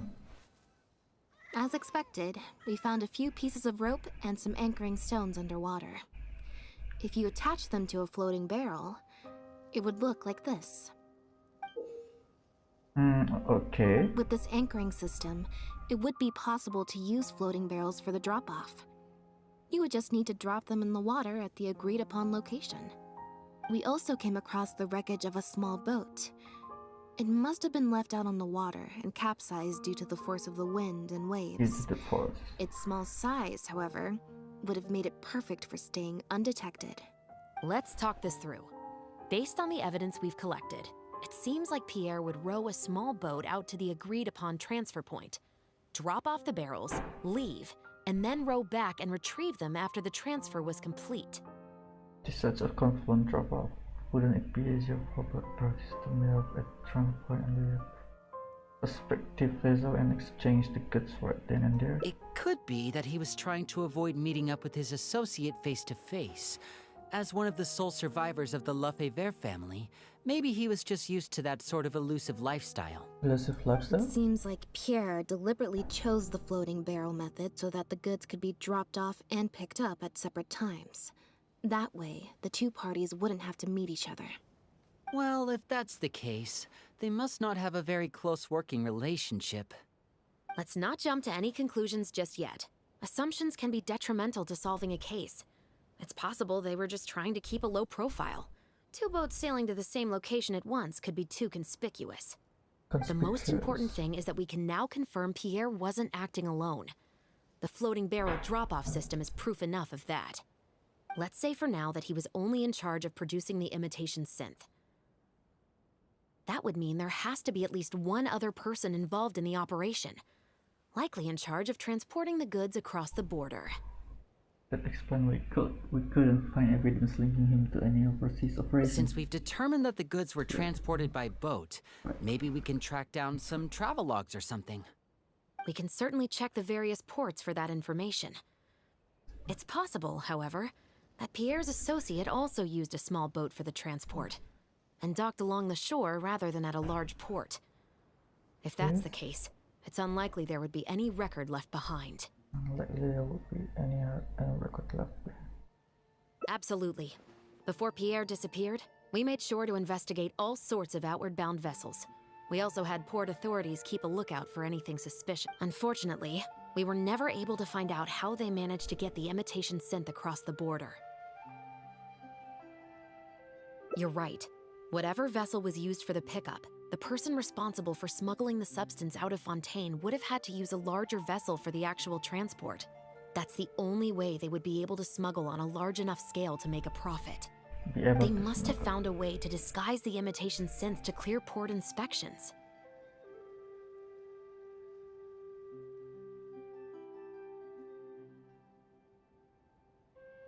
Exactly. We can't let any opportunities slip through the cracks. Although, given the amount of ports that could be involved, we should probably split up. I'll run home and ask some of my brothers and sisters to try and dig up some information. I should also head back and update my platoon on our progress. I'll grab some reinforcements while I'm at it. Lynette, Traveler, why don't you head to Lumiduce Harbor and see what you can find out? All right. Come on, Bonnie. You too.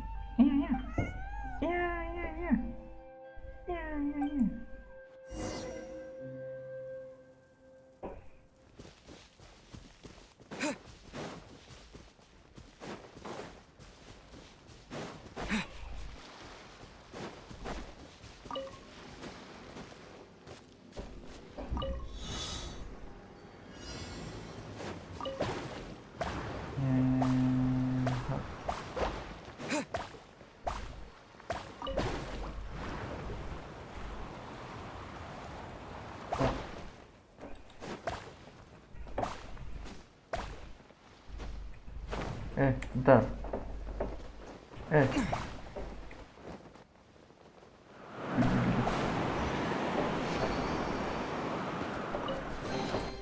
A reward on the road. Mana kita?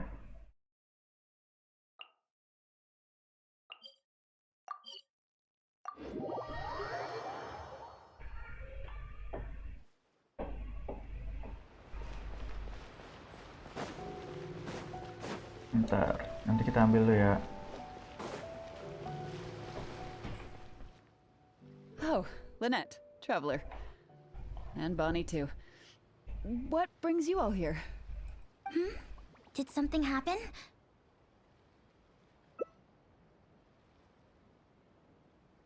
Oh.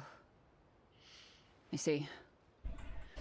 Thank you for everything you're doing for the people of Fontaine. What are you doing here? I'm in charge of guarding the port. You mentioned you were after some travel logs, right? I can go fetch those for you. Looks like I've got another hard day of work ahead of me. No, not usually. It's this incident that happened recently. Before that, everything was normal.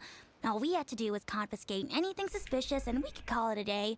Pretty simple stuff. But things are much more complicated now. We somehow let suspicious cargo pass through the port undetected. Not even our guard poodles were able to sniff it out.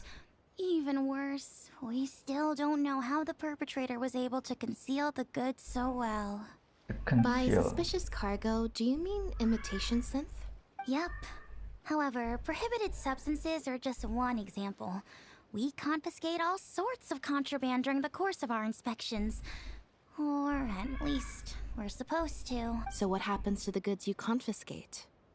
Oh, we keep them in a storage locker.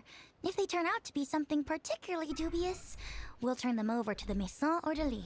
If the goods are only slightly suspicious but could otherwise be harmless, like raw materials that could potentially be used to create contraband, we return them to the ship they were confiscated from, instead of letting them pass through the port. Sorry for the wait. These are the travel logs for all the recent activity at the port. Recent activity at the port. Oh, you brought Gerard with you. Actually, he followed me here himself. It's like he smells something on me. Huh. I wonder why Gerard is reacting to you two so strongly. Could be because we just left the place where the intelligence announcement. Whatever Gerard smell on my itu dia. Huh? We were so careful not to touch it, but we still ended up with traces on us. If it leaves a residue so easily, I just don't understand how the culprit was able to disguise the goods at all. Why don't you have a look at the travel logs first? All ships coming in and out of the port are recorded here, except for the ones the port authorities ride to and from work.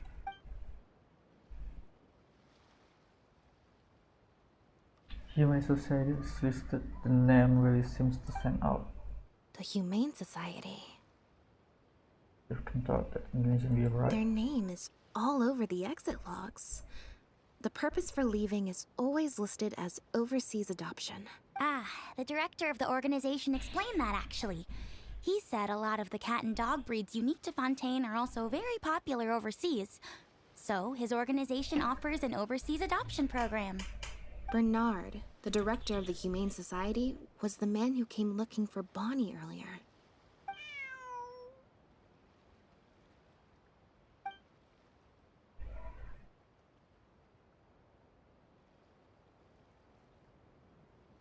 Bener juga.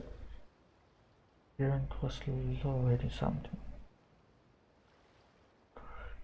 Sorry, check before just leaving like that.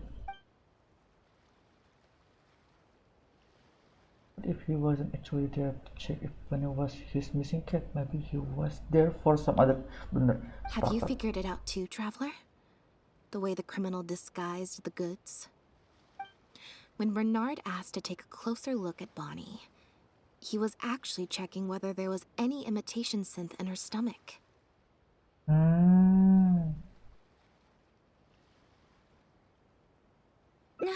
Wait, what? The sealed bags we found at the secret base. They were specially made to be corrosion resistant. And there were gaps around the lids of the barrels, and airbags were used to keep them upright in the water. Those drug shovers found at the secret base, she most likely didn't recognize them because they're not used on human beings. It's an anesthetic used on pets. The perpetrator must have given it to the animals. Pierre must have made the animals swallow the sealed bags full of imitation synth at his secret base. Then he stuffed them into floating barrels and left the rest to Bernard. The sealed bags combined with an animal's body odor would certainly be enough to mask the scent of imitation synth. During our inspections, we would have never thought to inspect the bellies of those animals for anything suspicious. Even if we tried to feel around for something, I'm sure it would be difficult to detect. Exactly. I bet Bernard even transported animals with synth in their stomach alongside ones without. That way, it would be even harder to say with certainty that something was amiss. Do you think Bonnie could have imitation synth in her stomach? She's probably in the clear. Otherwise, Bernard would have never left without her. I'm guessing he didn't know whether Pierre had already hidden the next batch of imitation synth before he fled. Just imagine. He sees the notice we put in the Steambird, and it turns out that one of the very cats he gave to Pierre for the smuggling operation is out in the open, roaming the streets of Fontaine. If Pierre had already hidden the next batch of imitation synth, then Bonnie would practically be living proof of their crimes. He would have had no choice but to go after her. So, that's why he came to find you and insisted on taking a closer look at the cat. Wait a second, I'm a little lost here.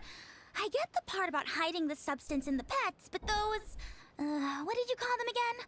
Floating barrels? Why even put the animals in there in the first place? If you've got something as convenient as a floating barrel, why not just stuff it with the imitation synth directly? Why not wait to hide the stuff until after the exchange has been made? In order to make sure the animals could swallow the sealed bags, they made them extremely thin. Had they not done that, the animals would have likely bitten or chewed through them. That need a lot of cleaning agents to get rid of the... That step would have required a lot of energy, as well as a certain amount of technical expertise. So, it was better left to the more experienced Pierre. We've already proven how easy it is to pick up trace amounts of imitation synth, so I'm sure Bernard was taking all the precautions he could to avoid the same fate. Okay, then let's head to the Humane Society right away and bring that guy to justice. I'll bring a Gardamek to speed up the process.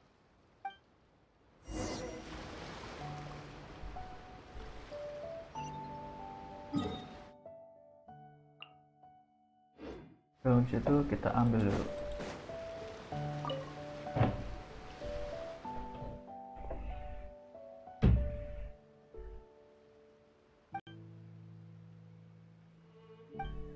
Don't worry, when the right time comes, our honorary senior researcher will be your side.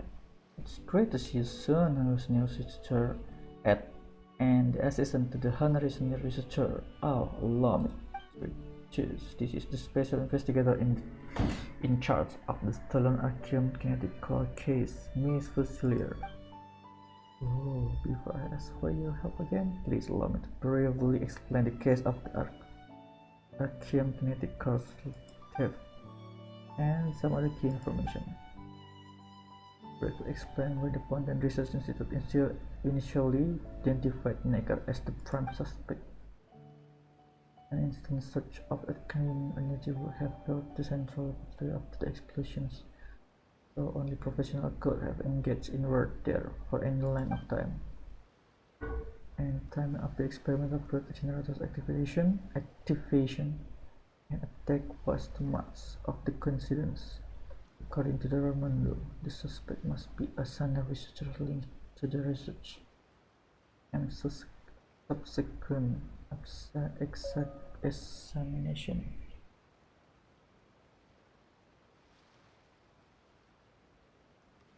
And the only people capable of this Fontaine resistance are Raimondo, Necker, and Edwin.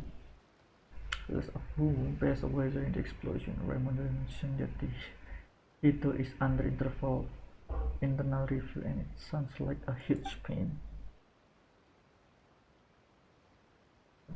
The unstable prototype may go out of control at any moment and release a surge of Archeum that would affect everything around it. Doesn't that mean it might explode again at any moment? It doesn't blow us up. Then we don't have choice. Looks like Necker already does deserve a good beating. Especially as an hundred years are back to beat me again. Counting on the two of you, I must return to the institute. Mr. Tracer won't be able to deal with so many journalists for long on his own. Even if it's just for the sake of his health, I ask that he get to the bottom of this matter as soon as possible. I wish I could help. Oh, thank you for his behalf then. Live and hurry. Let's act quick. The sooner we find the culprit, the sooner we can clear Mr. Edwin's name. It sounds like you have a very good impression of him. Edwin has helped me out. In many ways, he was a good person. On the other hand, it's despicable low life who used Mr. Edwin wizards for his own selfish interest. It's unforgivable. I believe that he framed Mr. Edwin for the initial explosion. He's the only one who could have.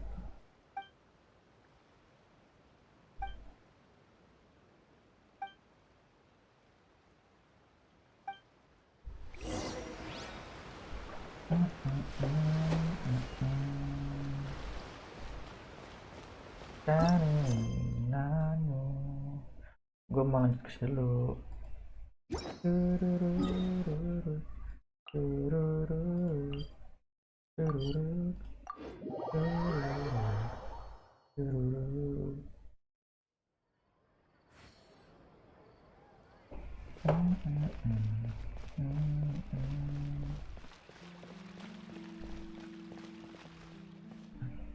The headquarters of the Humane Society should be somewhere around here. Bernard could show up Be somewhere any around moment here. now. Ah, you're the people from earlier. Wait, you're from the guards?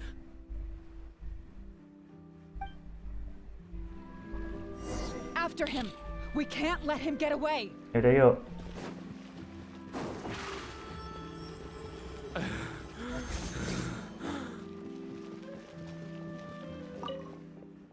Give it up, Bernard. Mercy, have mercy. I'll talk. I'll tell you everything I know. The Humane Society has done so much good over the years, and yet you have committed such an atrocious deed in its name. Look, I didn't have a choice, okay? My father cared about those blasted animals so much, he didn't bother to take care of his human wife and son at all. While those animals were showered with love, I lived worse than a dog. No one asked. Tell me, how did you first get to know Pierre? Well, after I took over the Humane Society, it gradually became harder and harder to maintain its operations. Until one day, someone suddenly passed me a letter. It said that I could stand to get a large sum of money as long as I helped them to transport some animals abroad. It was only after a few such transports that I finally understood what I was really transporting. What I was really But then, transporting. Pierre wrote to me, saying that we were already partners in crime and that I better keep cooperating with him if I didn't want to be reported to the guards.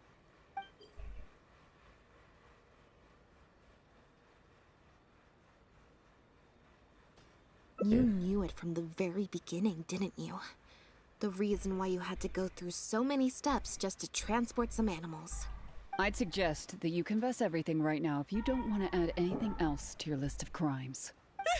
Yes, officer. I would order wooden barrels and flotation devices according to his instructions, and then load the sleeping animals onto a boat. Once I sailed to the location he provided, I would dump everything together into the sea. And a few days after that, I'd come by again in my boat and pick up the animals sleeping in the barrels. Once I had received enough of them, I'd bring them to the harbor to be adopted abroad. That guy, Pierre, he was running the entire show. He set up all the meeting times and found all the foreign adopters. Oh, and he even supplied all of the goods, too. I just did the transport. He was the one who planned out and executed everything else. Where is he now? Look, I don't know, okay? I've never ever met him in person. We've only ever communicated through letters. And when did he send his final letter to you?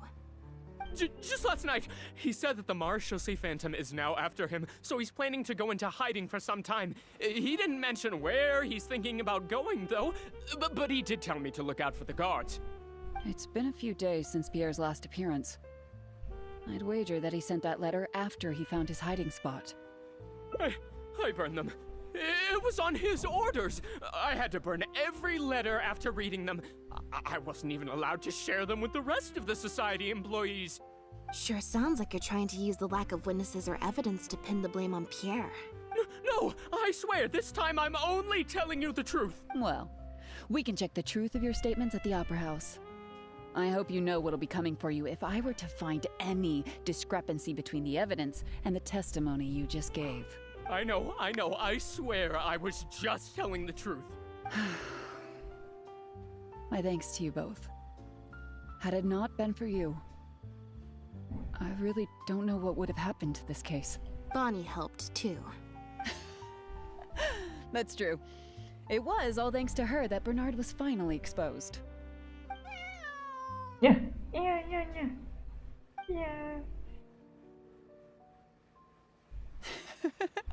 And it looks like she's grown quite fond of you two as well. Then I'll leave you be. Just let me know if you find any other new leads.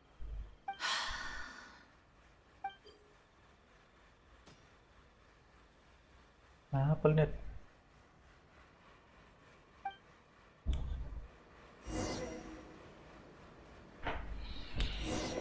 Mbak?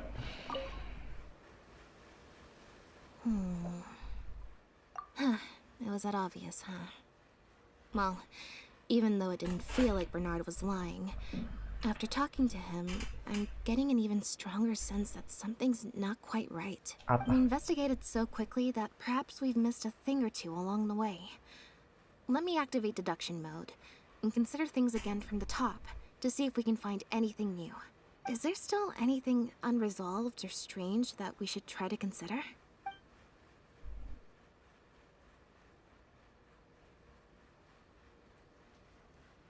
Well, we've discovered that Bernard is responsible for the trafficking, while Pierre deals with supplying the goods. Is there something else in this scheme that we're missing?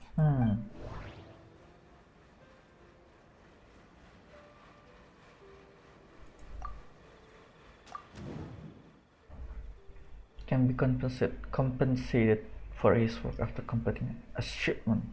No suspicious record will be left as long as he received the funds as an individual rather than through the human society. No suspicious record will be left as long as he received the funds as an individual rather than through the human society.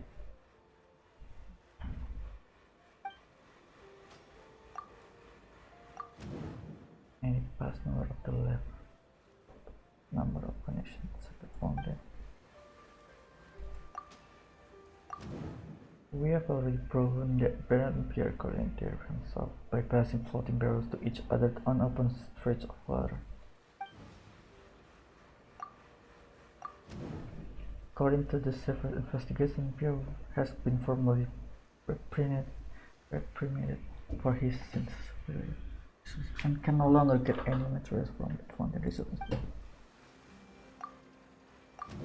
He always commented in writing, and all of these letters have been burned, so we can no longer confirm a trust meeting. Ini sih penting that can be used as a question. There's no need to rush. Let's see if we can find any other suspicious points about this case. Bernard claims to have received a letter last night from Pierre. In the letter, Pierre stated that he had gone into hiding. Is there something wrong with the letter?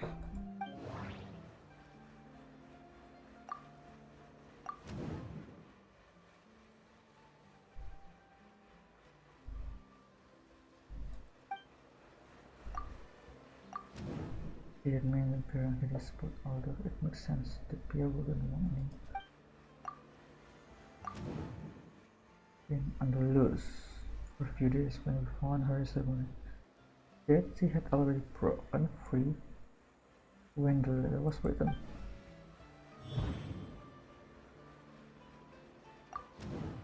If the point of the letter was to tell Bernard to get on his guard, then why didn't it also warn him about Bonnie? Benar juga. If Bonnie had imitation synth in her body, then she was a liability that had to be recovered at all costs. But if she wasn't carrying anything, then it would have made sense to tell Bernard not to worry. And thinking about it, Bernard only attracted our attention in the first place because he came to look for Bonnie. Could it be that the person who wrote the letter also knew nothing about Bonnie's whereabouts? Or they had a separate goal entirely? Sulit. The Marechaussee Phantom found Bonnie and the Lefebvre pendant at Pierre's residence. That was the beginning point of our investigation.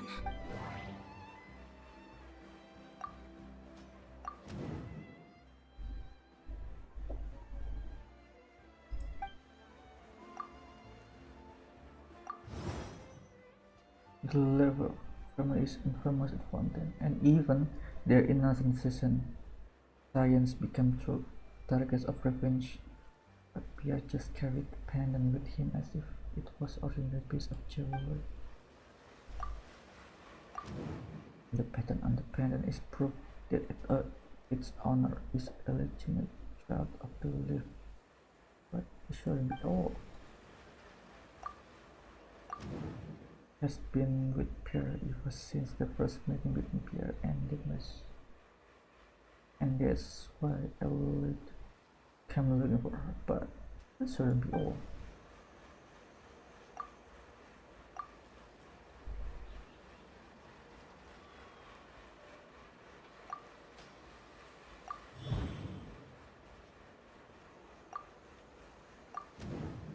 Pierre became the key suspect in the case because of suspicious cat and suspicious pendant. Why would he leave such an obvious trail for us to follow when he took so much care to not leave any traces of imitation synth in his home? Kita belajar mikir. Now behave and follow me to the interrogation room. Ow! That hurt. Ow! Beacon primary rates can sometimes affect the result of this check. Your current check's bonus will be added to your randomly drawn number, making it easier to pass check.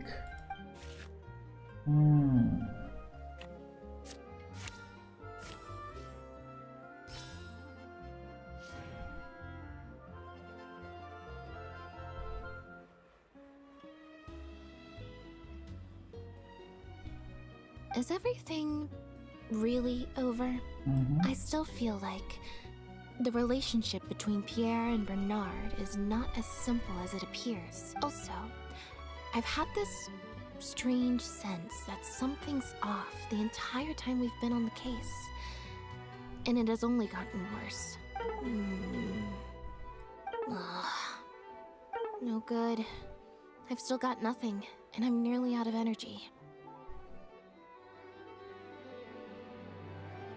Alright, I'll stop thinking about it for now. At the very least, we've made it so that no more animals will suffer like those poor animals did. And that's what I hope. Let's go to the Humane Society and see if there are any animals left that might still need our help before my energy for today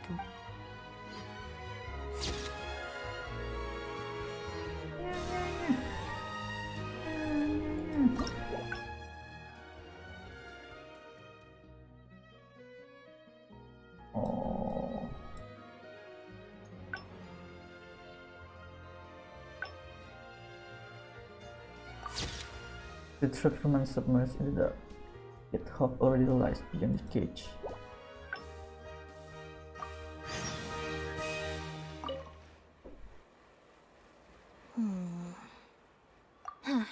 We investigated. Is there still...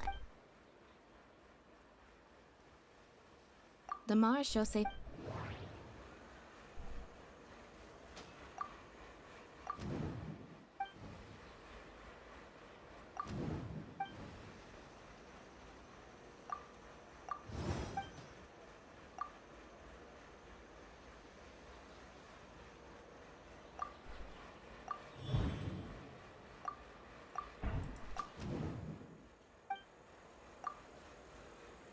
Why would he leave such an obvious trail?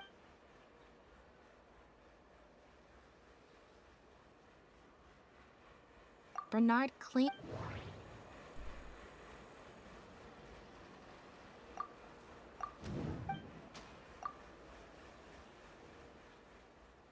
There's no need to rush. Well...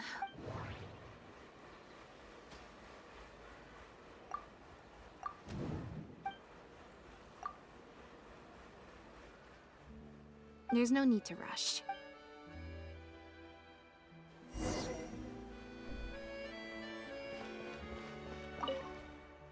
Now behave. Ow! That hurt.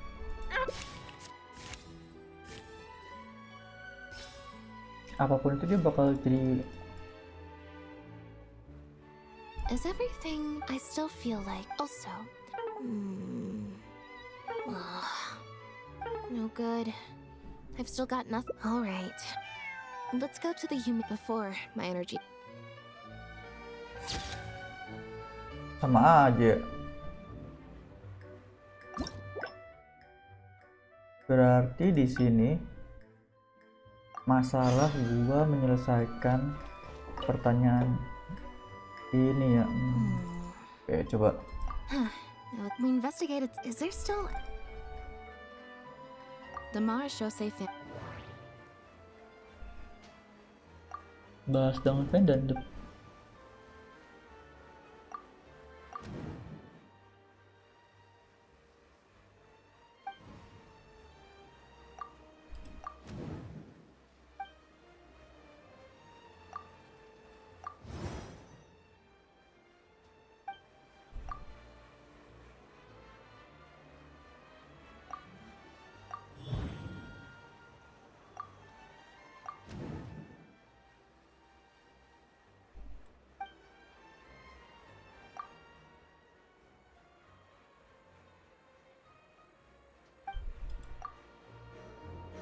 Why would he leave such an obvious trail for us to follow when he took so much care to not leave any traces of imitation synth?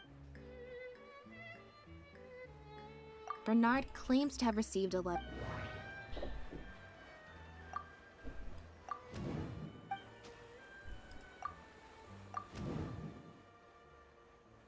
That all in one.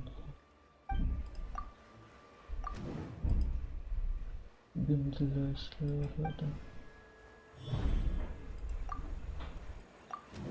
If the point of the letter was to tell Bernard to get his god, then why didn't it also warn him about money?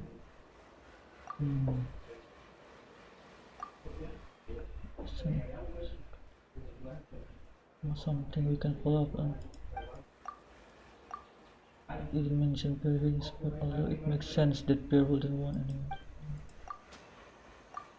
If the point of the letter was to tell Bernard to get in his god, then why didn't it also warn him about money?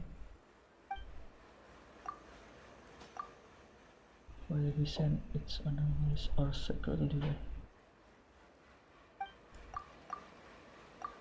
The letter didn't mention Pierre's hiding spot, since that Pierre wouldn't want anyone to find him. If Bonnie had imitation synth in her body, then she was a liability that had to be recovered at all costs. But if she wasn't carrying anything, then it would have made sense to tell Bernard not to worry. And thinking about it, Bernard only attracted our attention in the first place because he came to look for Bonnie. Could it be that the person who wrote the letter also knew nothing about Bonnie's whereabouts? Or they had a separate goal entirely? Well, we've discovered that Bernard is responsible for the track. Any password of the left.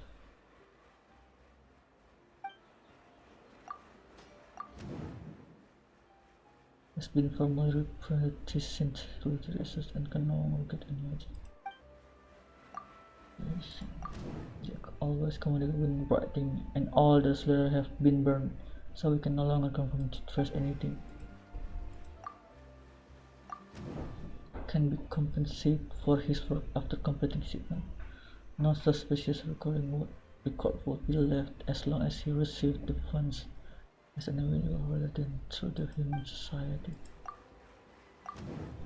We have already proven that Bernard and Pierre coordinate their hands off by placing floating barrels.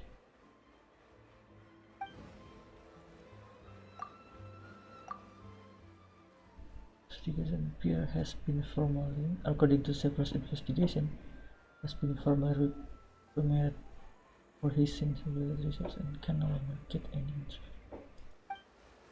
connection. Any past member of the left royal family would probably have number of connection outside of one day.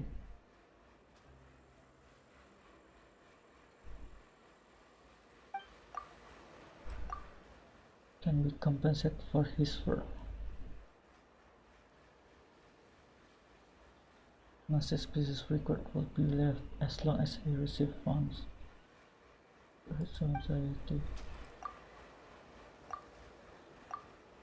The investigation Pierre has been formally reprimanded for ceasing research and can no longer get any material from Fountain Research Institute. Berarti kemungkinan sih di sini. Nah, gagal.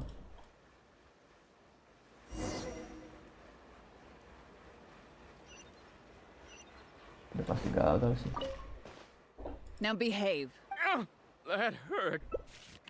Apapun jawabannya 9.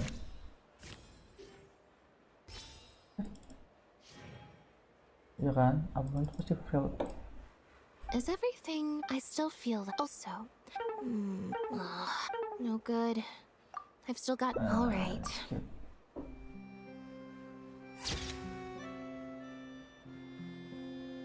Bentar, ada yang janggal. Selesaikan.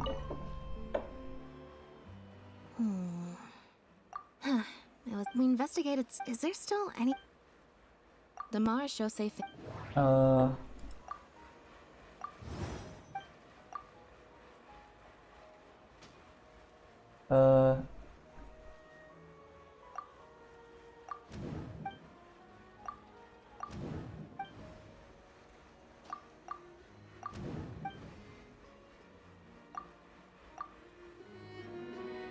Salah. There's no need to rush. Salah. Suspicious points about the. Gimana cara? Well.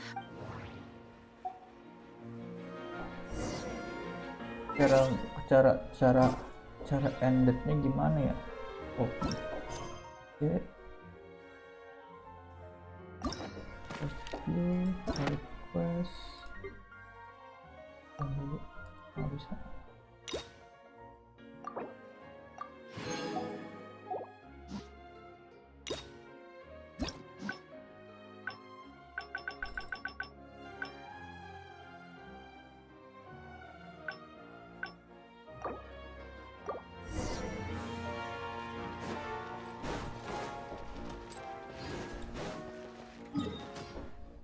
Oh, berarti udah gitu. Terus kita ke sini lagi. Mana quest? Quest sini keren. Confirm.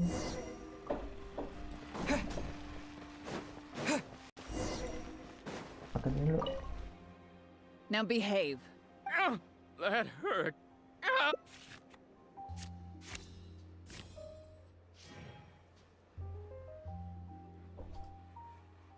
Is everything I still feel also? No good. I've still got all right. Let's go to the unit before my. Oh, kalau ke situ langsung ke sana. Berarti ke unit dulu. We investigate. Is there still any? The Mars show say. Mana?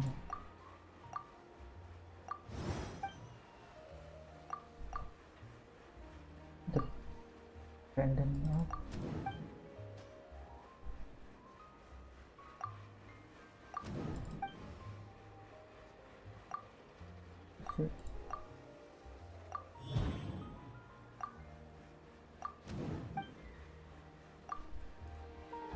Why would he leave?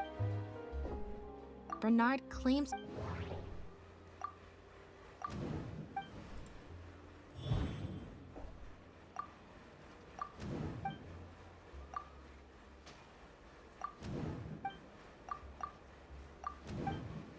Gue lupa. Kita propose.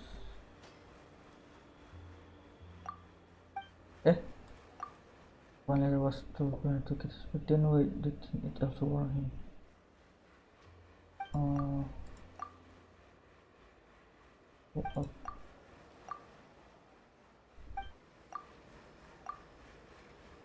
If Bonnie had imitated and thinking about, could it be that the Terakhir well, we've discovered that Bernard is responsible for the trafficking, while Pierre deals with supplying the goods.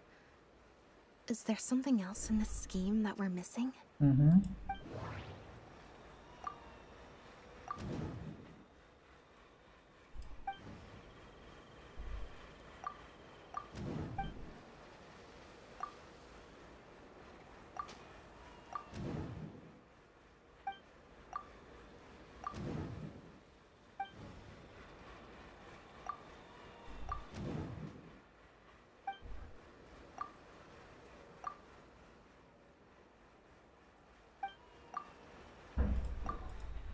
To first investigation, Pierre has been formally reprimed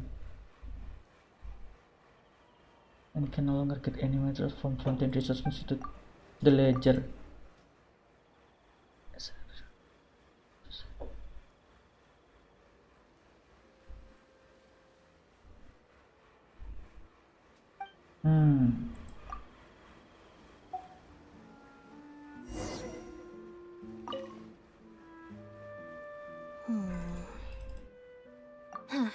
We investigated. Is there still any?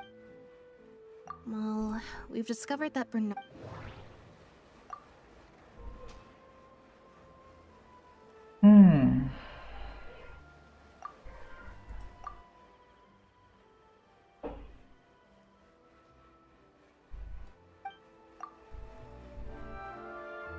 Salah There's no dong. need to rush. Berarti bukan Now behave. bukan connection.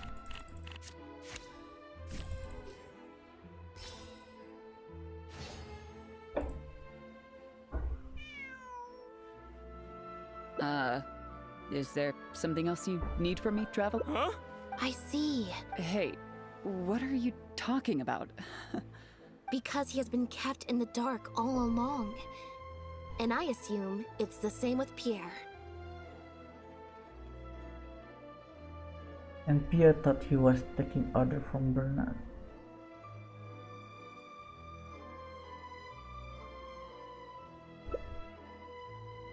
But for all this time, neither of them knew.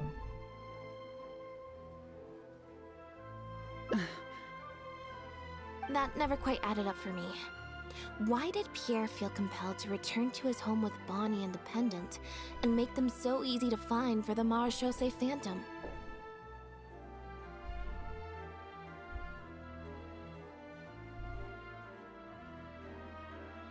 The pendant should have been the last thing Pierre would leave Both laying of these around. things are in stark contrast to his usual meticulous and vigilant behavior. There's only one reasonable explanation. He was following orders, just like Bernard. He probably received the following instructions right before the Phantom came knocking on his door. Bring the cat and the pendant, and our undercover agent will be sure to help you. Unbeknownst to him, however, the third person who wrote that letter to him had long decided to sacrifice him and Bernard to save themselves. What? You can't be serious. There was a third person involved? If you focus only on Bernard's testimony, it's easy to believe that only Bernard and Pierre were working together. The case appeared extremely simple. Bernard did the trafficking, Pierre the imitation synth production, drugging, and stuffing.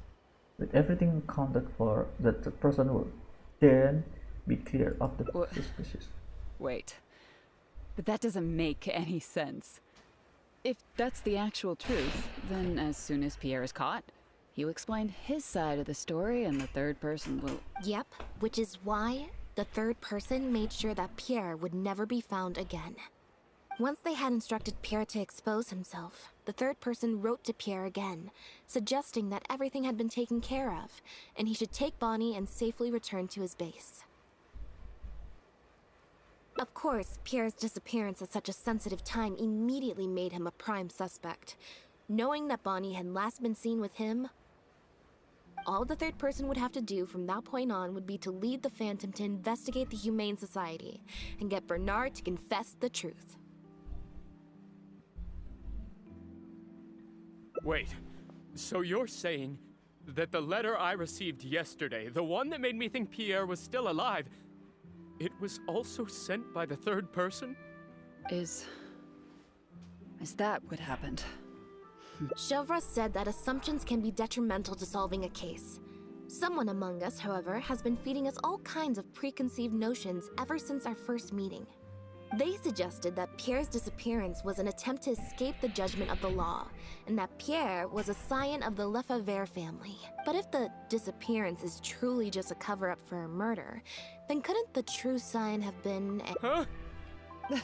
Haven't you taken this joke a bit too far? You're right. I did let a lot of assumptions get to my head when I first started to talk to you about the case. I'll make sure to correct my behavior. You deliberately fed us lies, but even you could not control every last detail of your plan. There was a flaw in your scheme, and something didn't quite go as planned. Getting the Marechaussee Phantom to notice Pierre was only the first part of your plan. Had they failed to take notice of the Humane Society, they could have cast a wider net, and you couldn't predict what they might possibly find if given enough time. This, of course, was the main weakness of your plan.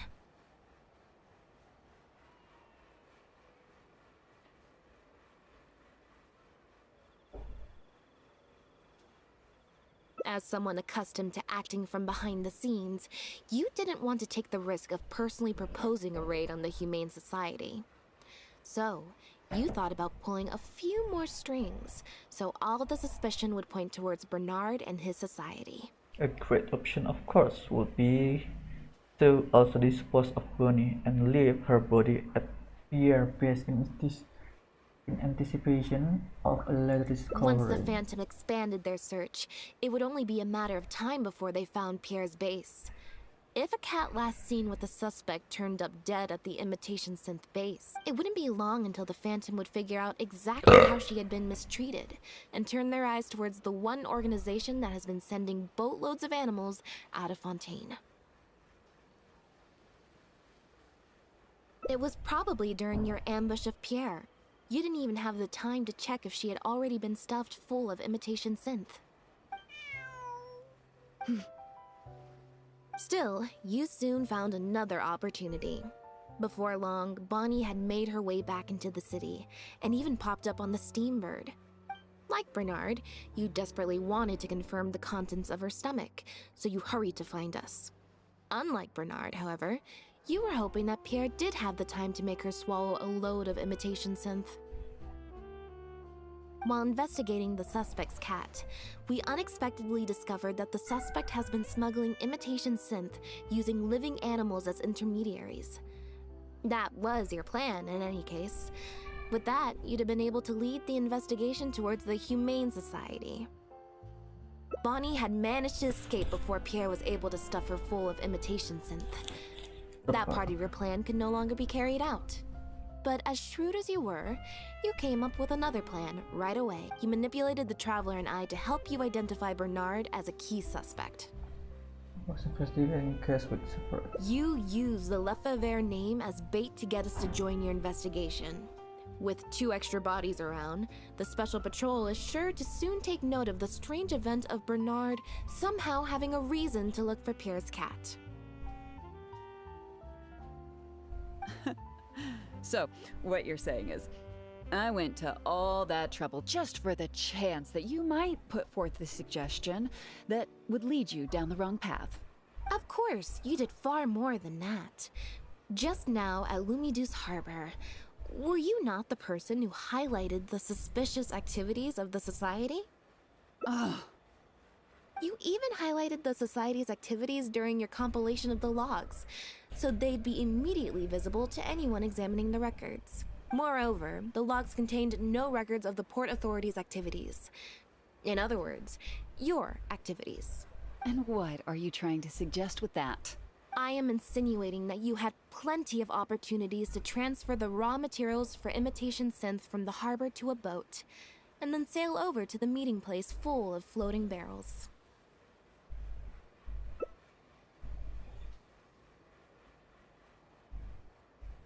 And that's how neither the trafficker nor the manufacturer knew there was a third person who supplied the raw materials and surreptitiously operated between them.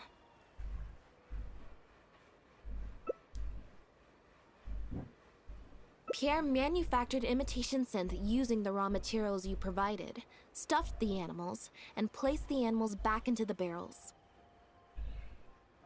Having received the green light from you as Pierre, Bernard then retrieved his animals and shipped them out of Fontaine once he had received enough for a full batch. This is the truth behind your smuggling ring. I can't believe it. I never put 2 and 2 together.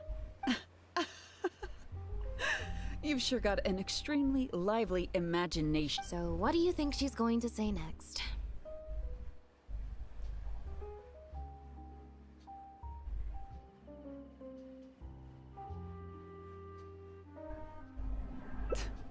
But do you have any evidence?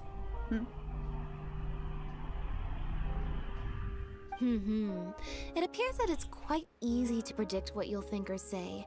Then if we apply that to this case, we can also think of a few places to look for incriminating evidence. You know very well that this case will not end until Pierre is found, so you will have him commit suicide out of fear and shame to end the investigation for good. That way, you can also pin the blame for the overseas smuggling activities, the theft of the harbor's confiscated raw materials, and even the Lefebvre name on him. After all, dead men tell no tales. But you still want it to appear as if he had sent that last letter to Bernard, so you have to make sure he cannot be found until after Bernard has confessed to the authorities. To do that, you either will hide his body until you've found an appropriate time to set up a fake suicide scene, or you'll dump it someplace where it'll be hard to determine the exact time of death.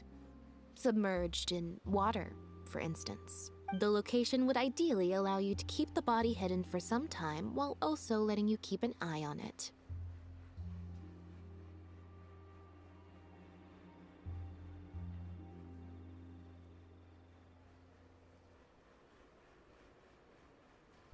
There are only so many options to hide a person's time of death, after all.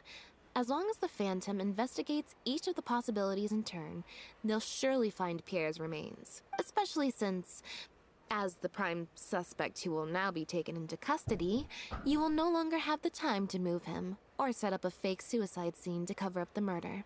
How absurd. And on what grounds will you order my arrest? Don't think for a second that your spouts of nonsense will amount to any kind of real argument. After all, I'm... Elodie Lefebvre! As the captain of the Special Security and Surveillance Patrol, I hereby declare you as a suspect in the case. If you have any objections, you may raise them later during interrogation. That's right. We received a message from Lumiduce Harbor that you were going to investigate the Humane Society. We didn't expect to run into you at such a critical moment. While at the harbor, we noticed something else extremely interesting. Apparently, you often used all kinds of excuses to swap your shifts. And if one were to match the times of your shifts to the activities of the Humane Society and those of certain foreign ships, they'd find them to be an exact match. That's just a coincidence. Yes, I'm sure you have already thought of a dozen different ways to explain away the suspicious activities. But as far as evidence goes, that should be enough to warrant taking you into custody. Don't worry. If it turns out that the guards are still unable to find any evidence after all this, Lynette and I will do everything in our power to clear your name. Although judging by her reaction, I assume no follow-up from us will be needed. The Lefebvres were infamous for using disguise and infiltration to achieve their goals. Who would have thought that they would have planted someone within the guard? Judging from the timeline, they likely arranged for you to enter the guards before the fall of the clan. But they probably didn't expect you to turn it to your advantage and use your job to save yourself during the purge. Not only that, but you actively participated in the interrogation, arrest, and judgment of the Lefebvres during their fall, thus clearing yourself of suspicion.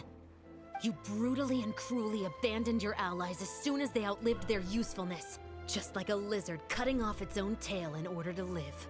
You've been doing this for years. So you played me like a fool after all?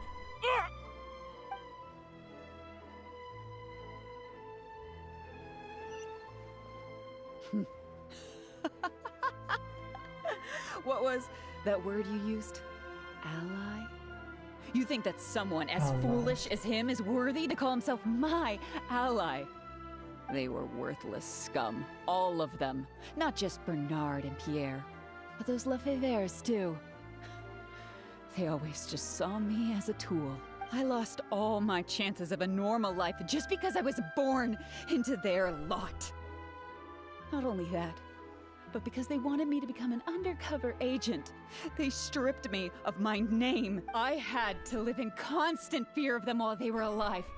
And even once they were gone, I had to continue to bury my heritage and my name. always worrying that their enemies would come knocking at the door. Do you know anything about what I've been through over all these years? My life as the last Lefebvre?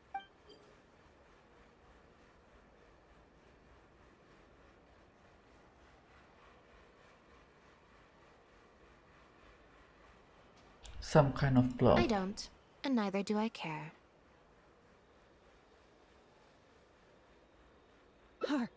Are you for real? Aren't you a Lefebvre victim too?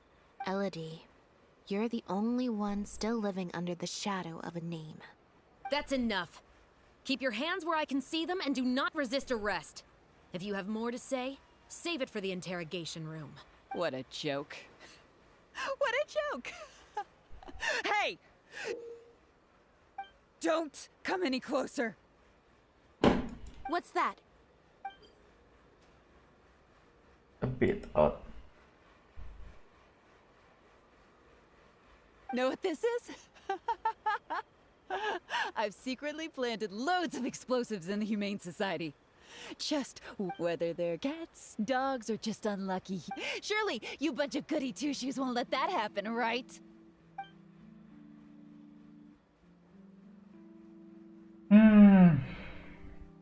This assistant in the shift Lodi still plans a sneak attack on Elder while she distracted. Try to convince Elder to surrender. Help Kefreston intimidate Elodie. Deceiving Elodie. Persuasion. Try to convince Elodie to surrender. Help.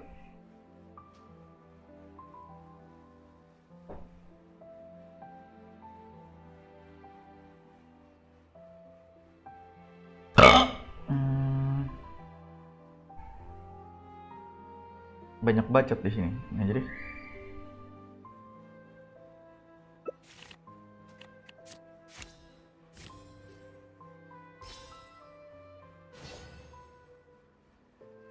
I can understand how you feel. Like you, we are also victims of the Lefebvre clan. But if you were to endanger innocents now for your own gain, the public anger towards the Lefebvres would only rise to a boiling point, and the families of the new victims would be dead set on exacting revenge on you. And what of it? I'll be your hostage, Elodie. What? Thanks for your concern, Traveler. But we need to end all of the hate and violence arising from this clan once and for all.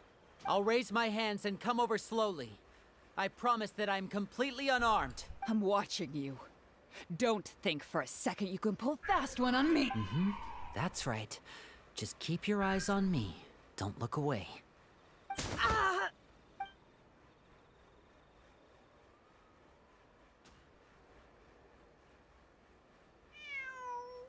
Phew. So I was right after all. It's easier to deal with the person causing the problem than the problem itself. it's easier to deal with the person causing the problem than the problem itself.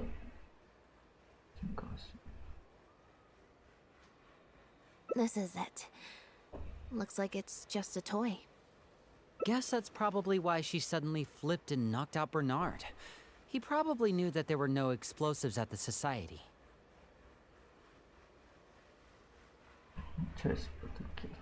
Well, given that she never even showed her face to Bernard and Pierre, I had my doubts that she'd have gone to the society in person to plant explosives. Thank you for your help, everyone.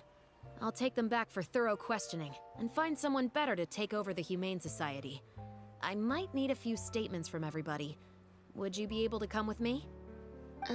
If statements are all you need, can Linny provide them on my behalf? I still need to go back and explain some things to the crew.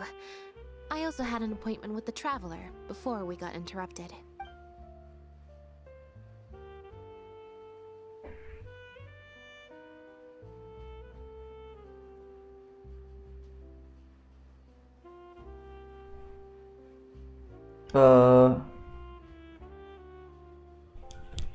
Say again. You said I could stop by your place.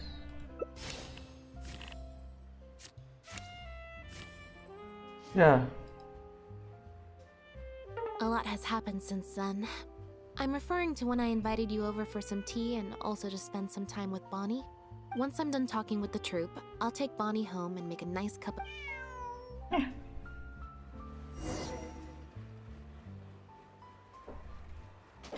Was.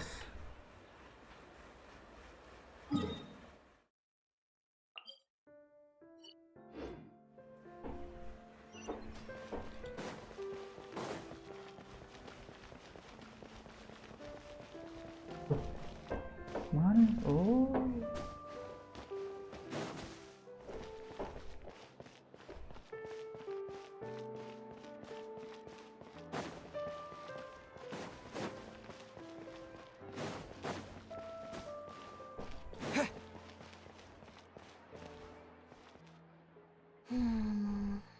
Black tea and a cute kitty. Truly the best combo for standby mode. Want some?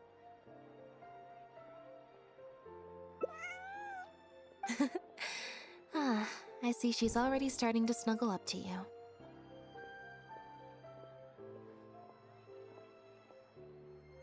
Not at all. Information is indeed very important, but if you were to try to collect every piece of information you come across, your efficiency would actually decrease. Plus, if you just think about it, what sounds more fun? Writing a statement or enjoying a tea party? Great answer. That'd be my pick too. Yeah. Had we not run into that case, we could have spent the entire day like this. But now, I'm running low on both time and energy.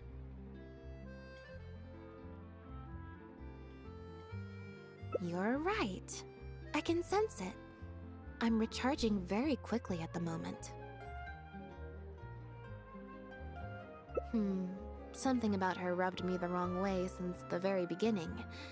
But to be more precise, it was probably around the time when I saw Bonnie try to get away from her. Oh, it was probably around time when I saw Bonnie try to get away from... Oh... Tried to get close to Bonnie. Elodie tried to get close, but Bonnie deliberately dodged her. Maybe Bonnie had tried to evade her before at Pierre's base. Or perhaps Bonnie just instinctively knew that she wasn't a good person. Not everyone who likes cats is a good person. But if cats like you, you're probably alright. Humans tend to overthink things, but cats rely on their instincts, and they're pretty sharp. I mean, just look at Bonnie. She took a liking to you the moment you met.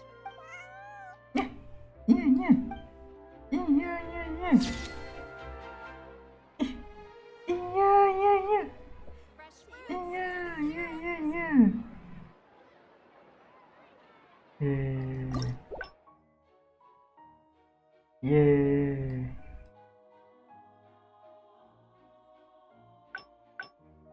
Oh, ini apa nih?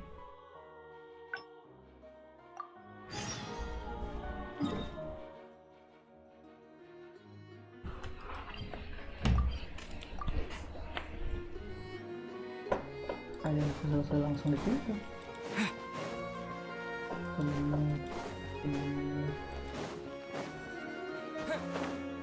Oh. I didn't like that. Was I using it?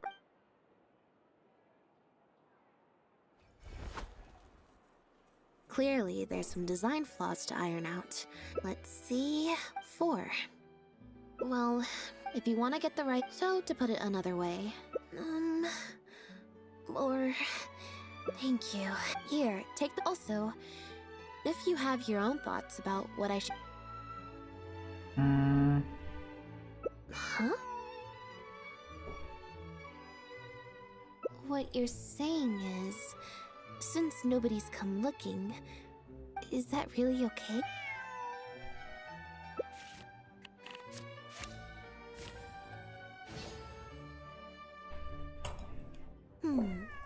You make a good point. Okay, so, stick around here in standby mode? Yeah, that's... Oh, good idea. Bonnie's definitely hungry. May as well. We could... Alright. Iya. Tapi kayak kucingnya kecil banget, kayak nggak sekecil ini dah. Tapi nggak apa? Iya. Ih. Iya. Lucu banget. Aduh. Apa aku udah puas. Mana lagi cabangnya? Ini. Kita nggak apa-apa udah puas. Tapi kalau ada yang bagus lagi, kenapa tidak? Ya. Oke.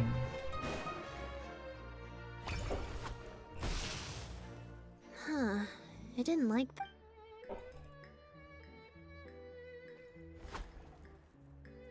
Clearly, there's some design flaws. Let's see. 4. Well, if you want to get the right... So, to put it another way... Or... Why don't you pick a card? Okay. Thank you. Here, take also...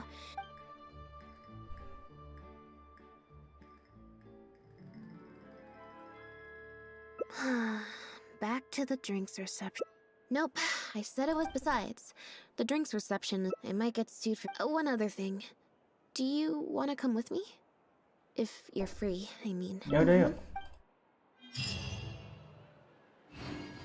Kemana nih?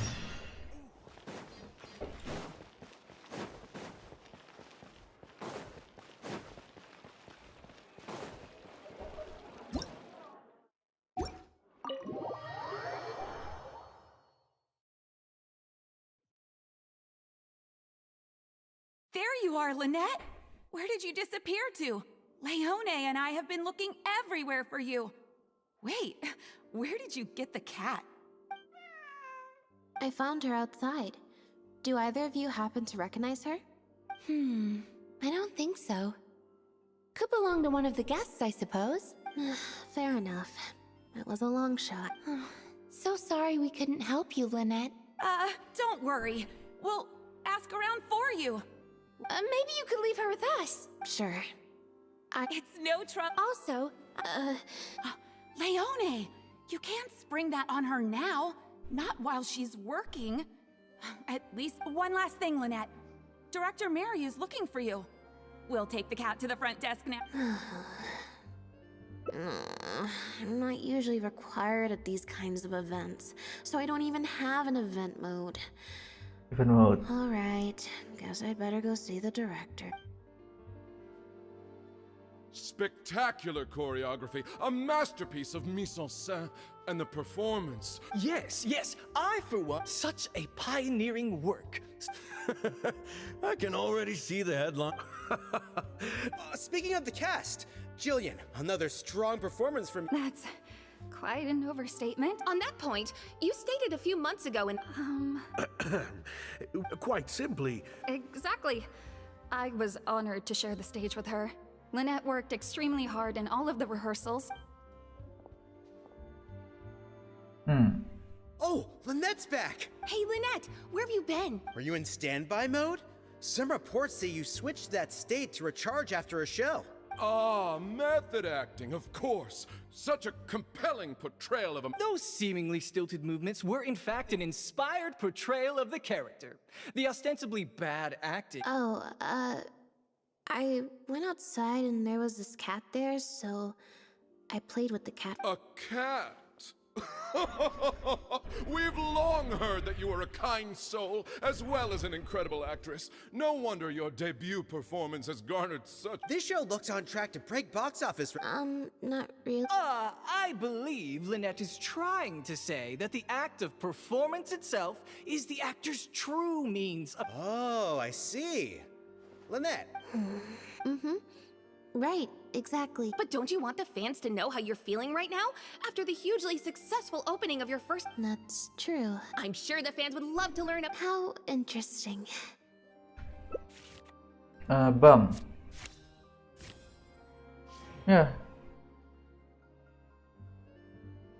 Lynette.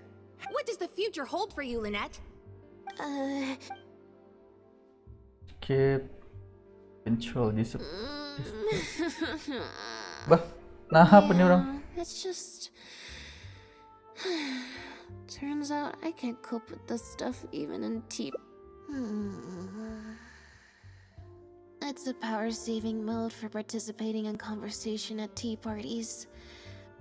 Normally, I can get through an entire conversation just with Oh, that's true. And how interesting. But at a tea party, I'm not normally subjected to a constant stream of questions. The energy consumption of that interview just now was 3 times as much as the average tea party.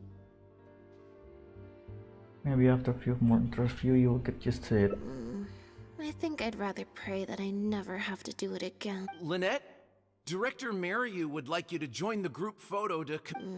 It's just the members of the troupe, along with Maloney. Alright then. 3, 2, 1, smile. My thanks to you. Can collect your... Mariu! Get over here. Let's have another drink. There's a few... I thought the group photo was the final hurdle. Well, at least there's no more people hounding me with questions. Hounding me. Teman nih.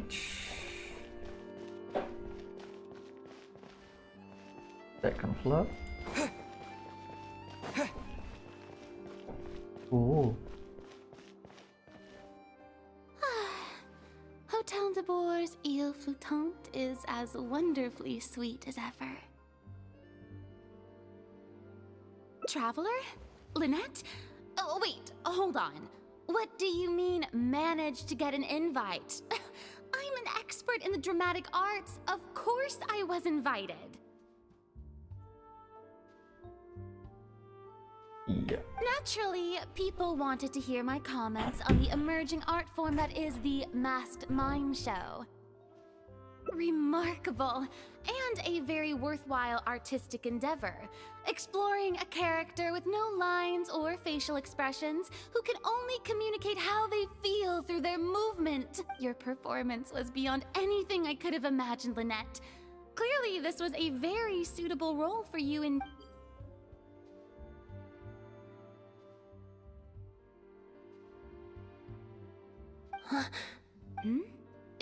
No, it's nothing. Oh, basically, I think I'd give it a positive review overall. Just not as gushing as the crowd down. So, you thought they were pretty over the top too? In fairness, it's normal to bring along some vocal supporters for publicity when a new show opens. But still, this was something else. Then again, I'm no specialist in avant-garde theater. Maybe I'm just not well acquainted with their review criteria. Or maybe it's because I came to the show with some preconceived expectations. I did happen to see the original draft of... What original draft? Oh? He didn't show it to you? I don't know. The protagonist just seemed more complex, I guess. Especially in the last 2 scenes. Emotional depth? Oh, I'm just thinking aloud here. Don't take it to heart. Besides, a script and a play are 2 varied, especially with a novel art form like a masked... Change of top. No thanks, I'm good. Pretty sure this will be my first and last time in this... Hey, at least let me finish. I have top... Tell me everything. First, take a seat, mon ami. That was very educational. Educational.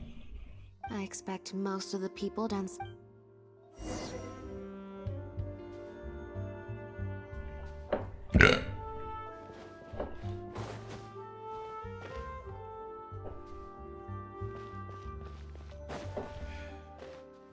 The photo must be in this envelope right here.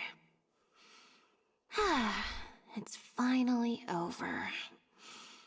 Thank you for sticking around for so long. If it wasn't for you, I don't know how I would have standby moded my way through the last few hours. Agak lain emang nih kucing. It's fine. It's just... It was such a minor thing. While I was on stage, there was a moment when I felt like someone was looking at me. It was only for an instant, and I didn't even see who it was. But somehow, I knew it was a look of contempt. I got a vague sense of it again during the reception. Like someone was giving me an evil stare. Evil stare?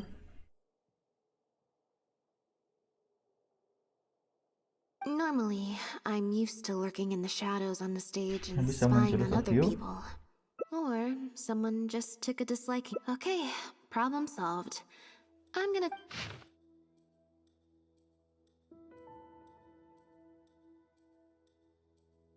Waduh. Waduh. You have destroyed this work of art.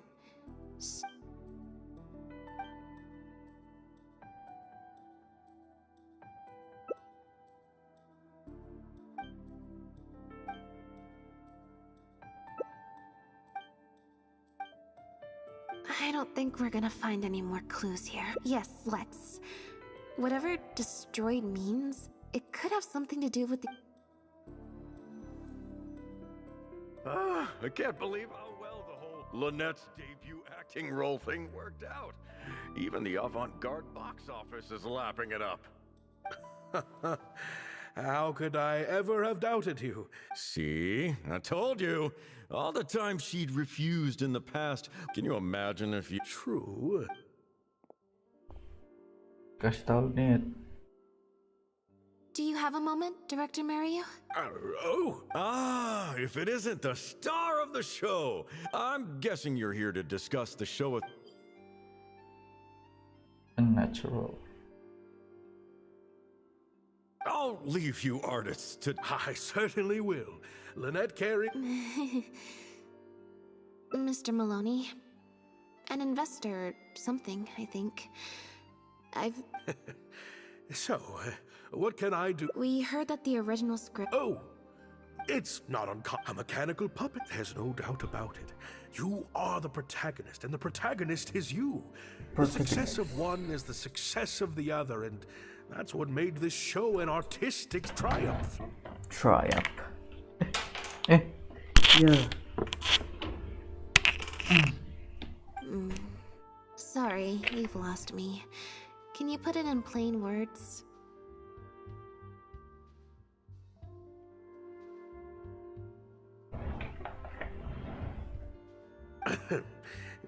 All right then. You shouldn't give... The current script is the final version because it is the best version. What letter? Price? Destroyed this work of art? Well, Director Mario? No. Who on earth would write such nonsense? Absolutely not. Without Lynette, this show would be over. Yeah, maybe Jillian could fill in... What? No way out?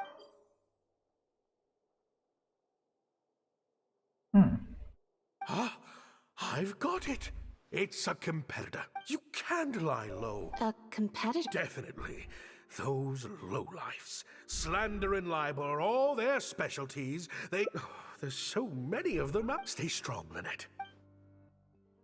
Stay strong, So, Lynette. a competitor, huh?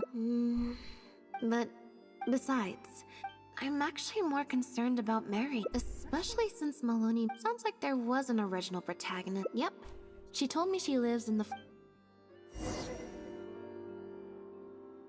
Gimana kita? Go to the floating ray.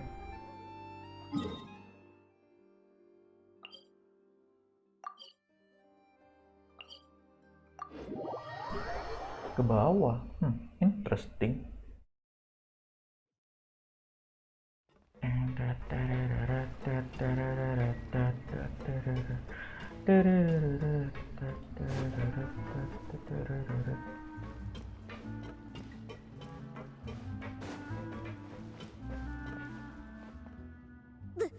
Lynette? What are you doing? You're not welcome here. I've been to the Flow of Sandra plenty of times before. This is the first I'm hearing about me. Things are different around here. You might be used to a crowd of bootlicking morons. Bootlicking morons? Bootlicking morons is one which I guess. I don't know. I've never met this. Gina, stop that! Go! No buts. How many times do I have to? If you don't leave right now, I swear I'll never invite you to one of my shows. Jillian!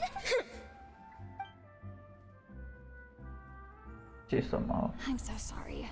Gina's always been a strong-willed child. It's okay. I have younger siblings too, so I get it. She's in her rebellious phase. If you let angsty kids get you riled up, they'll drain all. Well, the situation's a little different in this case, but still, thank you. We heard about it from Maloney. Maloney, I'm sorry. I never mentioned it because Director Mariyu was very... Langsung aja. To the point. Don't be scared, Jill. Okay, it's true. I worked with Director Mariyu a few months ago. He was... There's been a change of plan, Jillian. The leading role will now be... Lynette? But... And that's why we cannot afford to waste this... Jillian, next time. I was incredibly disappointed. Without Lynette, how could we ever convince people to pay money to go? And if the show was a flop, then I got to meet you on stage. Whatever disappointment I had left at that point. Wasn't bad? He did make some changes to the script. Jaik, one of the other actors. Makes sense. Kemana? Ke Jake.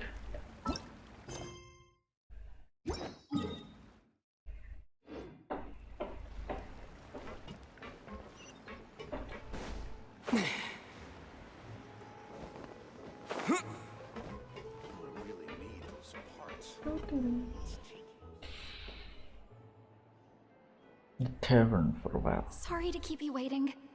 Jillian brought me up to speed on the situation. I'm here to help. That's always the way with... There should be a cleaner... No problem. Now activating search mode. I'll go through one page at a time. Search mode.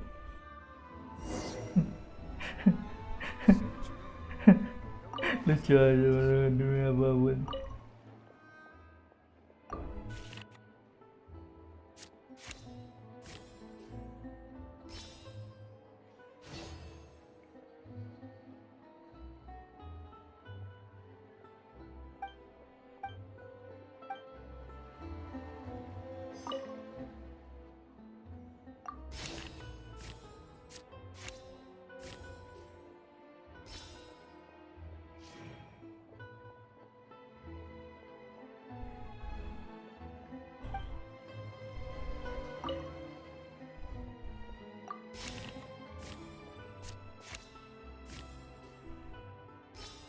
Failed.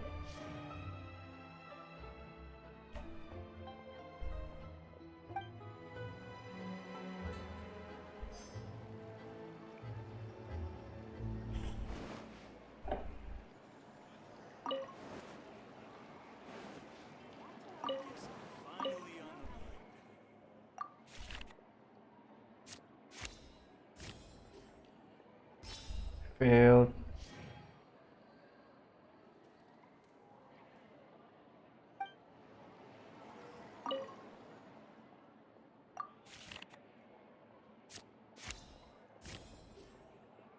Failed again.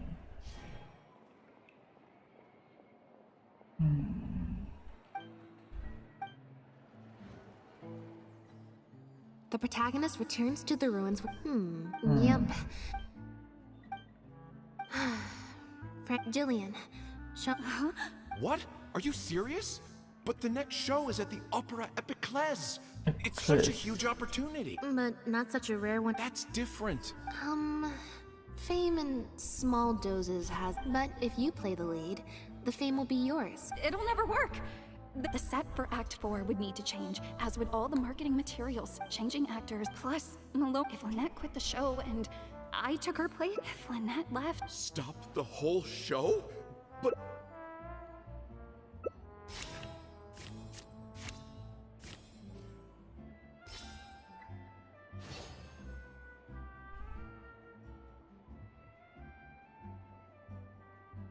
You do? What is it? That's a bold plan. You know, it's a little crazy. No way. It's... Jillian, you said before. In other words, be honest. You think they'd be put out? Jillian, you were more and I think you know, so take it from me. You would not be putting us out. Not one bit. You guys... Okay. Yes! Wait, but... As long as we stick to the... But... Short... I doubt. Who knows? Maybe it was... A fan?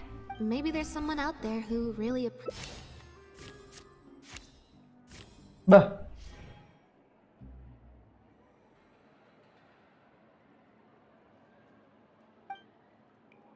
It's getting late. Come on. Come on.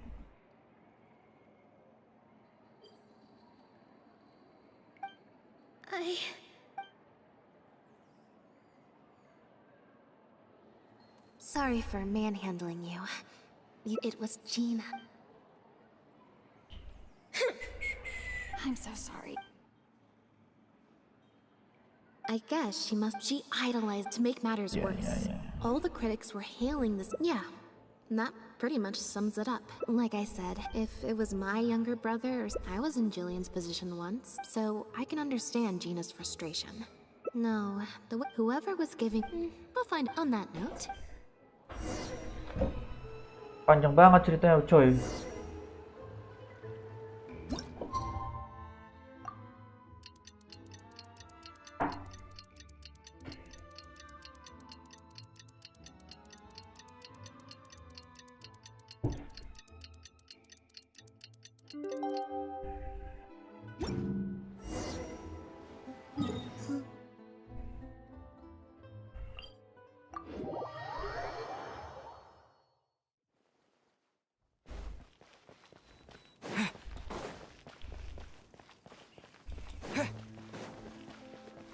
Here you go.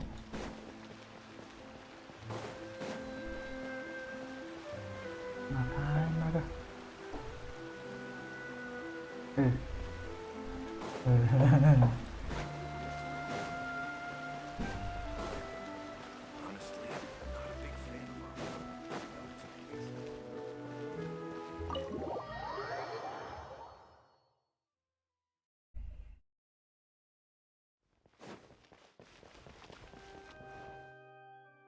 Oh, you're here.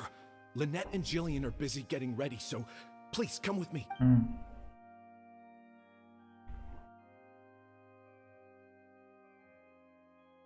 That puppet in the middle, is that Lynette? She's so pretty. It's starting. Keep your voice down.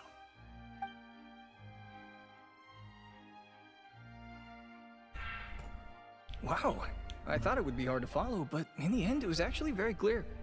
Even though her face was expressionless and she didn't speak the whole time, I felt like I could really understand how the protagonist was feeling.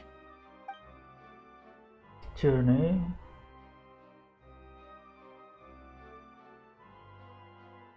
Director Maryu really is a master of his craft. I have a friend who saw the show. I can't believe it's only been a few... Your penchant for the hyper...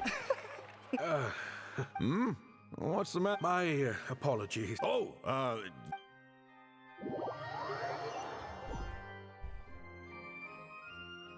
Are you guys sure this is gonna work? What if Director Maryu pushes back? We're already halfway there. We can't back out. What is this plan that you're so into? Director Maryu. Korantan and armor. Was that really Lynette playing the lead role? Ta-da! Ta-da! Director Maryu? I was the one playing the lead role just now. I switched costumes and masks with Jillian so that I could be the protagonist's companion and stay out of the limelight. Lynette, why on earth would you... You know my acting is amateur. The only reason I'm being seen as a pro, let alone a pioneer, is because you have critics supporting the show. If they'd seen me in the leading role, if you force me to play the lead in the second half, they'll be wondering, why is the app? These are just some of the questions that will be on everyone's minds. There's only one way for you to sit. Absolutely not. If I keep Jillian as the... What will your fans think? There'd be tickets to You can't just take a job on a whim. Director Maryu, please.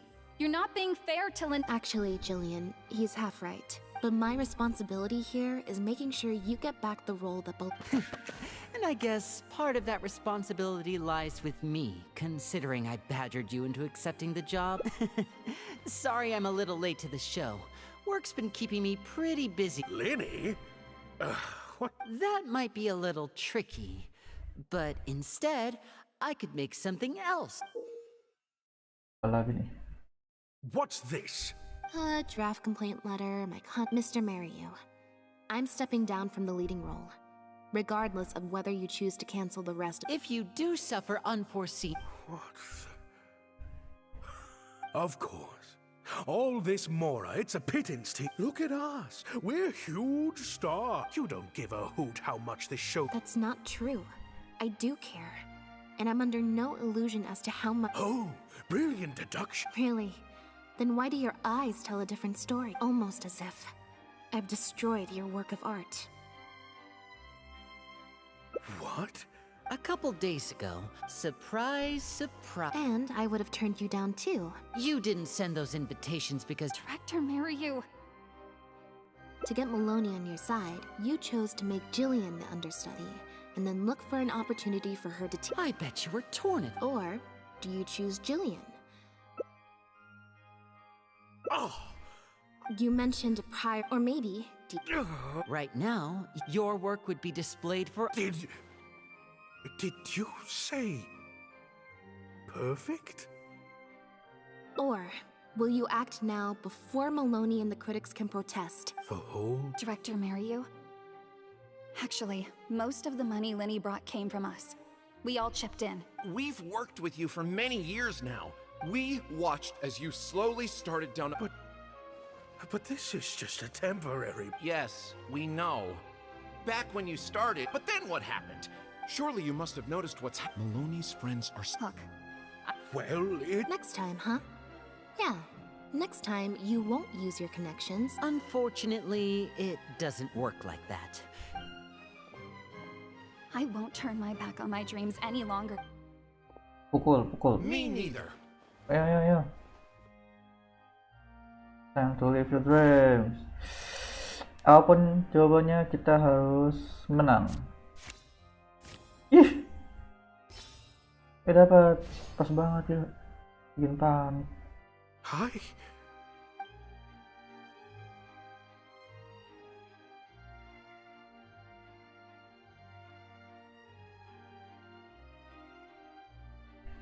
Huh. The plot here seems a little different from what the reviews said. The protagonist wanted to return to the stage, so the puppets replaced all her parts with the latest ones available, built her a grand opera house, and summoned a huge audience. And in the end, she forgot herself amidst the applause and cheers of her fellow puppets. Hey, no spoilers! Huh? Wait, hang on, that's not even what's happening. The set has changed back to the one from the first act. Oh, cons. Please. No need to be so nervous, but in truth, I believe that if we... You really thought this plan? What's worrying me now, it's... What if people only came... It feels like I've been hiding inside... We're right here with... The ruins original script. Puppets of new person can... Wow. Okay. I love how they brought back the set from Act 1 and gave it a whole new... Time for the curtain call. It's the moment of truth. The applause continue after I take off the mask. I could always leave my mask on.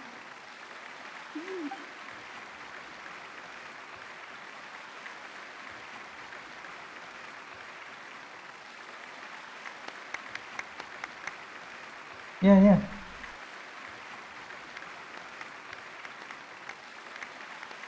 Yeay. Akhir yang bahagia. This is what fame looks like when it's truly deserved. Truly deserved.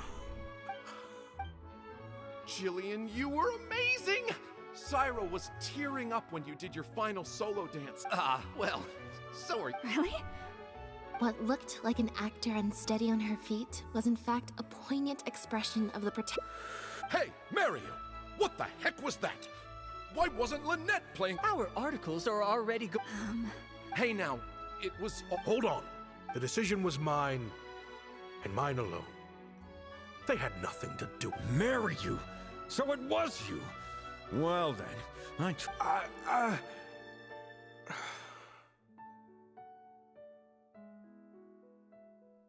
Director Mariu, Mr. Maloney, what on earth is going on?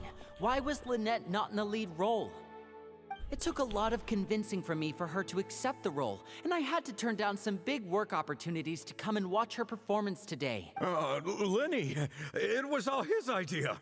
Mariu, explain yourself. Wait, Lenny, as a matter of fact, this was a piece of performance art. In this play, the masks and costumes serve to obscure the differences between characters, and by extension, the difference between human and machine. We took that idea to the next level with an actor swap, blurring the lines between one performer and the next.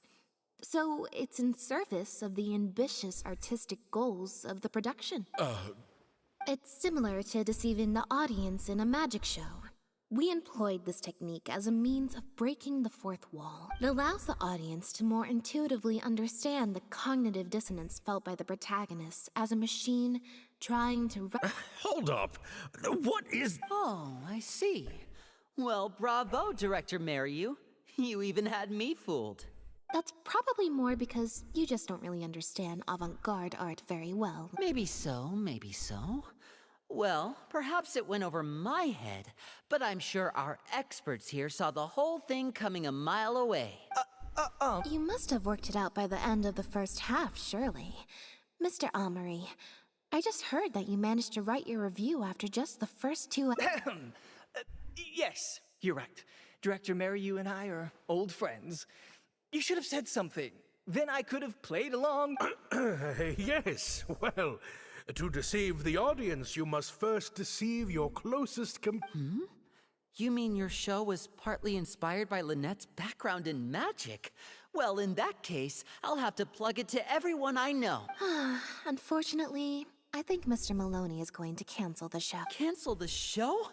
Mr. Maloney, is this true? While I accept that deceiving the audience in the manner you did certainly has artistic merit, this is not a magic show, and we don't want our audience demanding their money. A very valid criticism, and one that I humbly accept. If that happens, we're prepared to reimburse and apologize to any audience members who weren't satisfied with the experience. It's an excellent piece of theater, not celebrations. I think that what most people want to see. Plus, it looks like Jillian is better than me at delivering the excellence people want to see. I'm sure audiences will be very happy with the show if she's allowed to stay in the leading role. Maloney, I believe there should still be time to tweak my article. Oh, one other thing. We managed to get a meeting with Lady Farina earlier, all thanks to the Traveler's reputation. Anyway, she agreed to write a review focusing on Jillian's performance and the quality of the show as a whole. She promised to give her honest opinion, and I'm sure today's audience will be discussing her performance too. There's sure to be a variety of opinions. Oh, I mean, art at its finest, clearly. But I'll have to give it some thought before I decide exactly. Oh, of course. Always good to put... Quarantine, Amory.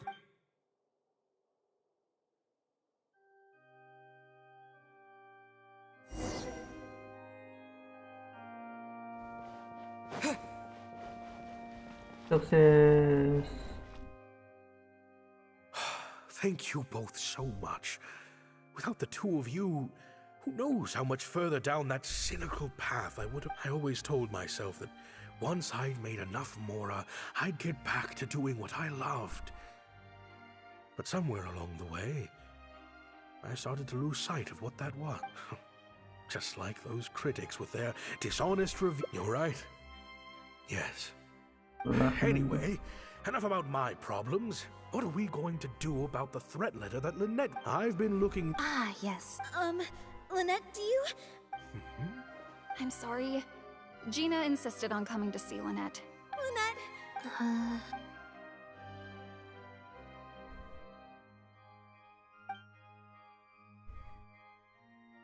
I think she's unsure which mode to use in his. Never heard of it. That letter? What? Gina?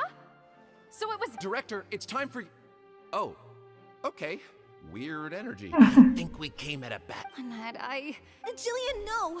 This is completely. Well, since I haven't actually suffered any losses, seeking redress could be maybe we could just let this. Really? After all, Gina wouldn't be the first person to ever misjudge me. In any case, I think we can all agree it was a misunderstanding and nothing more. No need to overcomplicate things. But still, I was wrong to write that letter. The crew could always use an extra hand.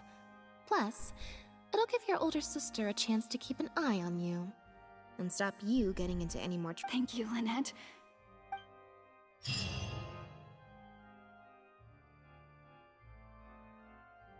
Situation.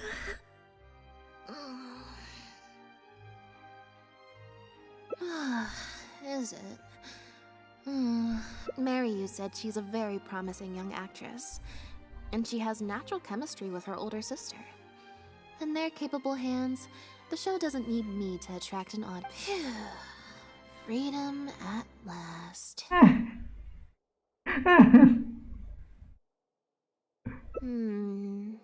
Fame is. I'm happiest when I get to sit in a quiet place. Yep, exactly like I'm doing now. Aduh, lucu banget. A seat in the audience whether there's something.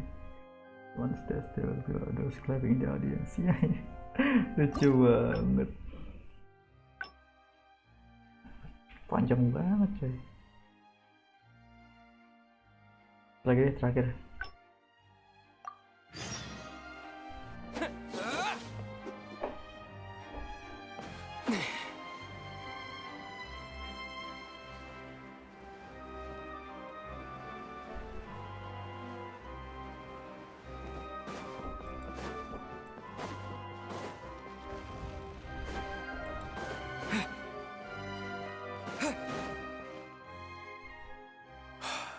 I always told my... Just like those... You're right. Anyway, I've been looking... Ah, yes. Lynette, do you... I'm sorry. Lynette... Bam. Nice. Oh. Yeah, me neither. Wait. But... Oh, do you mean when we ran into you at the Full of Sandra? And you said some mean things? As I recall, you were only trying to look out for your sister. It was just a few words spoken in anger. Don't worry. Whatever it was you said, I've already forgotten. Oh... Well... I understand that feeling of wanting to stand, but next time, maybe consider a different tactic? Something you can pull off more effectively. Got it. Why do I feel like I'm missing something? Hey, here you are. I was wondering where. Great! Everyone's in one place. That makes this so much. What do you think? It's group photo time. We have to commemorate the. Okay, everyone, we. Oh, am I really not allowed? Huh? Lynette, Traveler, come on. You two should be right in the middle. 3, 2, 1, smile! Cekrek. Yeah, I was a little bit off. It's fine as long as your smile is genuine. Yeah, finally.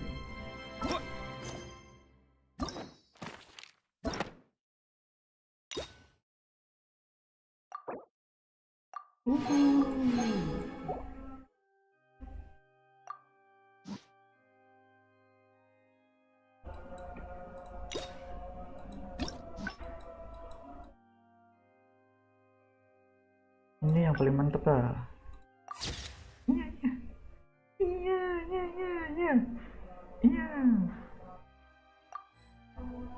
paling mantep inilah dari semuanya. Ya nasi sama ini.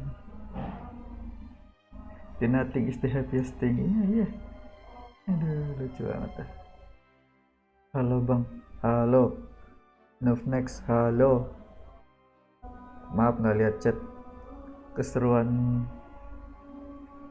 lihat kucing. Iya, kucing. Iya, kucing. Ayo. Udah. Tapi yang terbaik sih emang. Terbaik emang udah. Lelah. Masih ada banyak lagi. Kita lanjutkan belum? Sekarang itu jangan setelah orang. Let's finish the party.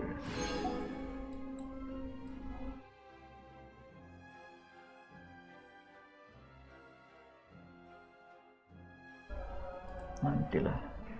Oke.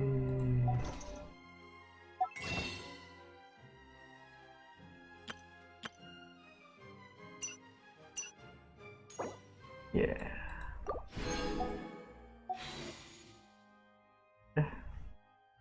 Udah. Ya pulang.